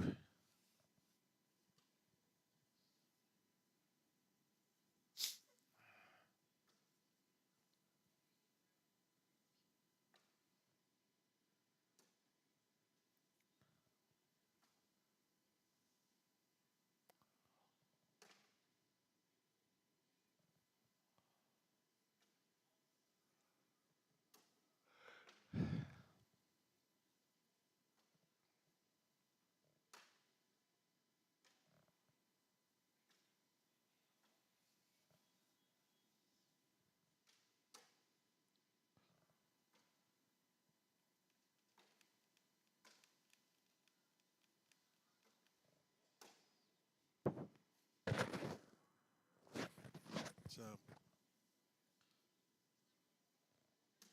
last bag, to the left and off. So it's 9-7 right now. McDaniel's last bag coming in. 10-7. Gave up 3.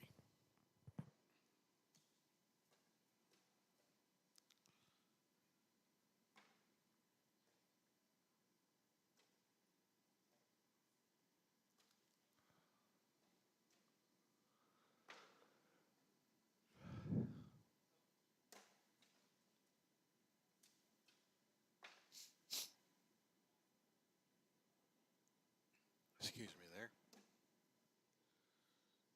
Okay, after first throws, it's 3-1. McDaniel's second bag's in. It's sitting.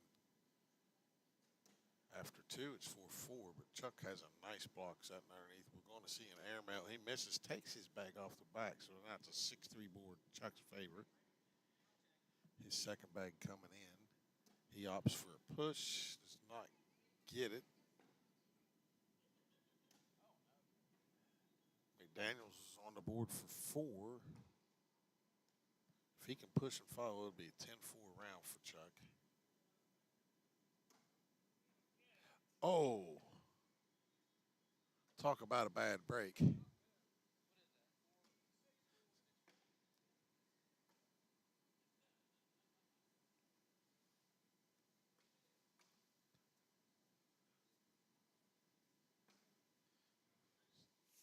Sorry about that. Did not have the board keyed in the right direction for you, but I was looking at some scores here. Donald Brill's up on Jacob D. Berry 15-0. And Dennis Harpold's up 2-0 on Brandon Pack. And Chuck's first bag was in. McDaniel's second bag was off to the left. Chuck's second bag is in. McDaniel's follows with his second bag. Third bag for Chuck is in. McDaniel's follows. He's in with his third bag. 9-6 for Wilson right now. That's 12. 12-6 round.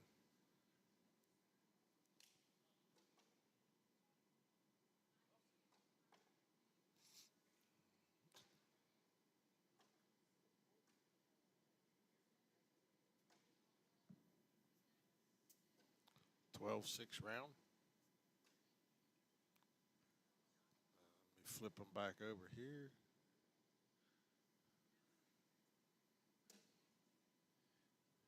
Chuck's first bag in.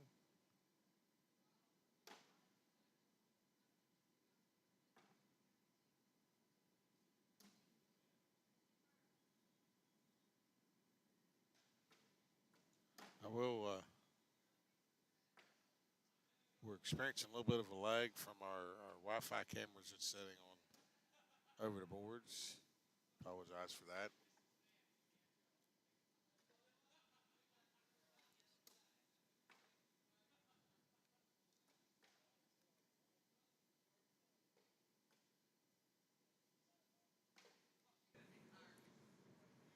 Is it that one?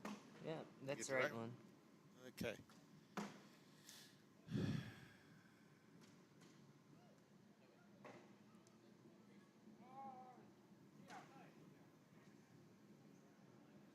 Should have been I see. 8-6, 8-4. Yeah, 8-4. Chuck is getting 4 points. So that puts Chuck Wilson up 18-7. A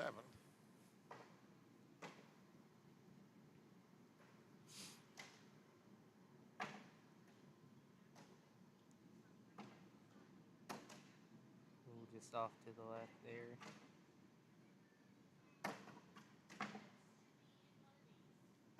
So how are the boards playing?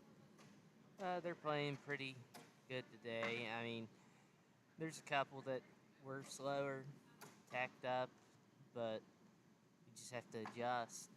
Everybody's at that disadvantage. I'm hearing these are playing fast to medium Yeah, on the main stage here. I mean, I threw on the main stage this morning. I'm sure it's different than core, but I'd say it's playing pretty regular here. It's frequently used area. What happened there? We got 12 on 6. 12 on 6. Yes, McDaniel's picked up 6. That makes an 18-13 game. And one of the guys I was talking to said that depending on the area you threw in, the boards had different conditions throughout the facility. Yeah. Well, that's the thing. Since it's such a cold day today, It's West Virginia. 71 week and 35 the and next. I think next week on Monday it's supposed to be 70. Yeah. But now, we only have 3 propane heaters at this facility. And you have one close on that side, one on that side, and one over there in that corner. And one also behind us. I forgot about the 4th one. But that's just trying to make up for the heat. And with that, you're just going to get humidity, and it's going to change our board conditions today. Yeah, we never thought we'd have 30 to 40 degree temperatures and snowflakes falling in April. That's what we got there. I wasn't. I think that's. Looks like we have 5 on 10 right there. Yep, that's what it looked like. Brings the game to a tie. 18 to 18. Yep, it's a race to 3 now. But this is the big key, is having that lead bag. See, it sets the tempo for the whole game.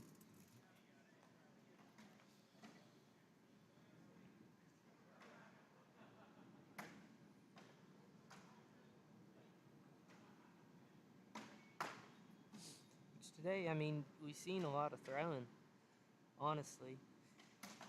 It's 6-round draw, Oh yeah, that's 6 rounds, a switch.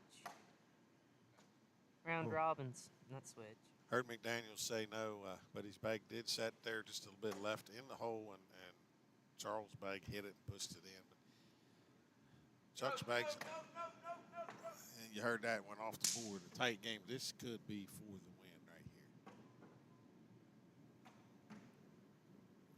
I don't know if he can do it. It's a tacky bag. He's going to come in hard.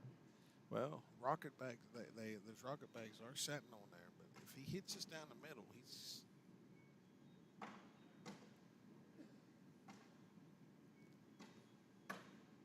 That's game. Cool for your game. Good shot.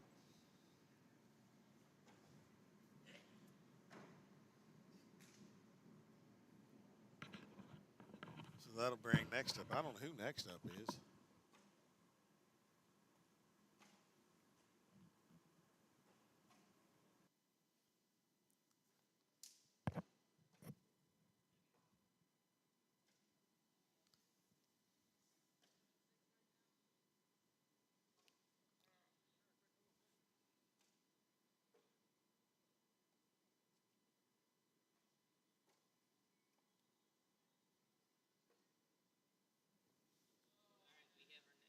Game.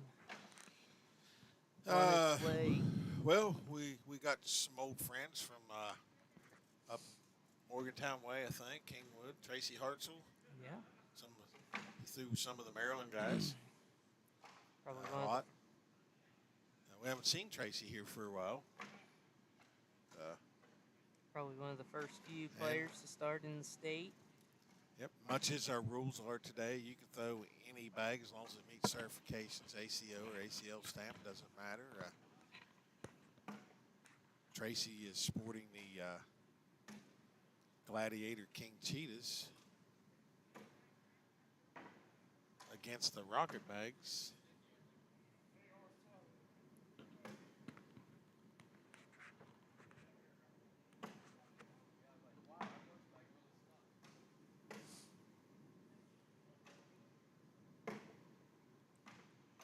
And I'd say Tracy's bags are the 2021 King Cheetahs. Yeah. They look like. Yeah, they're the 2020, 2021 King Cheetahs. Great bag, real hole friendly. But I think he's going to face some challenges because they are hard to push with. Well, I threw them a lot. The issue I had with them is if the bags got a little tacky, they want it to cling and stick up a little bit, bunch. And I think we're seeing a little bit of tack on the board right now as they're warming up. I don't know who is the higher seed here. I believe the higher seed is Tracy. Where are we? So Charles will be throwing first. He's the higher seed, just by a couple spots.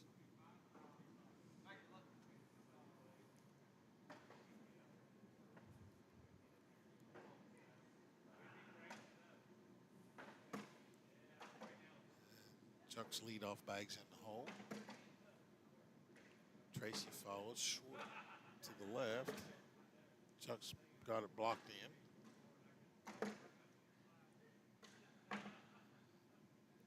So does he throw an airmail here? No, he tried to sneak it in. And that King Cheetah. Tracy caught the gracefully gap went right with them around. fast side on them Gladiators. It was like going to the drive-through at the bank. You know, it was deposited right I'm now. calling an airmail right here.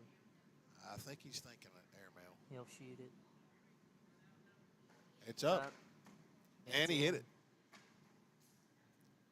It's 7-6. I'd like to go ahead That's a and good just call. talk about what's going on over there on court 4. Right now we have Jake D versus Brill. And this is going to be for our King Seat game. This is King Seat game to Yeah. ride out to a championship. Right Yeah. now it's 14-16. I was fought well, and your dad, Brandon's playing Dennis Harpholder. Yep. And is that a upper bracket game? Or is it lower bracket? It's a loser's bracket, yes. Well, I But think right, he just went out. yep. They're on their 18th round right now, the winners. Tracy's third bag just went off to the right, so they're both set 7-5. Tracy's in for 10.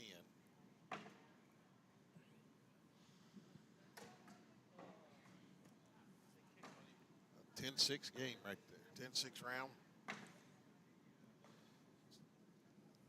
So, yeah, we can see from where we're sitting, we can see Jacob D. Berry and Donald Brill throwing.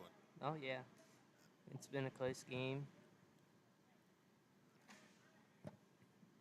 I know Jake, he started off rough, but it looks like that will be the game. Oh, no, it's not yet.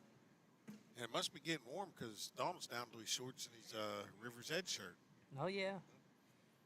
He was, I mean, we were supposed to get up to about 50 today. I don't know if we ever did reach that temp. no, I don't think we did. Oh, what a great push. Oh, That puts them in a great place to just come in with that fast side and pull that back in. that's not a bad bag either, though, really. Lays up the block right in front of Tracy. I think he's looking to maybe try to get it to There's the two ways airmail to here. play that. He could step out fast side between or airmail, and he went for the airmail. Goes for a wash. I still think if he'd have split Yeah, between, he would have pulled it. It still would have been for a wash. I would believe. I don't think he'd have pulled. I think if he'd have stepped out and come in from the one side, he could have split Tracy's bags and have pushed through. Right now, they're in the losers bracket, so they have to be careful with what they do. Big part of the game is confidence. Yes, it is definitely confidence and mental. If you have the confidence to go for the airmail, go for it. Your focus. Great block to butt up against there. I believe this will clean that up. That's a good replace, Mm-hmm. but Tracy's going up for it. It's up. He took Tough break. Chuck in.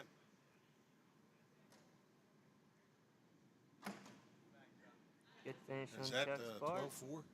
12-4. Or no, 12-6. They'll bring Chuck back in the game. Oh, no, it was Again, 12-6. 5 on 6.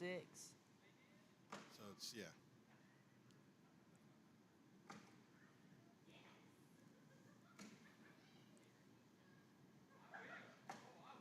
So Chuck leads us off with a throw, and he's to the right. Tracy's down the middle. Chuck follows. Tracy follows. Chuck still follows. That's it. What's So going they're to just happen? content going They're all just in. going all in. Ooh. This could make up for that round.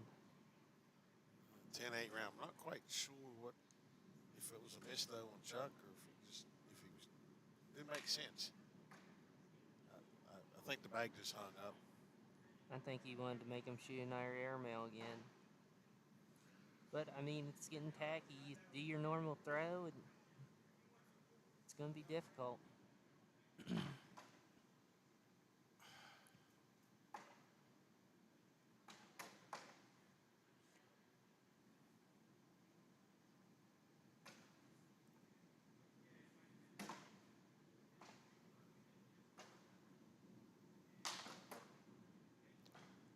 Tracy's second bag high and right, so Let's see if Chuck Chuck improves. can capitalize here. That's a good bag. I mean,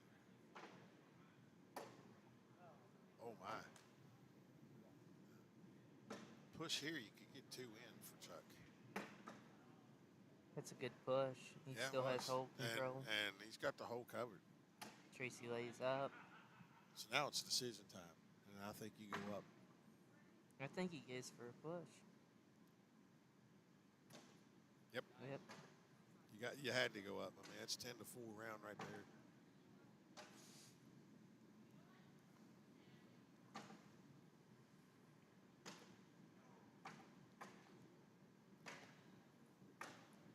Right now, Jake D, he's bringing it back in. It's 19-20.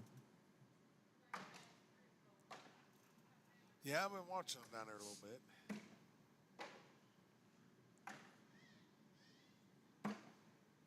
They are on their 22nd round. Did you say they's playing 22 rounds already? Oh, yeah. That's a game. Making it tight.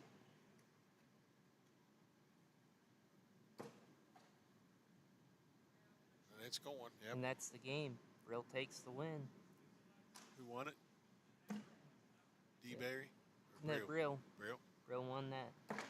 That means we'll see him in our finals game later on this So evening. he's sitting in the king seat, or That was to get to the king's seat. He will be in the championship.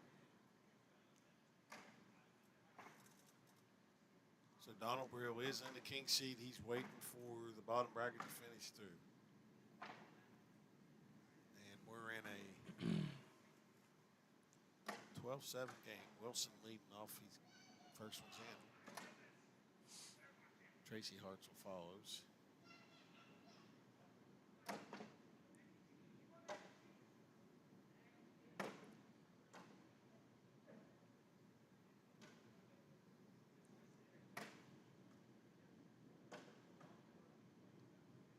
Let's see. Ooh. It's all even on the board, 5-5. They each have a bag.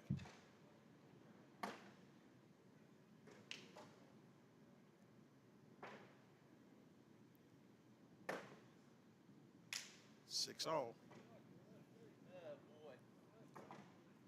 Not gonna lie, today's been a great day at cornhole. What's that? This has been a great day at cornhole today. Oh, it has. You're getting diversity day. from throughout the state and some people from neighboring states today. Yeah, we've got some people from Maryland and some people from Virginia. Oh yeah. And we also have people from over in the Ohio area today. Oh yeah, Ohio area guys. Plus, we got a lot of our friends from down the southern part, Huntington area, and one down around Princeton, right? Yep. I know we have plenty from the Parkersburg and Morgantown area today. Parkersburg, Morgantown, neighboring state of Maryland. Oh yeah.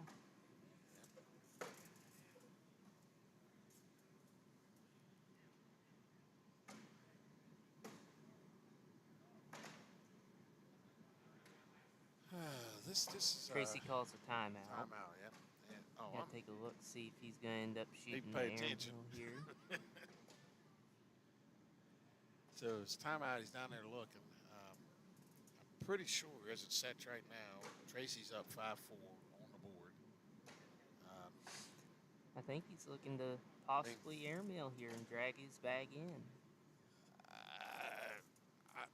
He might. I'd be a little leery. I'd just lay up, and He that's lays what he's it up. doing. Yep.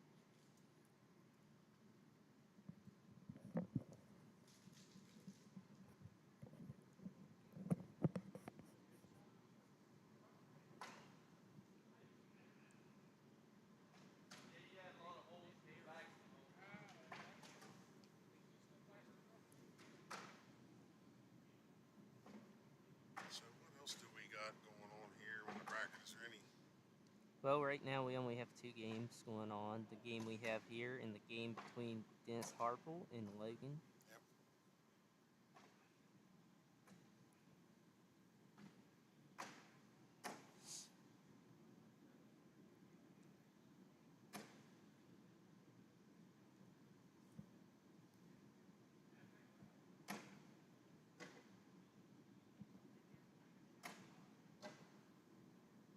that bag up on the high corner. See It's what a happens here. rough one. Both players was off on that one. I think So he's it's gonna try to 7-7 go to right hit now. the corner. Back to go.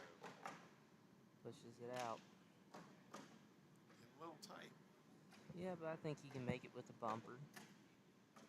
Chuck's in Use at that corner bag as a bumper. 10-8.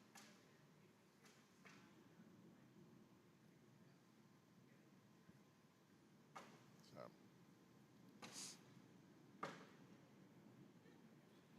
Yeah, and, it's been a good day. The hot dogs and the pulled pork barbecue stuff wasn't bad. Oh yeah, I mean, yeah, I got it with the coleslaw. It was pretty good. Yeah, I haven't got any mac and cheese yet. I've been busy here, but I'm gonna get some before it's over. I'm sure there will be plenty left. They made a big batch. Yeah, the crowd's thinned down.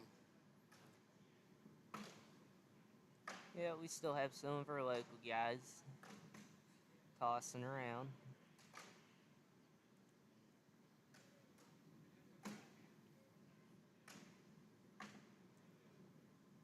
So can Tracy get all of them? Oh my, Oh, there it went. they went.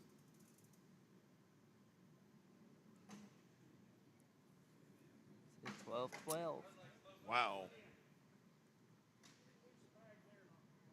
Yeah, with the boards being tacky, that also makes it hard when you're going for them pushes on multiple bags. I mean, I can name 2 or 3 instances today I want to push on 2 bags of mine, and it just clogged it up, all 3 on the push. And that really hurts.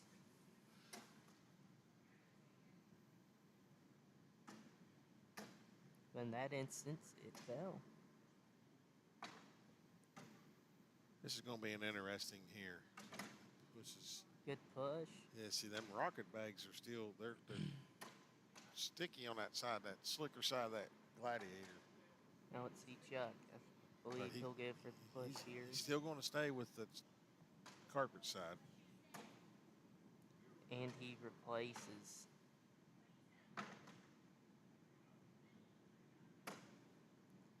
Tracy follows in, making What's it that 12-10. make it? 12-10. Chuck picked up 2 more. Yep.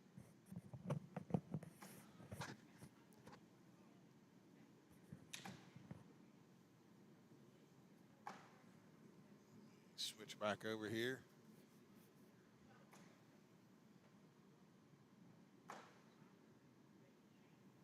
Right now, the game between Dennis Harple and Logan is 20-12.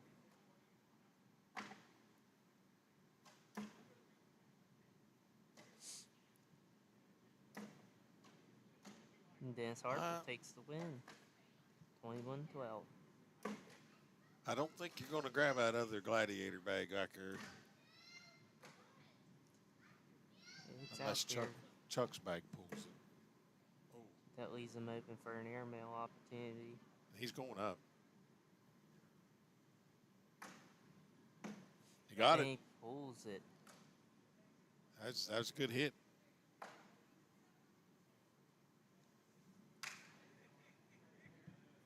That Now kind you- of fired Tracy up a little bit over. He's a Oh yeah, dragging that bag, that's a momentum builder. Now he's got the lead. He's going to have to set the tempo here.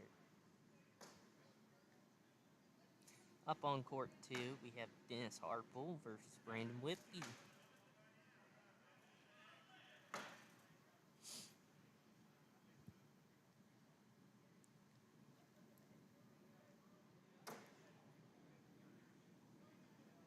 we got a good one here. I don't know what round we're in. We are in round 13. Huh? We are in the 13th round. 13 round. Well, this is the 14th, but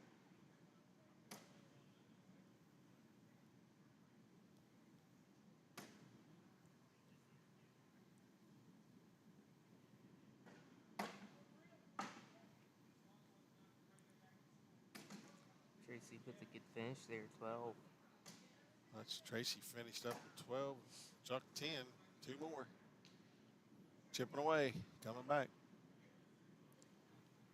This is where these tacky bags. It's if Tracy's in the hole, first bag, do you block or do you go in and just wait for the next mistake? Makes tough decisions.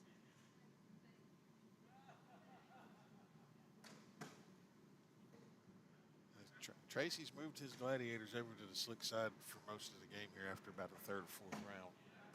Chuck's still throwing his hybrid side.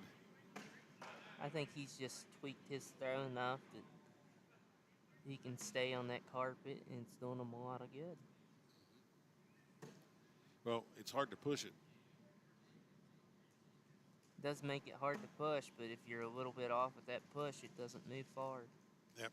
Well, as you saw there, it just rolled his own bag off to the left or right a little bit. Well, he was coming across for that push. Yeah. Not much opportunity there for him to collect both.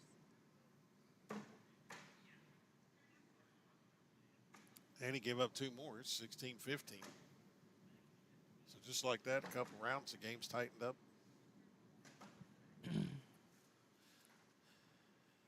Whipkey and them haven't started yet, have they? They're just in the warm up.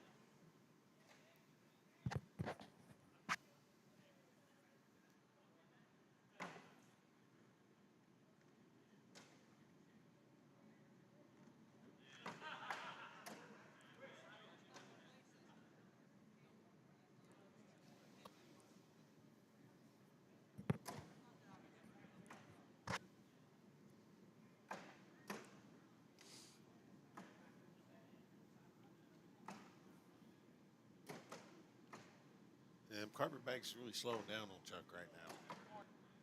I think Chuck may be just getting a little bit tired. He's been going Yeah, he started long one of the games rounds, here. Yep. back to back.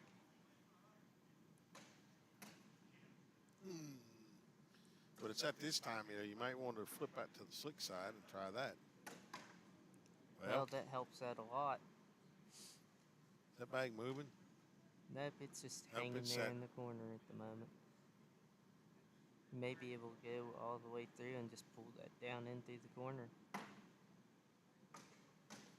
Gave up two more and the lead.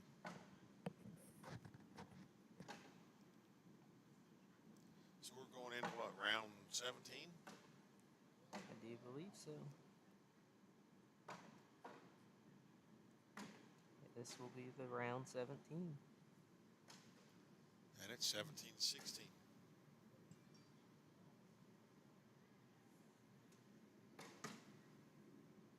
And Tracy's first bag is in.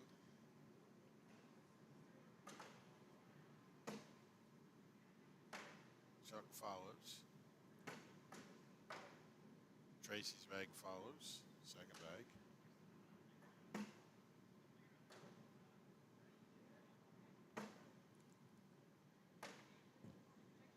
Chuck's hung up. Tracy's goes by.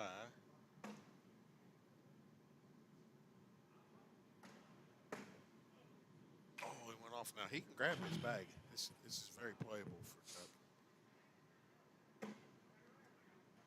He moved it, but he couldn't carry it. 10-10. Still, he isn't completely hurt there. It's just a missed opportunity. Yeah, but you don't have very many opportunities in a 7-16 game left to miss. But the only important part is don't give big. Oh, You give all about big. the mental. Don't get mad.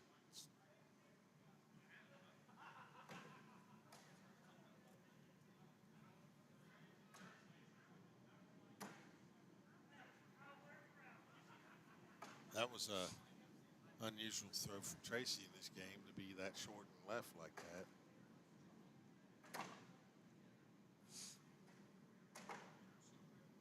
Well, the day wears down on. Huh? Said the day wears down on the throwers. We've had a lot of throwing today and a lot of long round throws today. Yep. And really, so here's another opportunity for Chuck. Let's see if he can capitalize on it because he just missed his first one in this round. Yeah, but will he leave it short in front of the hole, or is he going to go all the way? He goes all the way. Touches that gladiator just a little bit, maybe making it pushable. And Tracy grabs it. There it is. Yep. I mean, now he's back to just needs it for the wash, and he got it. That hopped up out of that hole there, though. Yeah, it did. But he was making sure it was getting there. That was for one. Oh yeah. But that carpet, it's hard to judge sometimes. You don't want it to come up too short. This game's got to be getting close to 20 rounds now.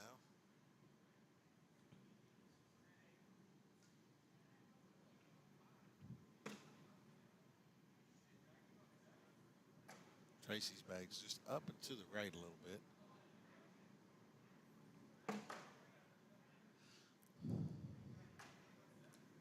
Every time that board gets hit, it moves back just a little bit, though. So Tracy's second bag was to the right and up high. Chuck's got both his in the hole right now. So Tracy pulls there's, that bag in on the that's corner. recovery. Minimize the.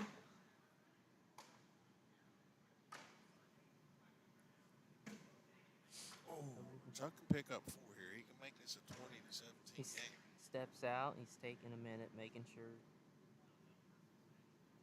this throw was And he perfect, does it. which it was.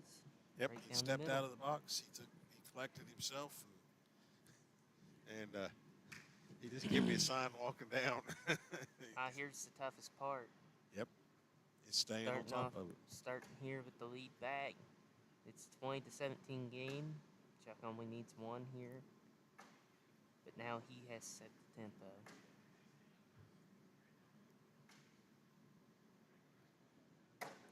Hey, over there's the Haggard bad guy. You can't see him. He's on across from us. He just sat down. He's got the rocking chair.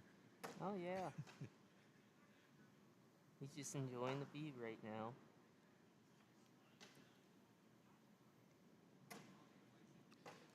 Chuck edged that one a little closer in there. It's right now slowly working. And Every bag so far has got a grab on that.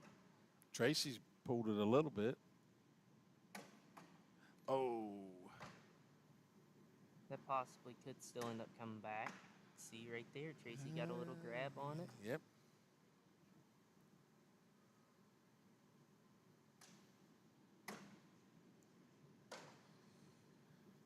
So what do you do here? I mean, you throw on the board You and take obviously 2. try to get around it. But See, he tried to come in easy, just Yeah. around it enough to pull it back in. if he'd have went in, it would have been game. That's Just the only thing you don't want to do is hit that, because that front bag is what's holding that back one up at the moment. we need another camera so we can just turn around and we could show some of the scene down there next time. Yeah, that's what I mean. We talked about maybe getting new cameras for that, and I figured maybe next time we can use the GoPro, maybe mount it up on there, show everything up that way. Yeah.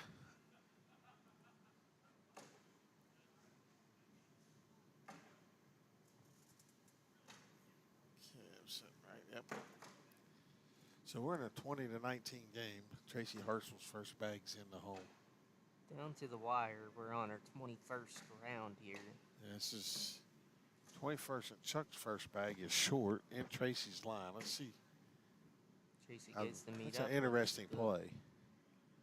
Very interesting play there for.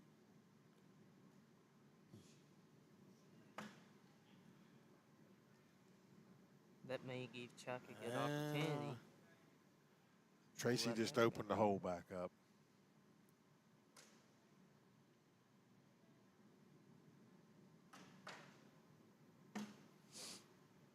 That'll probably be game. Really, all Chuck has here to work with is So he's gotta- possibly pulling that bag back in. He's standing on the wrong side to collect that. He's going to have a heck of a cut. He could possibly land right on top of it and pull it in there. Possibly. Oh, Nice. he attempt about on pulled it. I thought when it made contact, he about had it. That was a great game. 21-19. 21. 21 to 20 is your final score of the game. Yep. See who's coming up now. So, we watched Trellis here in the Rounders play, and he did not miss an airmail against your dad. Oh yeah, he's a solid player. Your dad had to block and then push the block on up into the hole to keep him from airmailing and be in position to airmail drag that bag to get the win. I mean, it was a 21-18 game. Oh yeah, that's true. Um, And then later in the bracket game, they played each other again up in the winners bracket, and Trellis did take the win on Brandon also there. yeah. And so this is, and I'm not sure what Trellis is throwing. What bags are you throwing? ACL Assassins. From BG or ACL. BG? Yeah, BG.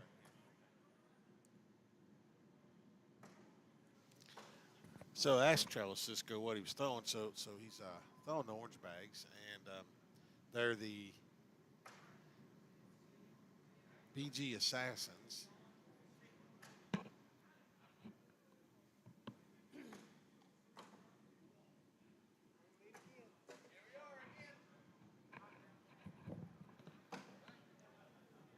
Now Tracy and Trellis also had a game in the brackets against each other. And who won? Trellis beat Tracy down. Yeah, that's right. So this will be a rematch. So both players are hole to hole. I mean, they're not going to throw blocks. Tracy may be prone to try to block, but Well, Tracy's throwing style, it's different than most. He always throws lighter because he's not trying to block. When and I there's say the trying to airmail throw we've lighter. seen. I mean, doing warm up, just the airmail, and it's just like automatic. Oh yeah.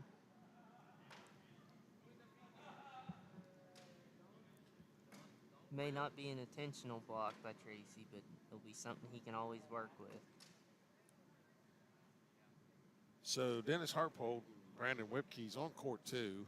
It's a 6-5 game. I just put the score in 6-9 now. They're on their 11th round. You want anything to eat? We can just let it run, you know.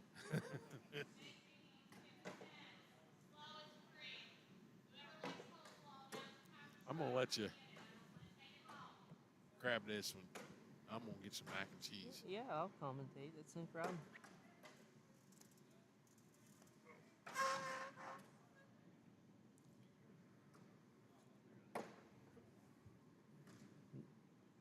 Here we are. This will be a tight game, I believe.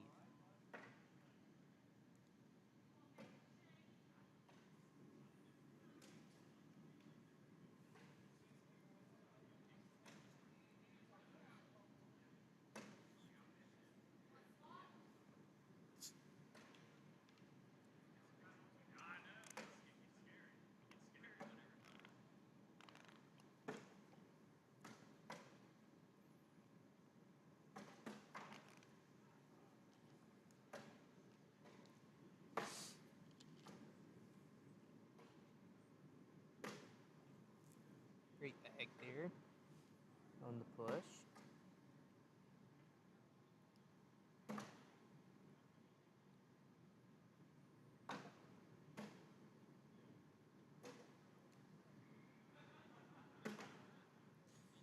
There you have it. We're starting off the game with a 12-10 score. Trellis leading.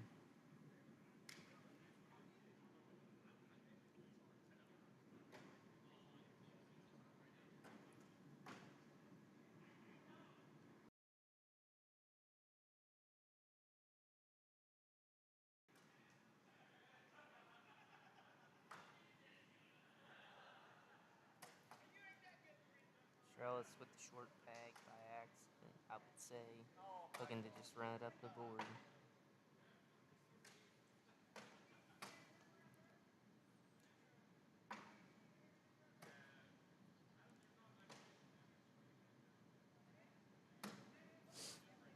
That bag, it's short. It's causing a lot of problems right now.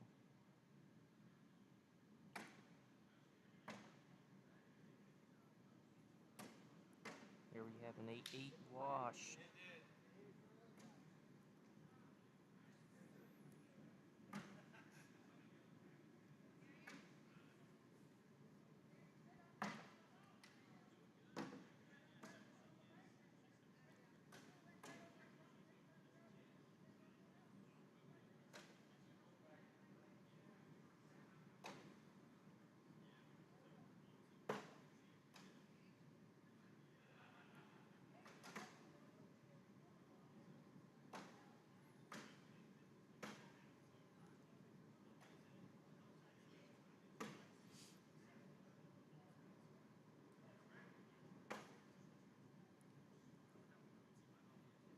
Looks like a good jam. Tracy lays up with a block, making Trellis shoot it, and he is off.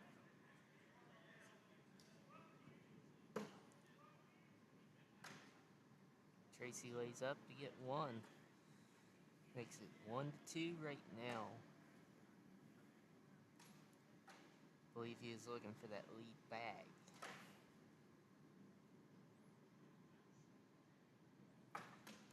Over there on court 2 with Brandon Whipke and Dennis Hartpool.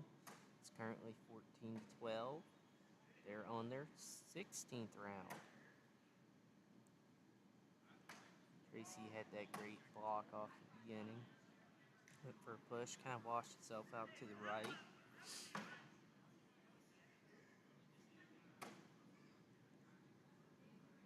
Tracy comes through with the cleanup.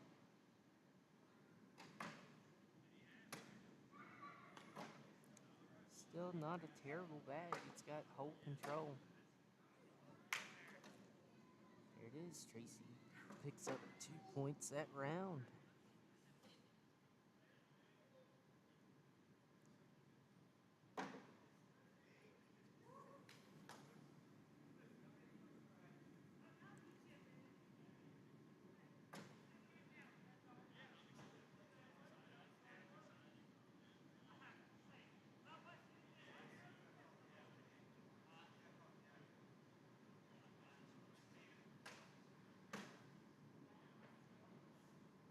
Tracy just off his mark a little bit. First bag is off. Trellis capitalized on that. Block and a reblock.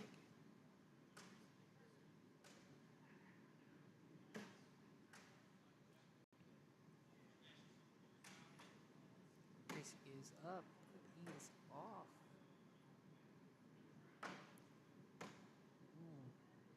Trellis answered with the airmail.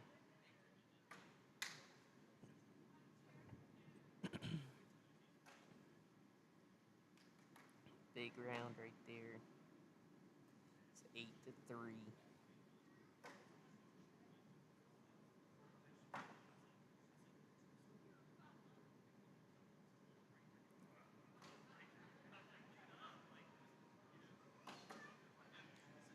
Trellis with the lead flag. Appears to go for a block, but just off to the right a little bit. Still in full territory.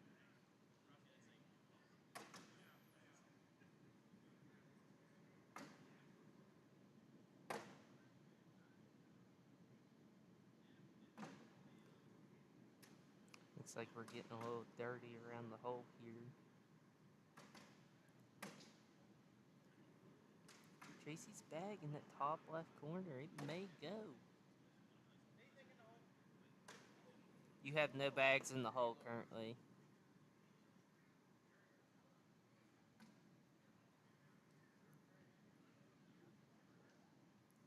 You guys take a look at it.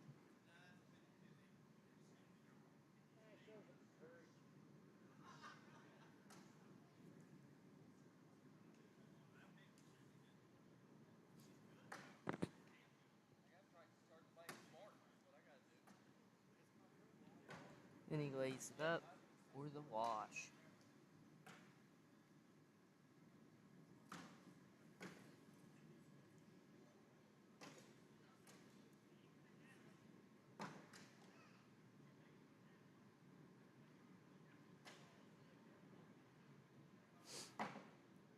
game right now, close on court two. It's 16-16 between Dennis Harple and Brandon Whipke.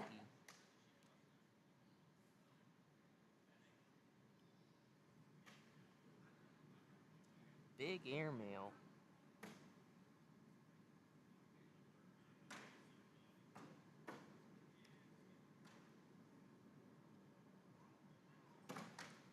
Is for the push, sacrificed one.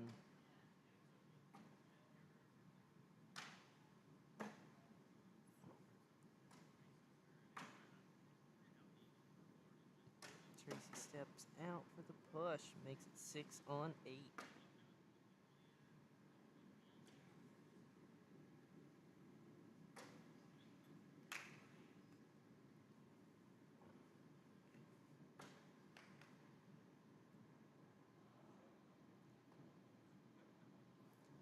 Now scores 3-10.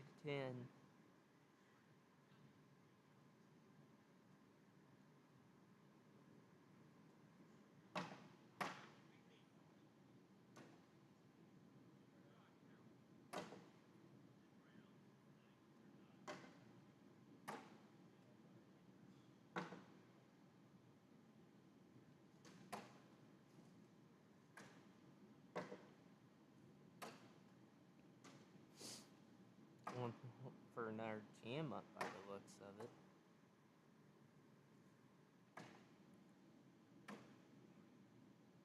Ooh, and that king cheetah's just hanging in that corner. Ever so slightly.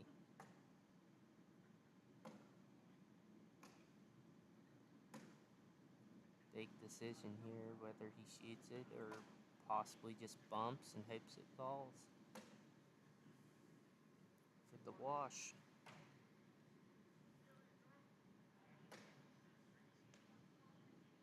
He's up. He bumps it, knocks one off. Just gives up one there.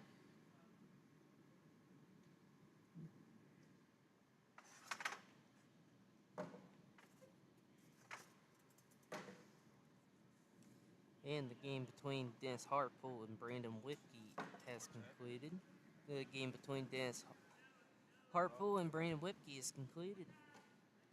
Hartpool won 21-16. And he will play the winner this game.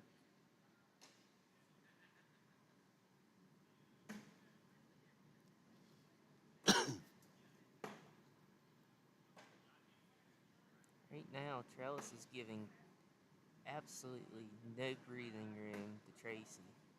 Yeah. No, he don't.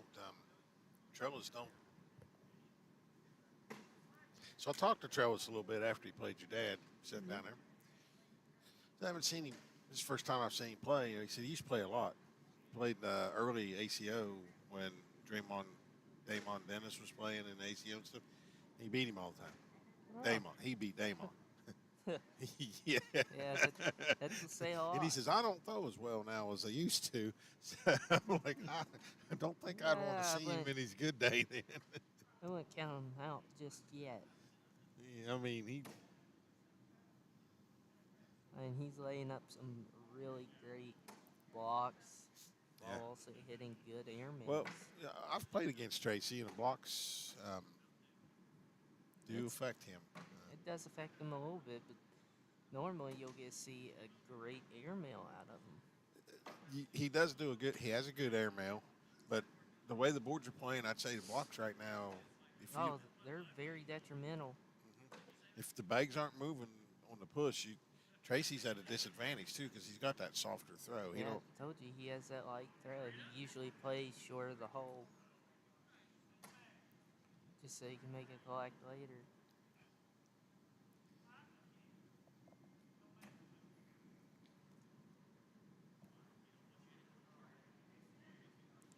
Opportunity for one, maybe more, and he gets one out of it. So we have a 4-3 round there. Yes. It gives him some momentum. Makes score 4-13. Sometimes 1 point can get you going. That gives him that lead. He gets the tempo from here on out.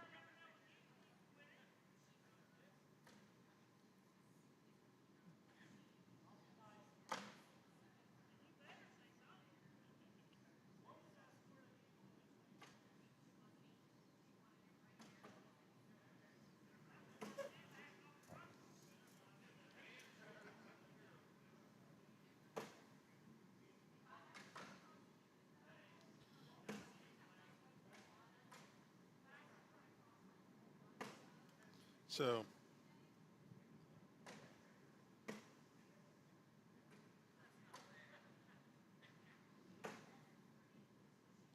so we're going to see some good games here coming up. I mean, you got Harpold, the winner of this game, and then you got Jacob DeBerry in the winner Let's of stick around for Tracy. Makes it 12-8. Yep. Gives them 4. picked up 4. I mean, it's slowly creeping back in the game. Tracy's good about that. He keeps a level head. A Yeah. smart thrower, real strategic. So he's only 5 points back, and Tracy's type player will peck you for 1 or 2 around and just Oh. keep doing it. And then the next thing you know, it's like, how do you get ahead of me by a point? Yeah, you're just.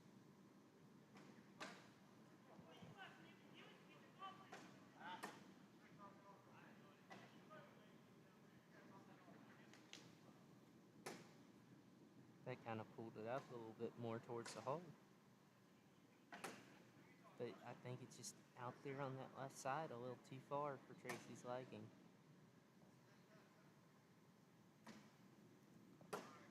Gives a good try at the push on it.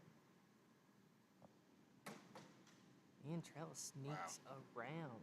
Yeah, I mean, that bag right there just. Melted right into the hole. Whoa, there's minimizing some points. And it just stopped short of the hole. Yep. Huh? It's tough to see. Bag just stopped short of the hole after having a good sliding game. Happened. That ain't showing up on the stream. Can I expand that?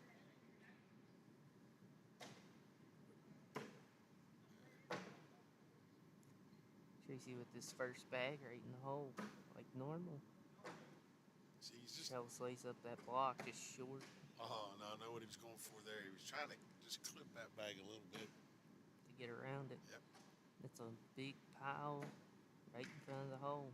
Them gladiators are real good. If you just catch a corner of the bag sitting around the hole, you can just spin right around it.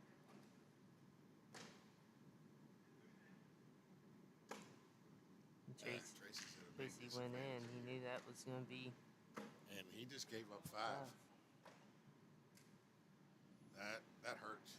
Yep, that'll After- make her score 18-8. After he fought back to get into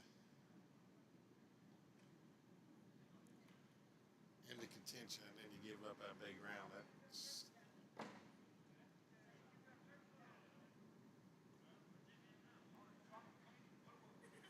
I mean, I was just talking to Chuck earlier when I was eating the macaroni and cheese, and he said I threw everything I wanted to throw. He said I just couldn't capitalize on the few opportunities he had.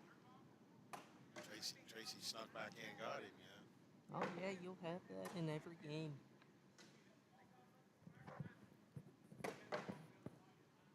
Right there, the King Cheetah tried sneaking its way around.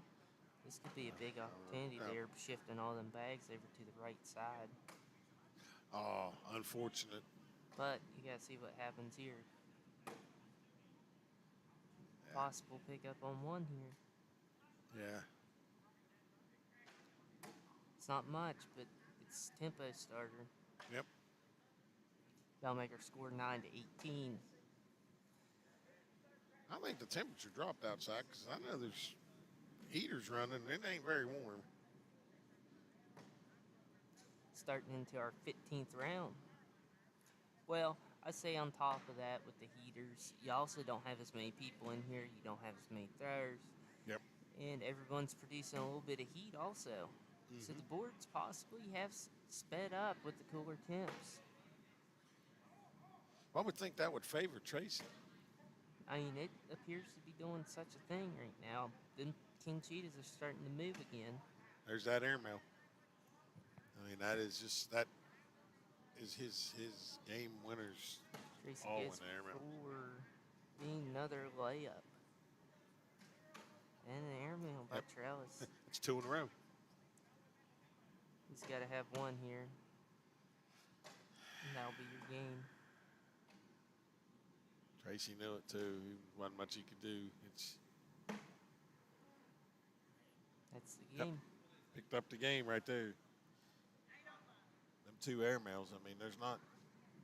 Not Can't- much you can do about that. I If you mean, can't shoot them with the guy, you can't beat him.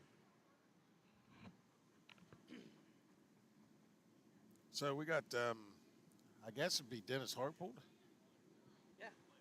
And Trellis. Trellis. And we're coming down to the wire on our final 3 games. What's that? Coming down to the wire with 3 games left, possibly 4. Well, it depends. It We depends. got Donald Brill, you know. Thing is he don't like to eat ice cream. And, well, I mean, if he goes to Dairy Queen, but he ain't getting no ice cream here. He's just, Oh yeah. I was gonna say they're serving ice cream and no one told me about it. that's the question, you know. Can somebody serve him some ice cream today? Hmm. It's got to be 2 dips, you know. Hey, I mean, here in Billington, you have Philby just right next door, and the Molly's in Philby. It's pretty good. Hand dipped ice cream. Yeah, true. Maybe make a stop on the way back. They could, I probably will. but I don't think he's gonna get double dipped here. Possibly. They I just got a did- lot of stuff to pick up. I'm probably not gonna worry about stopping anywhere out of here once we get. Oh, yeah, there's still. I got to plenty try to get pick it up. packed up and neatly. And of course, we have states coming up here in a month, and I'm going to try to leave some of the gear here. Oh yeah. Um, Are you gonna be leaving the carpets? the what? Are you leaving the carpets? Yes. I was gonna say that's about the only thing, because the boards. I believe Craig's bringing all his boards in for the state. Yeah, well, he'll bring his old school boards, I'm sure. Old school shooters has got state ACO state championships this year, so I'm sure it'll be his boards. So I'm pretty sure Trellis is the highest seed here.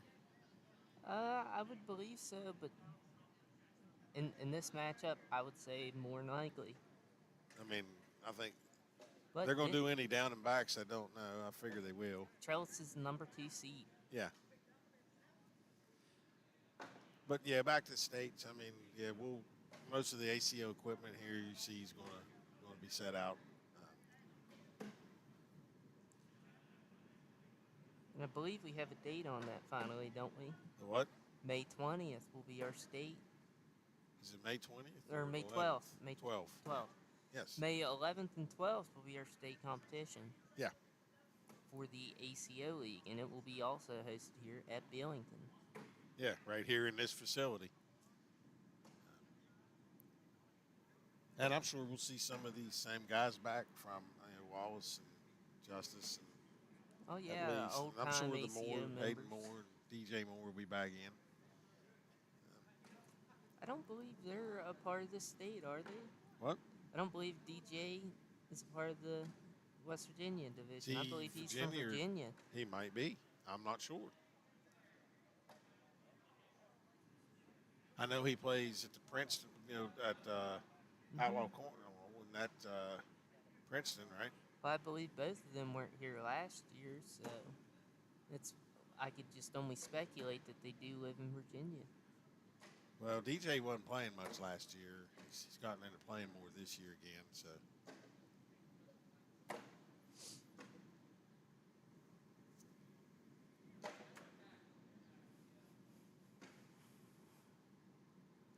And it looks like as we've gotten to these final games, we've drawn in a few more spectators to watch in on the game.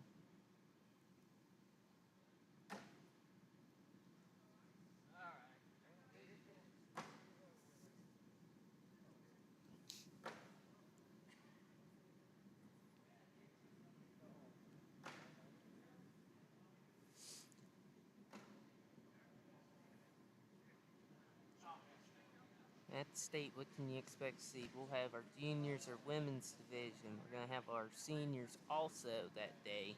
Yes. We'll have our doubles and singles. Be a long day. All playing for it. Well, that's why it's split up in 2 days. Yeah. It's got Friday night and Saturday all day.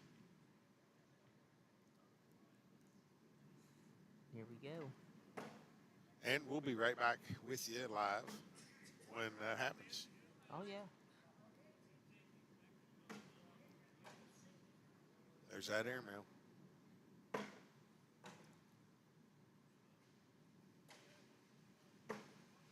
But Harpo can push.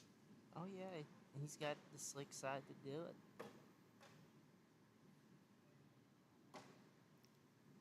And he looks like he's throwing a hybrid carpet bag too, isn't he? He takes a timeout here in I the do first believe round. so.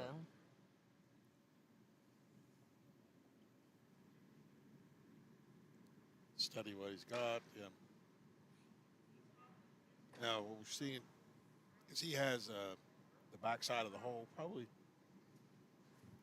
about 70% of the hole opener a little better. Yeah, But it's I all mean on he the has back a good end. chance, but it's got to be a back end airmail here. He's going for it. And it was big. Took enough to wash it out 10-10. Oh yeah. And he almost brought that other one in. I'm surprised sitting there Yeah. on that slick side that it didn't fall back in with it. Yeah, he was on the slick side and didn't carry, but nothing like starting round one out doing laundry. It's a wash. Oh yeah.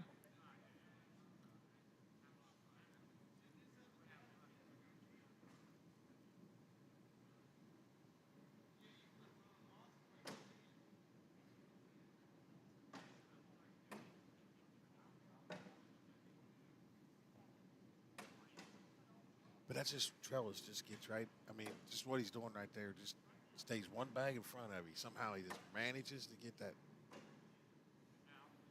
Just 2 makes points. it hard on the other player to really collect. There's that next bag right in front. Here comes an airmail. I don't believe so. I believe it'll be a push. Try and grab two. Told you. He's just a little off to the left with it, but I mean,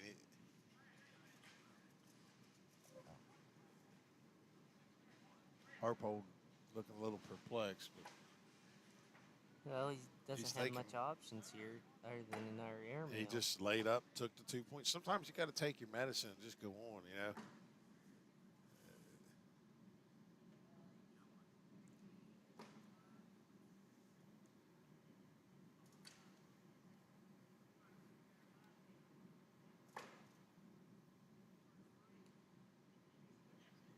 I believe we're about to have some fumes because I see the heater over there is flickering. What's that? That heater over there is flickering. I believe we're about to get us some fumes. Yep. Possibly a little bit of smoke.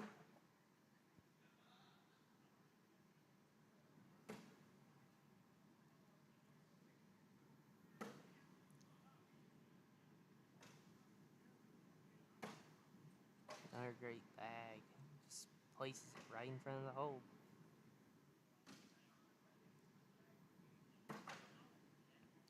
And we'll be at a wash. Yep.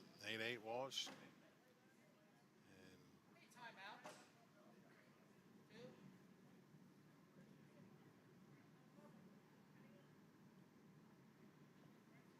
And I do believe he's already taken one. Huh? I already do believe he's taken one. yes, he asked how many was two, and he did have one.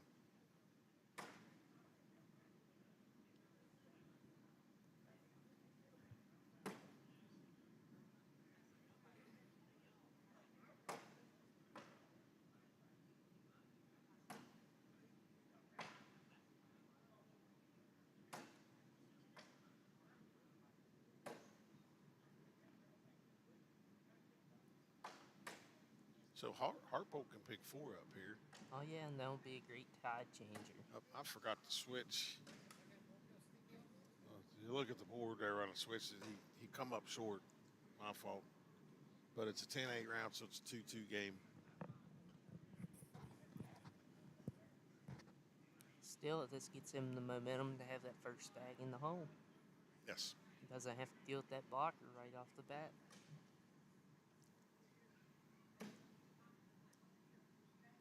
Just puts it off to the left side.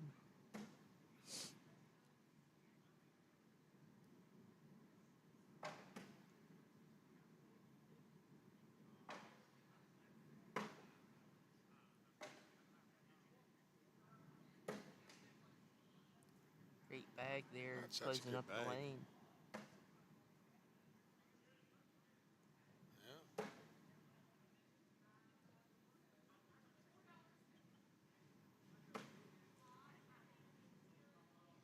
And that makes it 8-6. Yeah, he had a little safety net there. If he threw that bag to the right, he could bank, Oh yeah. which is what he done. I have a feeling this game's going to be a lot of rounds. It could possibly go that way, or it could possibly end up being twos the whole time. Ones, twos. Now it appears that we've gotten some of that evening sunshine out of nowhere. Here comes the sun. I believe that'll make it a little bit difficult to see coming down the other way. You're going to catch a bit of glare off that. That sun coming in on them upper windows can't cause a glare. Definitely. We know that. We've thrown here long enough. Is that a 12-9 round there? Yes, it is. And Trellis will pick up 3 here, making it 7-2.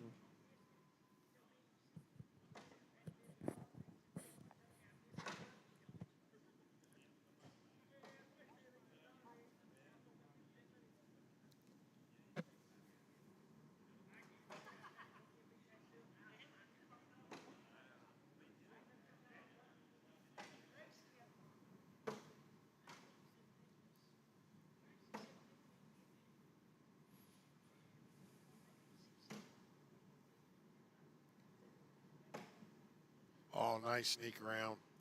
Snuck just That around was- it. That bag had a little left to right.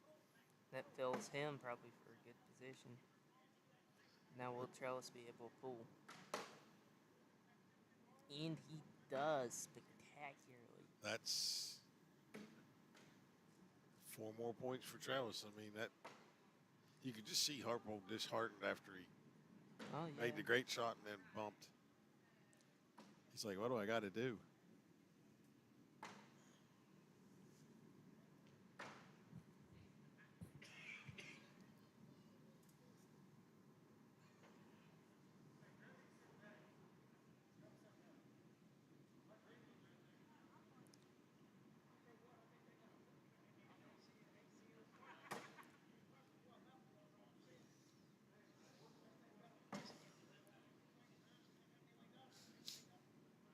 As we progress into the game, I see that Jake, he's already gone ahead and he's starting to warm up over there on board 2, preparing for his next incoming game between the winner of these two. Whip key. Yeah. That's who you're talking about. No, I'm talking about Jake. Oh. Oh, Jake D. Oh, yeah, I see Jake. Yeah, he's Warming up getting. at the current moment. But no, just like you were saying there a minute ago, right now we have Brandon and Matt Hewitt playing against Brandon Whipkey and Aaron. And they're just So that's a having a washout, play-around too. game. That's.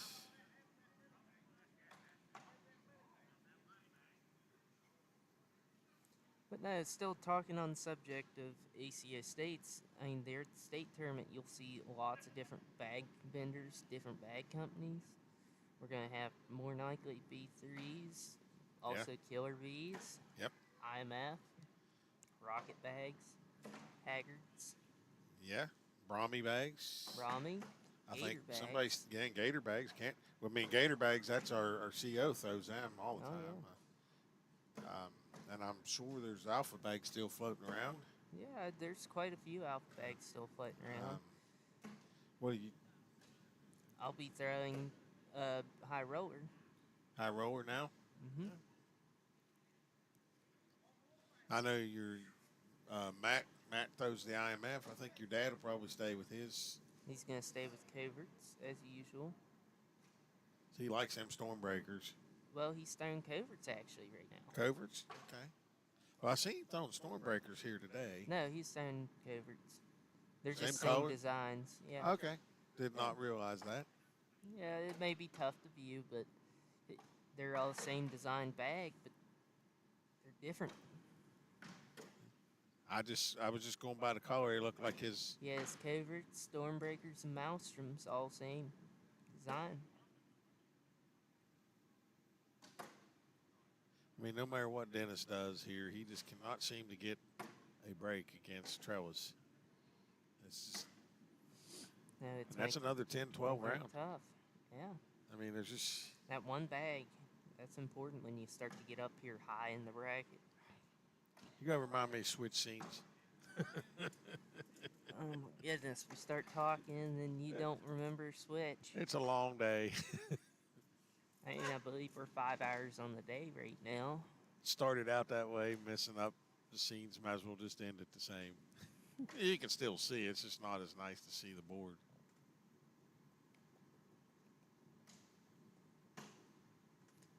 And he lays up with a nice block. And then he blocks that other bag right in front. I believe he's trying to make it into an airmail game, which is in his strong suit. Oh, what a shot! Just And drain that Dennis airmail. just sitting there, he just shakes his head. I mean,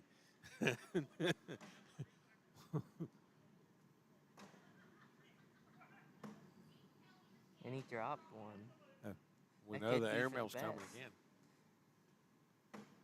Up, no, he opted for a push and a block.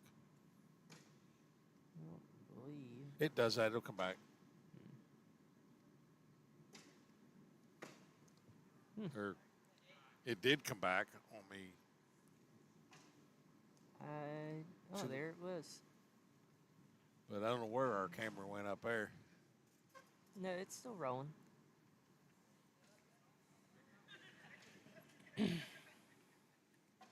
Makes it for another score. Gets 17-2. Yeah, it's. I mean,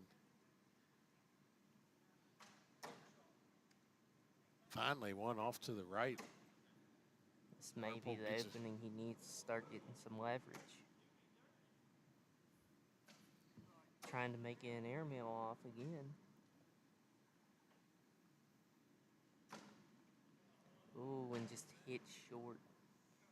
He just Knocking about that took bag both off. of them in instead of missing.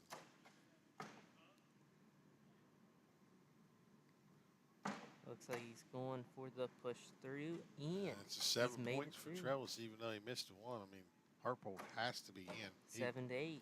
He picked up a point. Picks up one. Gives them some movement. And our board come back. Yeah, for some reason, a couple times the cameras went out like that. It comes back. Probably just trying to process data. Yeah.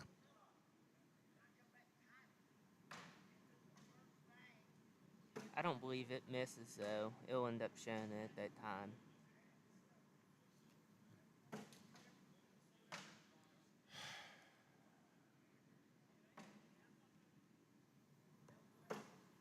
Nice shot. Harpold And he stepped just way nits out it to his right left. around. Swing around, but I have a feeling he's going to give up two here if things continue. It's always a possibility, but you never know until the Well, I final mean, bag's thrown. He may give up four. Like I said, you never know until that final bag's thrown. Gives up four That's there, game. and that'll be the game. That's game. Next up will be We're- Trellis versus Jake. Yep, we got Jake DeBerry coming in. He's throwing the BG. I'm not sure what he's throwing. BG Wise Wizards. I believe it's BG Wizard. Not sure. I'll ask him here before we get started.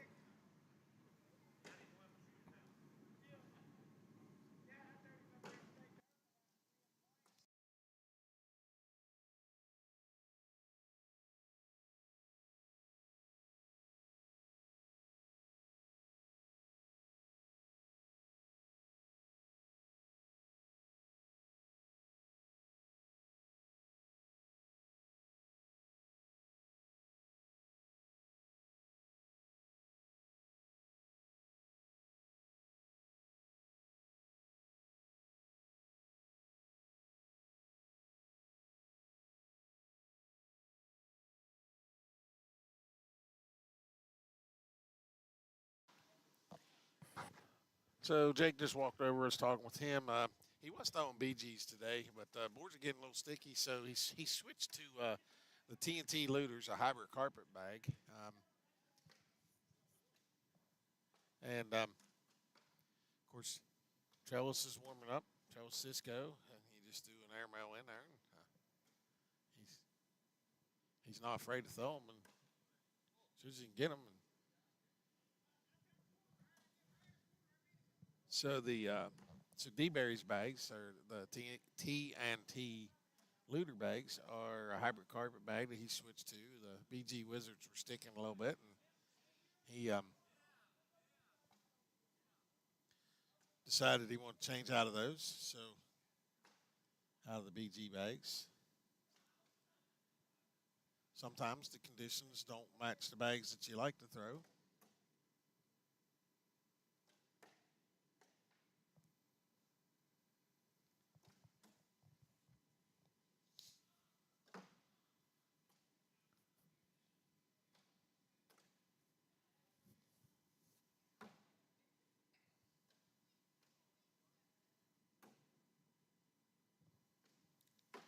Seen a little unusual there in warm up for Trellis's bags. They're kind of sticking and tacking.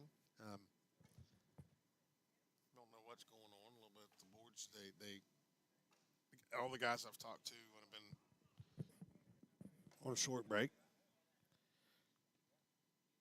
saying that the boards are changing depending on what area of the facility you get into.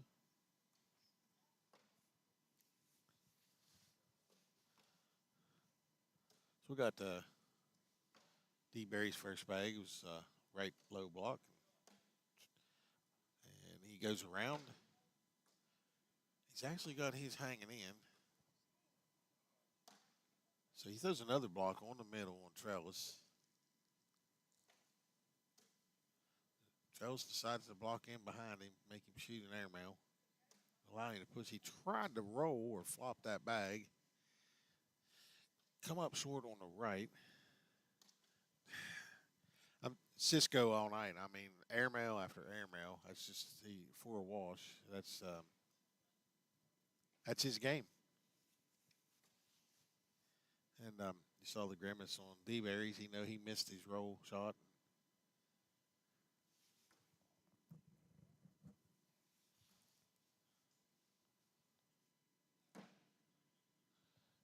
D-Berry's first shot went off to the left. The bag's in play, but I have a feeling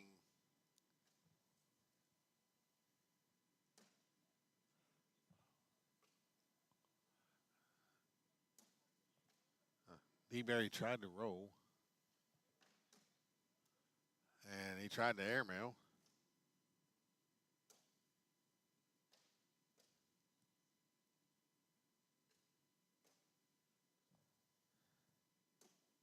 And he tried to shoot another airmail, and it hit the rim and rimmed out. What a bad break. And D-Berry pushes in. That's 6-3.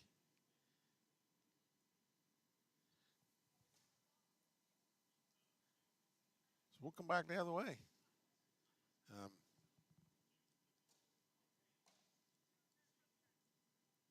It's a 3-0 game. Cisco's up.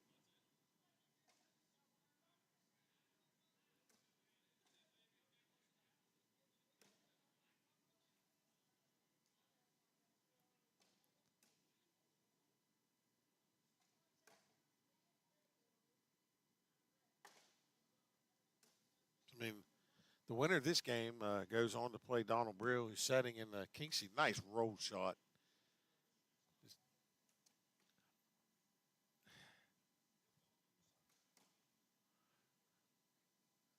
Jake D-Berry just decides that he's going to take his 2 points. It's 8-6 on that round.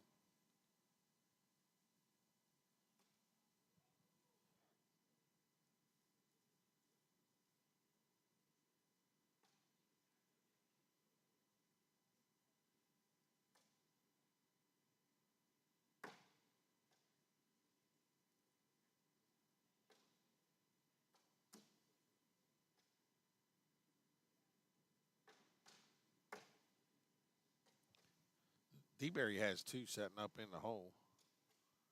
And Cisco trap. And it dropped. D-Berry's dropped. Oh, he tried to do another flop over. And Cisco pushed. And he's got a block in front of him. Let's see what happens here. And the airmail, yep. It's 8-7. That's a heck of a shot right there. It hit that airmail. 8-7 Cisco. Cisco picks up point.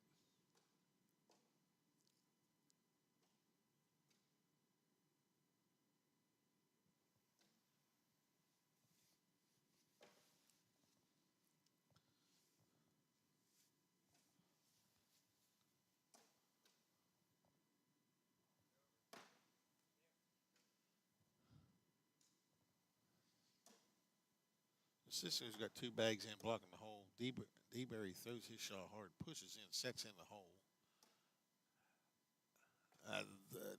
D-Berry's two bags are going. They're sitting there hanging in the hole.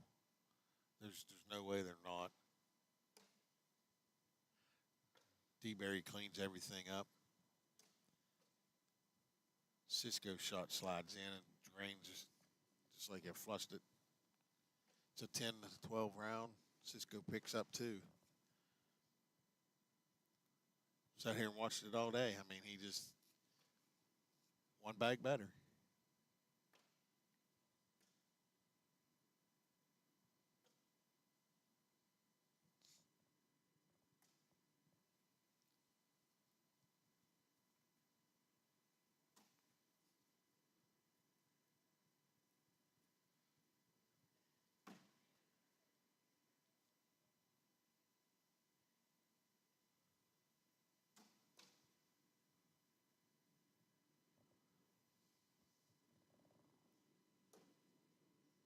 What a shot. Landed short, carried the bag in, and dropped. Big round for D-Berry. Well, Cisco finishes at 8. D-Berry pick up 4. He does. That's 12-8. It's a 6-6 game. What a shot. His second bag just landed right on his, drug it into the hole when they both carried in.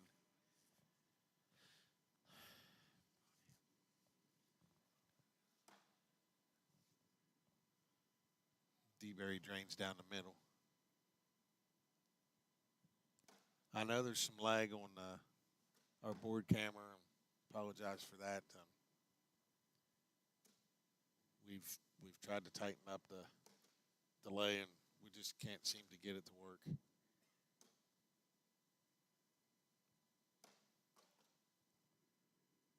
D-Berry's in for 12. Oh, Cisco sets off to the right of the hole. That's a 10-12 round. D-Berry picks up 2 more. He's picked up 6 points in the last 2 rounds to take an 8-6 lead. So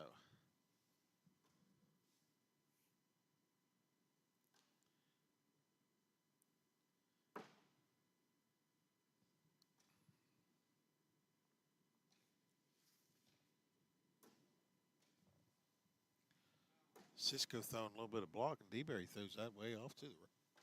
I mean, Jake, both of Trevor Cisco's bags are setting in the hole. D-Berry's up the middle, pushes one in. And they're going. And Trellis is blocked off to the nice shot. Short and around. Does he grab them both? No, he hangs it up. Jake picks up 2 more. So right now, Jake has been doing what Trellis has been doing to all the other guys he's playing. He's just getting that one bag up. He has a 4-point lead.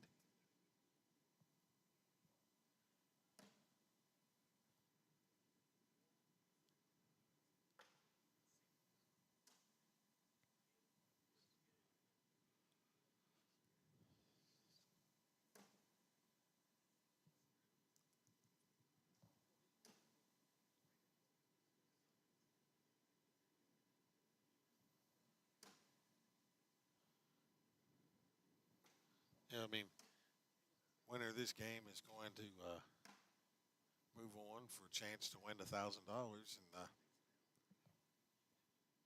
D-Berry's in with 12. Cisco hits the airmail, takes it. It's a 12-12 wash. And I seen the grimace on Jake's face. He thought he had points, yeah.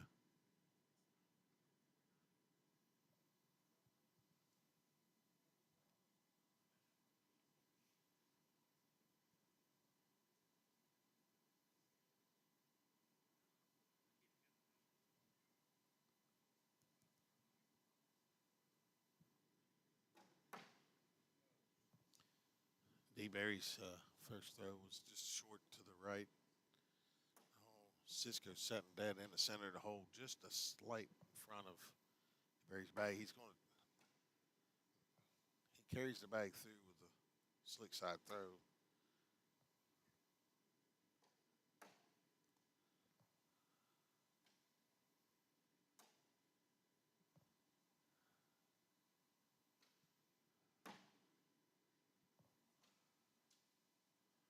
You know, Trellis is going up for the airmail and does not hit it. That's an 8-6. So Jake picks up 2 more, moves up to 12-6.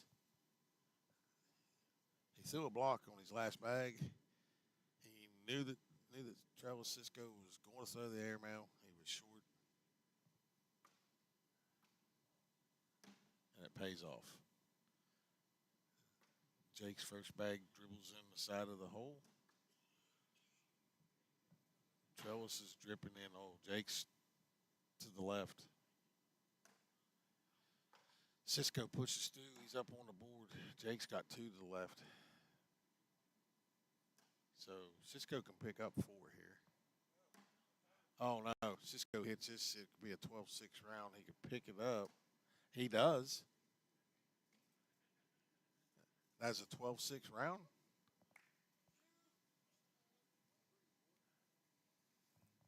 D-Berry's not happy. You can see kind of what happened there.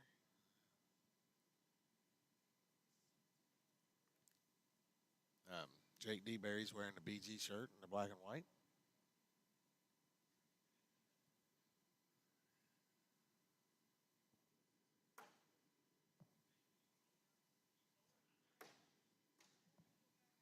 Trellis had a blocked bag, but D-Berry slid around it, and he put a second one in there. And I do believe it was intentional. I think he's going to go up and over with an airmail. Yep. He caught D-Berry's bag and went off the back. So let's see what happens here. Nice flop from D-Berry.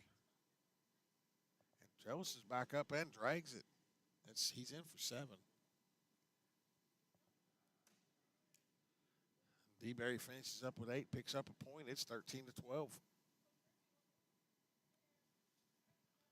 On an 8-7 round.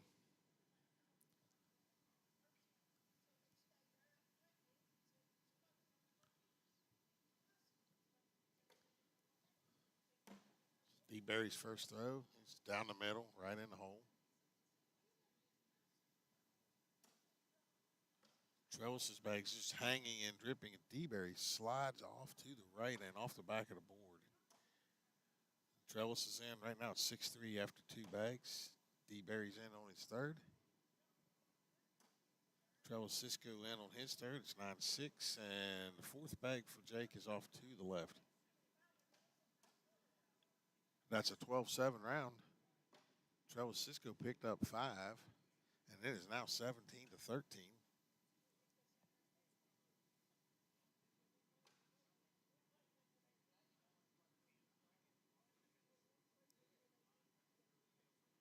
And basically, guys, Trellis Cisco is throwing an 8.85 to Jake D-Berry's 8.54.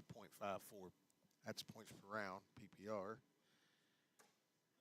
And Cisco, again, has thrown that intentional block low to the right.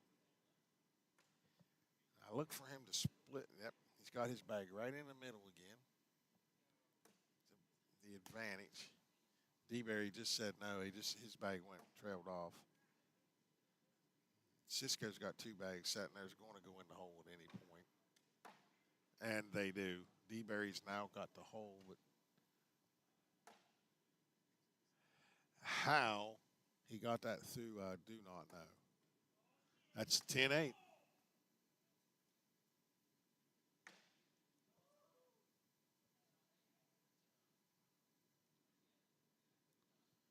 Round.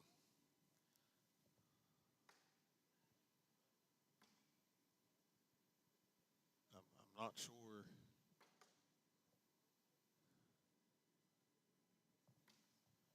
How D-Berry, and there's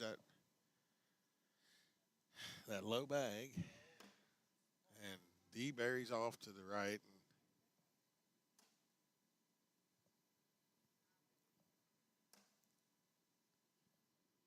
Trevor Cisco has his second bag hanging. He bumps it in. It's all square, 7-7. Each player has a bag. Trevor Cisco's in for 10. Jake is in for 10. It's a 10-10 wash. Yeah, we do a PPR check. Game is in 19-13. So Trevor Cisco has improved since I last said at 8.54. Trevor Cisco is shooting a 9 PPR right now. He's been solid all day.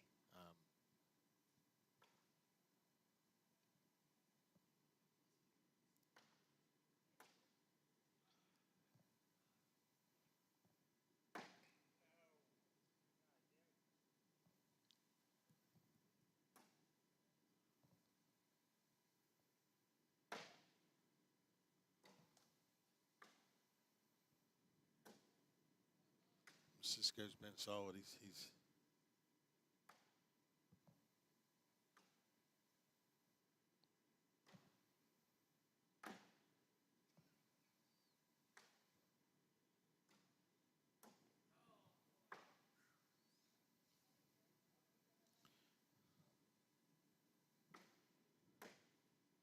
that'll be game. Cisco hit it his last one for 10. He knew he had it. Stepped out of the box over to the right. So it'll be Trevor Cisco, Donald Brill in the championship game. Money in the mountain. Winner takes $1,000. Loser gets 500.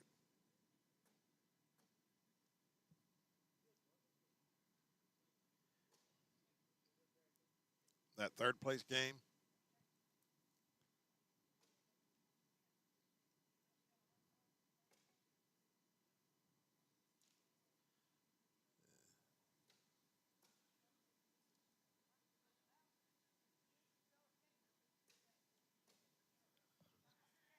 Winner.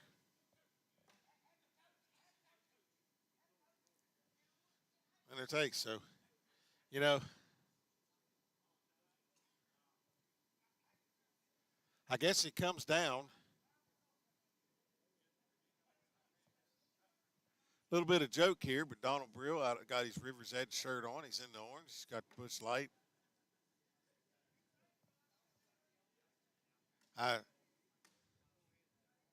I guess the question is, does Donald want his ice cream now, or does he want to get it when he goes home?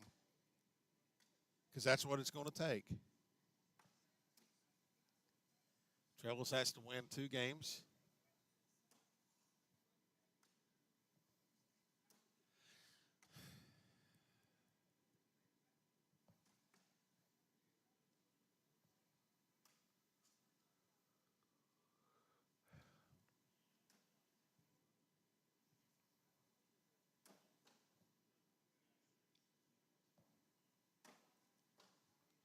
Of course, y'all know Trellis Cisco's in the green shirt, blue jeans, hat on. Donald Brill, he's wearing.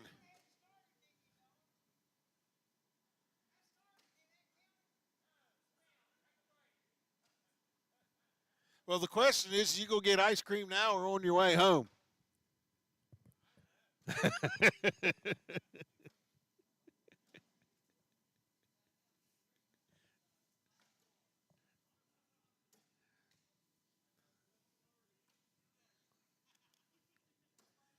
So this is a championship game, money on the mountain, Life Tight, Billington, West Virginia. 43 players. This is the last 2 standing. Winner of this game takes $1,000.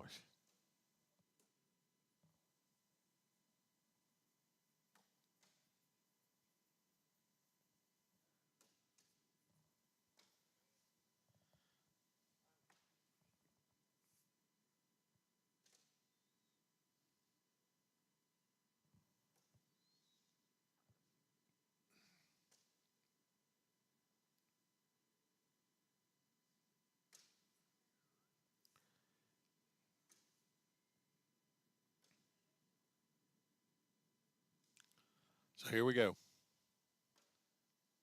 Donald Brill in the orange. Trellis Cisco in the green.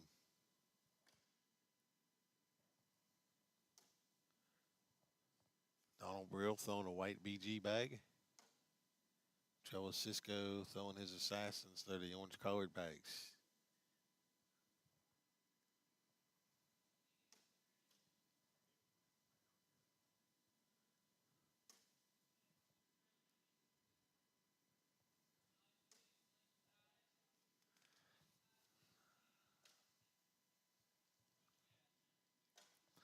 That's a 12-10 round to open it up for Trellis Cisco. It's a 2-0 game.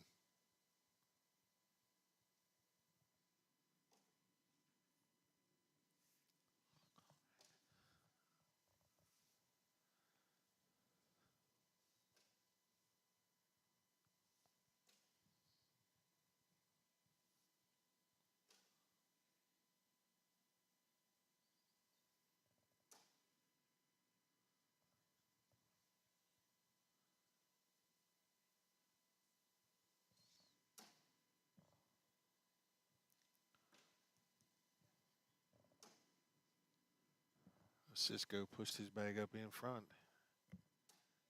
Brill went off the back. His second bag. So let's see what happens here because this is huge. So it's setting 5-3 after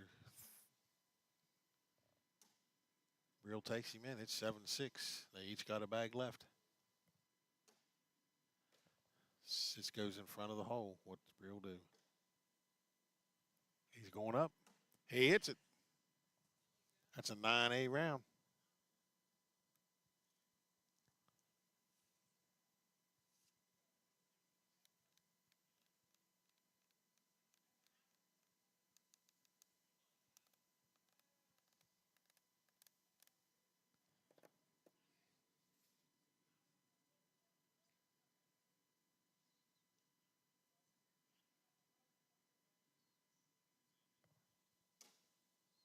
Brill leads off, throwing his white BG bags and down the middle, right in the hole.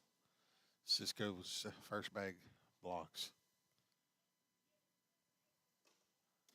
Brill throws an airmail. It's off the backside. I look. Cisco's pushed both bags dripping in the hole. Brill pushes through. It's after 3 bags. It's 7-6. Cisco.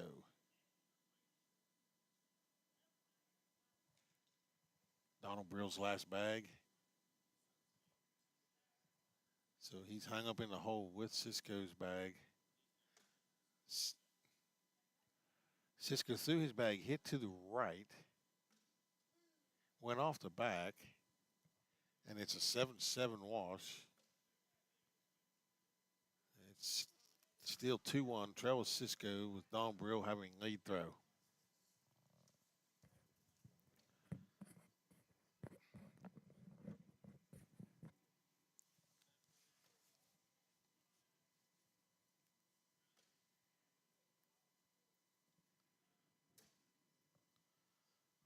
Donald Brill's first bag in. Trellis Cisco's bag setting left and just under. Should not have, and it didn't. It didn't affect Donald. He stepped out about a foot. Just around. Trellis Cisco drips in around his own bag.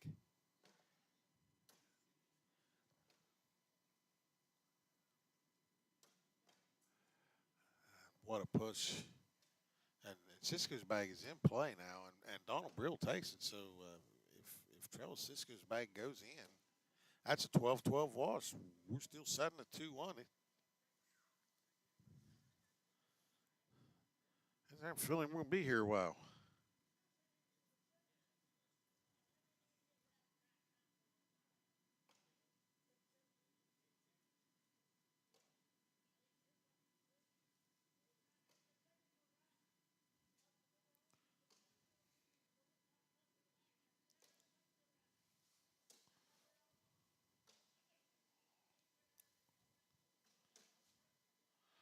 Donald's first bag went in. Trellis is in play on the right side of the hole.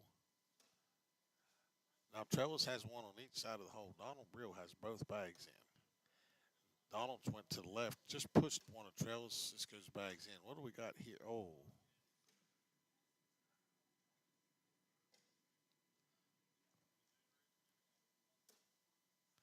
Donald Brill's bag went in. Let's see if Cisco. Oh, that's 10-7. He gave up 3. Cisco went for the airmail. It's one of the rare times today he's missed an airmail. He's been shooting them all day. They've been money.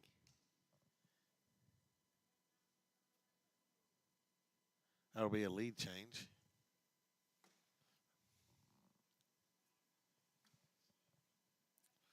It's 4-2, Donald Brill.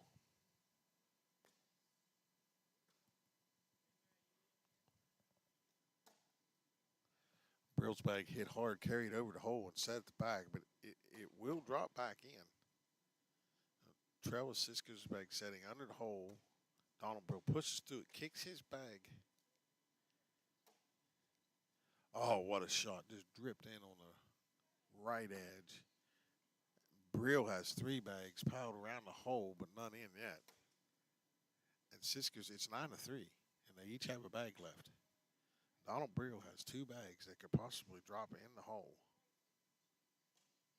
You can see him setting there. He's going up. He takes them. That's 10. He finishes out with 10 off an airmail drag. 10-10 wash. That was a shot. I mean, Donald misses that shot.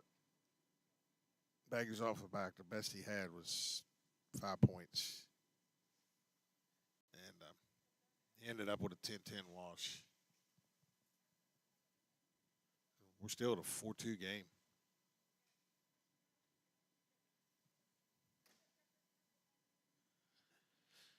First bag's in. Trellis Cisco's bag short to the left, right in.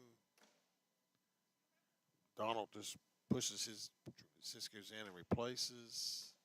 Both bags set side by side in the hole.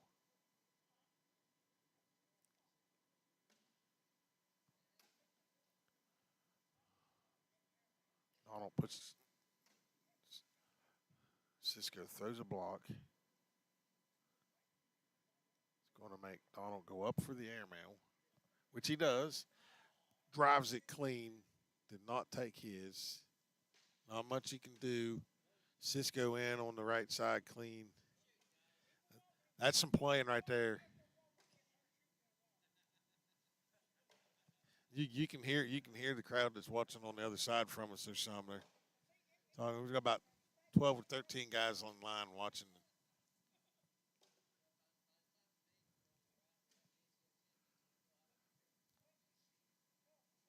I mean, we have a game.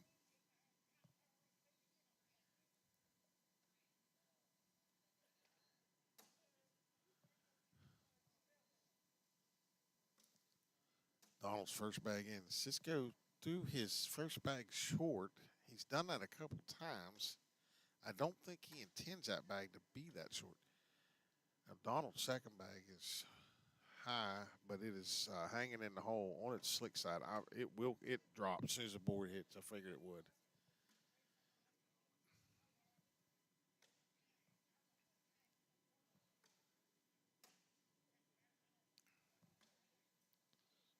So we need a push here. Now, Trellis's bags both are hanging in the hole, and it's not going to take much to put them in, and Donald just put them in. Trellis went to try to push his on the left side in. It's an 8-8 wash. We're still setting in a 4-2 game.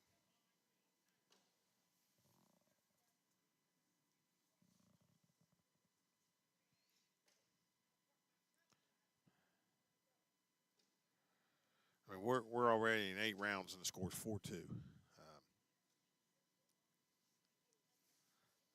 I mean, not unusual for good throwers to be that deep in rounds with just a 4-2 score.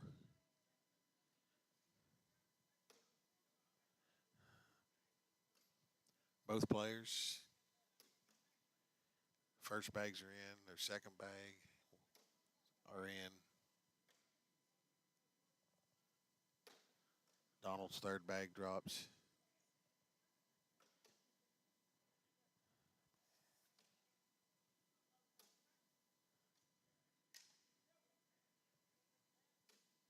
Oh!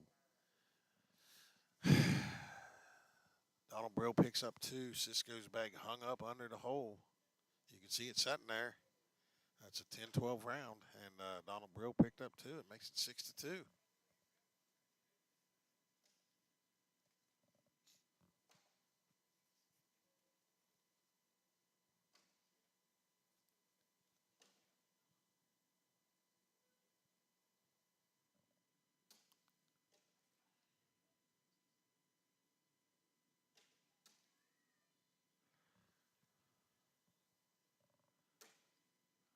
See, Donald's bag is in play. He puts Cisco's first bag in. He's in the block, but Cisco come in behind him.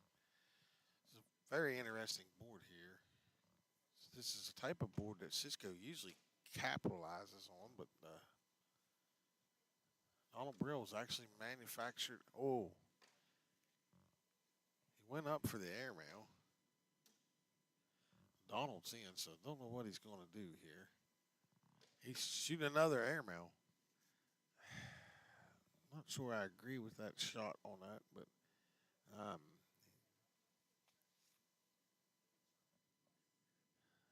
he just give up 3 more points, to Donald. This is now it's a 9-2 game. And I just don't think you're going to recover from that, but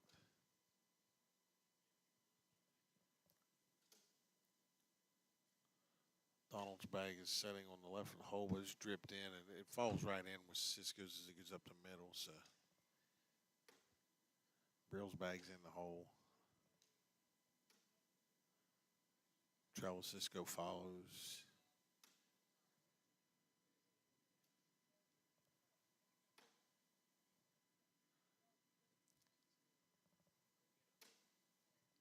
And Brill's in for 12.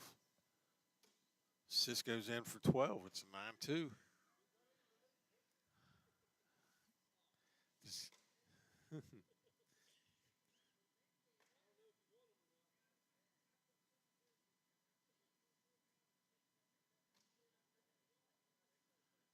So this looks stats. We're in round 11. Finally got a couple rounds where some points broke for Donald Brill. Got off at 4-2. Donald Brill is shooting a 10 PPR currently after 11 rounds. To Trevor Cisco's 9.36. The score shows 9-2.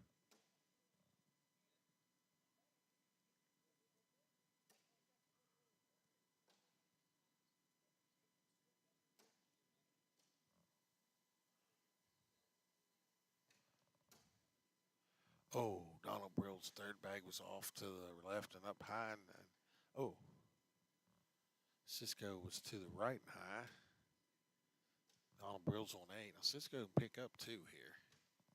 He goes up, gets nothing. I don't know what he was. I think he was trying to drag his bag, so I'd have took the slide for the 2 points. It'd been 9-4, but he ended up with an 8-8.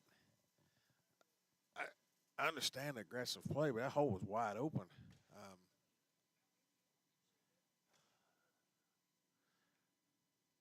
I think he cost himself some points, and points in this game are at a premium.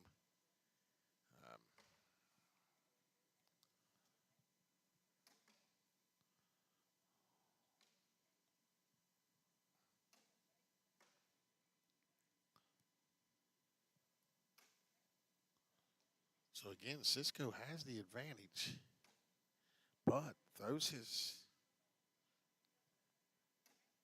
second bag out to the left, and now they're all even. One bag left. Brill was in for 10. Cisco's in for 10. And we'll start all over down at the other end. Still 9-2.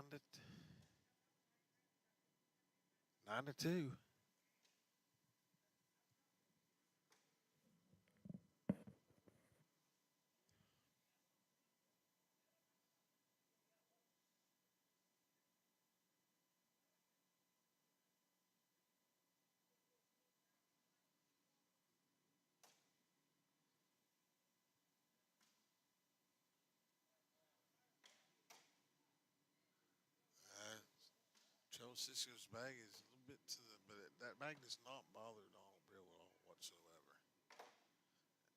And I think Cisco's either getting a little tired. Oh, now this is interesting because right now the score set 6-3. Travis Cisco has 2 bags hanging in a hole. Donald just knocked one of his in. He can pick up a point or two. He does not. It's 7-6. That bag sticks. Donald Brill picks up another point.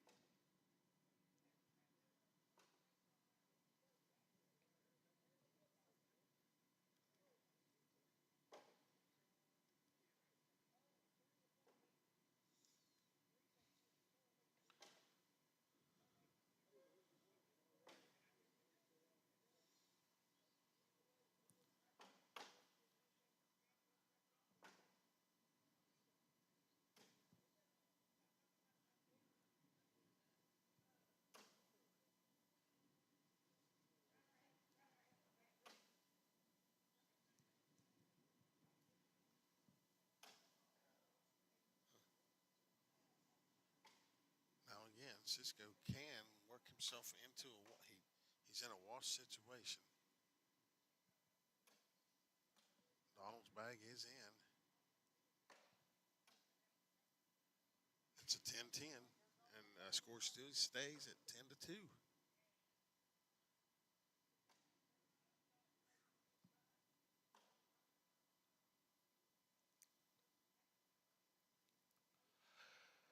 Whew. It's been a long day. Been here since 9 a.m. or 10 a.m. Excuse me. It's going on 7 o'clock, 6:30. We've had a lot of games. There are 43 players here. We played 6 rounds of round robin to seed this into a double elimination. We're down to this final game.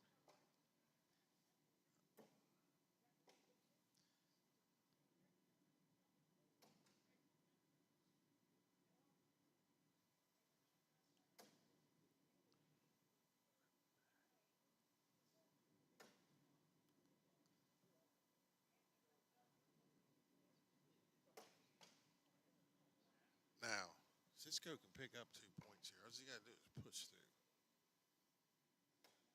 And he does. And he tried to carry the airmail. He threw it short, just about pulled the bag up to the left, but Charles Cisco finally picks up 2 points. It's a 10-4 game.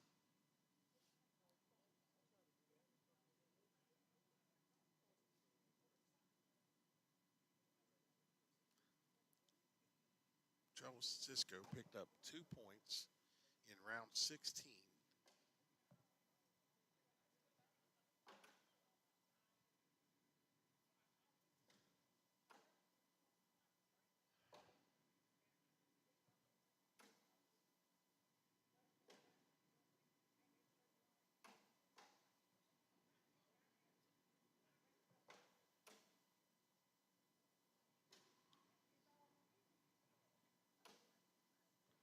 So Cisco finishes with 10. Brill's got his last bag. That's a 10-10 wash.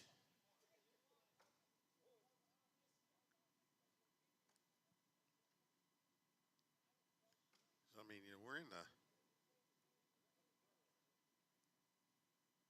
It's a 10-4 game. We're sitting on 17 rounds.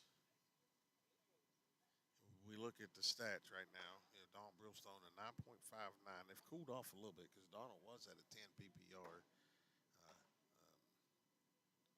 Travis Cisco has dropped slightly from his 9.7. Brill's first bag went off the back of the board. Cisco went aggressively at that bag to push it. But he's got 2 points on the board right now. Brill's nudged up and setting in the hole.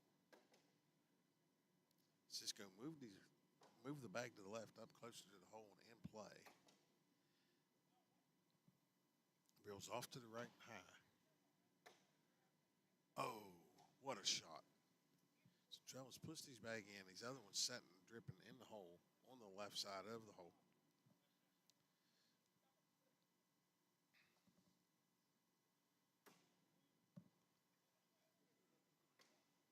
And that is an 8-8 wash. So again, 10-4 game.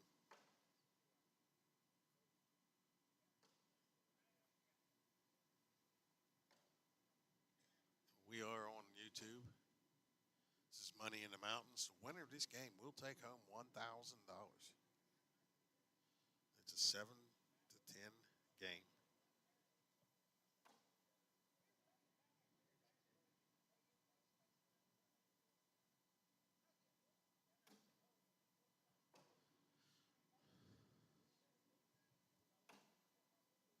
Cisco with a good block and replace. Donald Brill just pushes through. It's all knotted up after 2 bags. Cisco drains his third one. Donald misses. Bag sets to the back. Cisco's in for 12.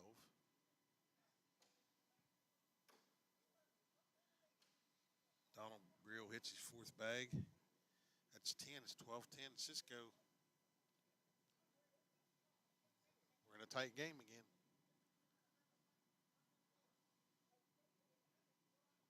And we're in 19 rounds. And it's 10-9.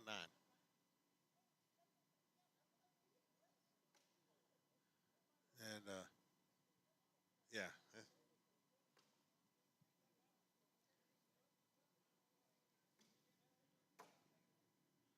Travis Cisco's uncharacteristically through left and short. Leaving Brill's first bag off the back of the board. This gives Cisco an opportunity. He stepped out. He's going to chase his bag. Not the results he was looking for, but they're not that bad a result. And Brill throws his bag in behind the 2. Cisco's up. He's not off the board. All 3 on the board. Brill's bag high and to the right. So Cisco's up the middle. He can take. Well, he's setting 6 and he's blocked. Brill's going up.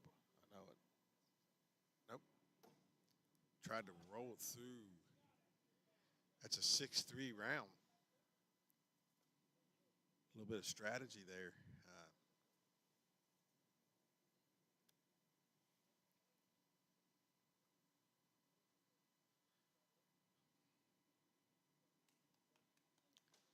So this is all day we've watched Travis Cisco play, and this is what he has done.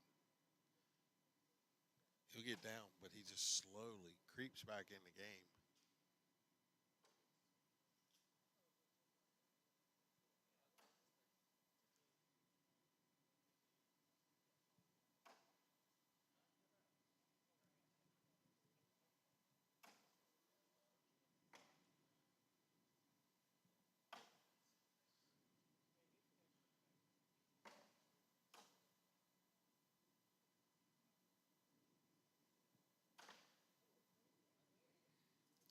Travis Cisco sets in behind Brill. Brill's going up for it. He's got 2. He hits it. He gets 12. And he does. 12-10. Off the airmail from Donald Brill.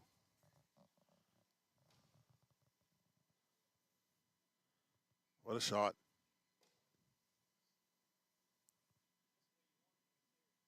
12-12 game.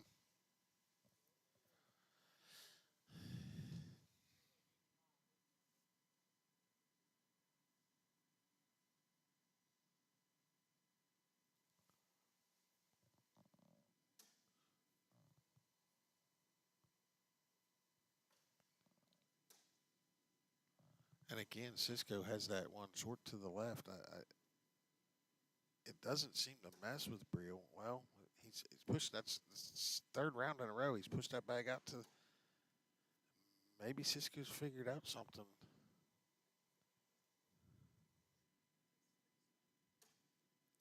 Brill pushes through, but Cisco's bag at the bottom is still in play.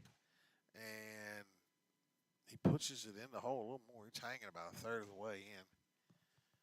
Donald Brill has his last bag, and they're setting even. It's 7-7 right now. He goes up and does not hit it. Brill finishes with 8. Cisco did not follow. It's 10-8. Had an opportunity to pick up 4 points and did not.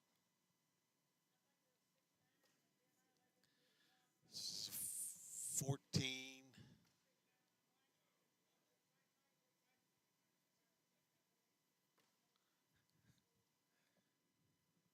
Let's see what happens here.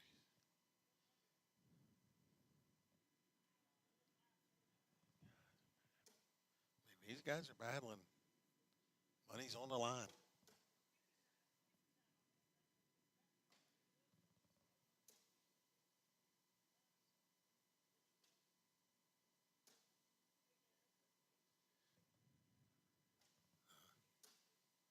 Cisco put the block in, but Brill pushed right through it.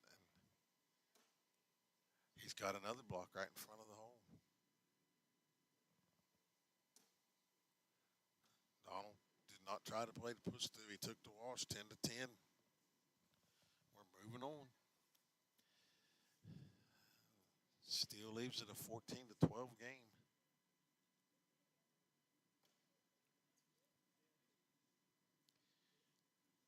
"23 rounds. 14-12.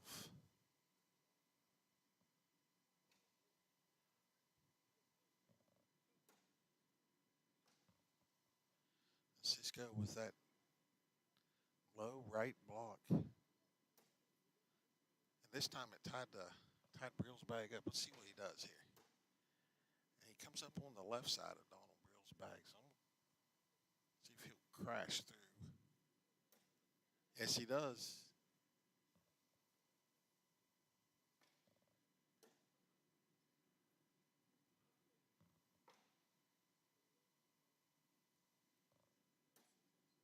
So Brill decides to block. Cisco's last bag's up.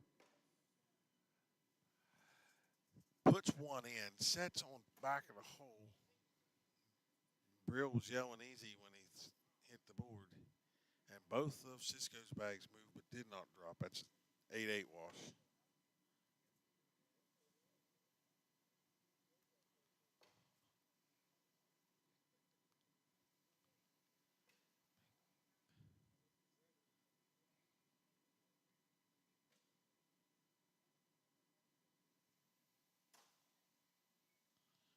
And there's Trellis. He's throwed that bag again.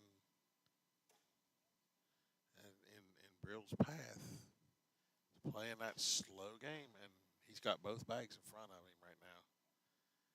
That's second. And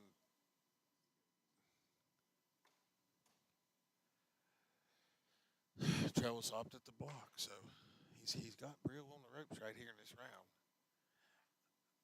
Brill shot a short airmail. Carried 2 in the hole. 1 off the back. It's 8-6 right now. Brill getting ready to throw. He's up. Off the back. He gives up 2 more. It's that slow game that Trellis has been playing. And it's a chess match. So we're in a 16-12 game. And we're 25 rounds deep.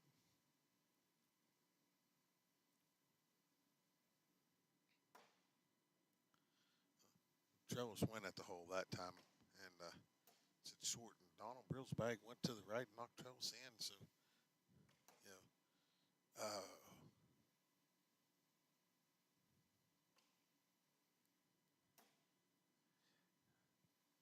Oh, even after 2 bags each. Oh, Trellis. So here we go. What happens? Donald Brill goes in and around. Uh-oh. Right now it's 7-6. Brill's got a bag to throw. He's going up, and he hits it. 10-6. Brill picks up 4 points at 16 all in round 26. What a shot.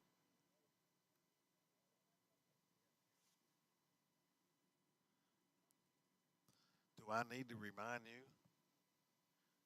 The winner of this match takes $1,000 home at the Money on the Mountain in Billington, West Virginia.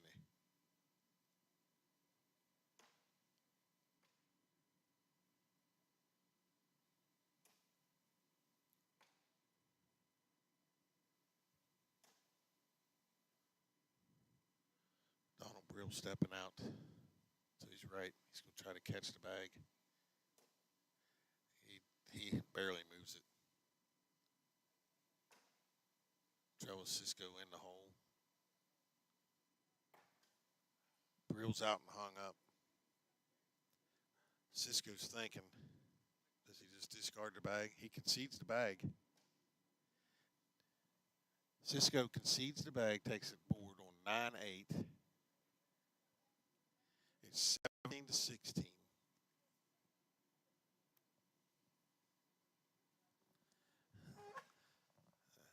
And that's the move that I was figuring he was going to do. Points are a premium.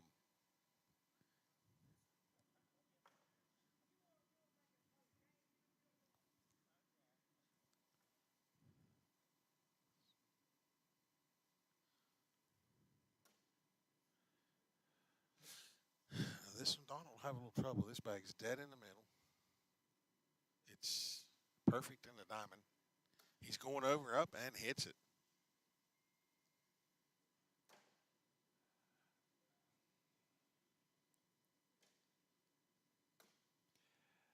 Donald Brill, second airmail, drills it. I guess we'll take the airmail away there. Donald Brill's third bag. He blocks, but not enough. Trellis hits his dead center. He can take. Flushes it down for 10.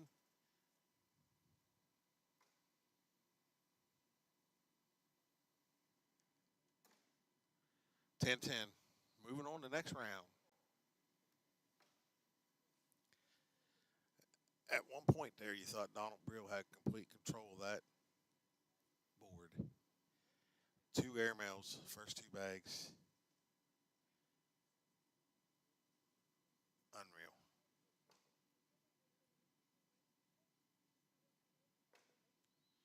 So we're entering round 29.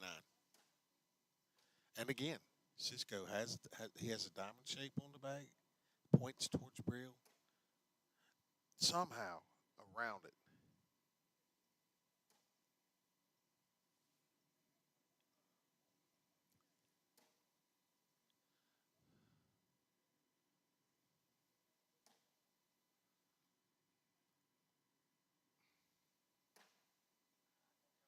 Oh, Brill moved Cisco's bag into play. He clears it. Takes them all, 12-12.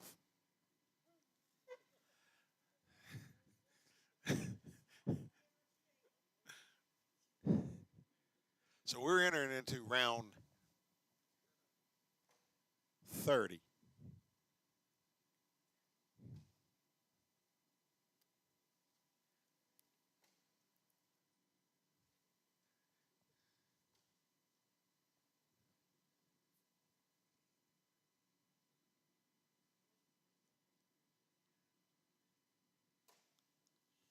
Oh, okay. So now Trellis Cisco's first bag is off to the left, and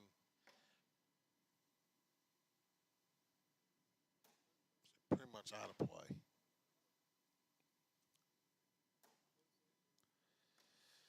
But there comes the block. pushes through and replaces.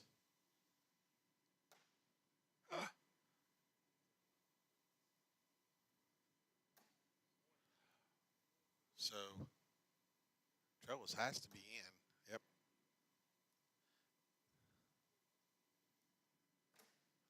Brill's in for 12. It's 12-8 round. That makes it a 20-17 game.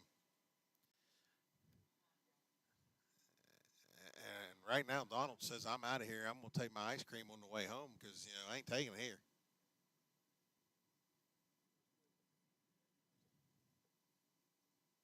He's a 1 point away from taking $1,000 at Money in the Mountains out of Billington, West Virginia.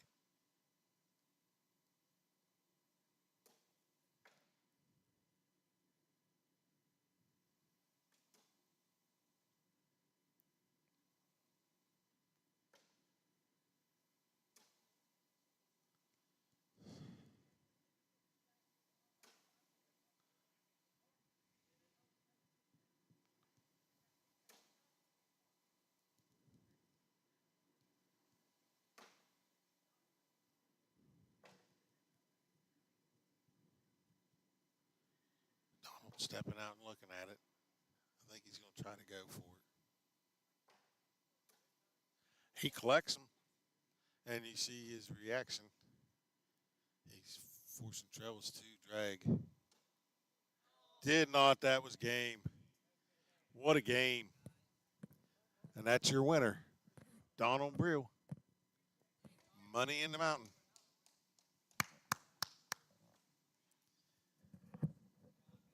That's the game.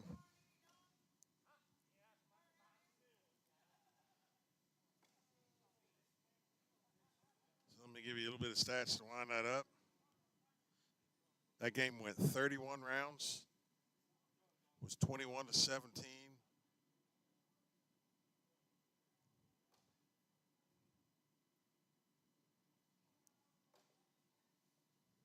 That'll conclude Money in the Mountains. Trellis Cisco, second place. Donald Brill.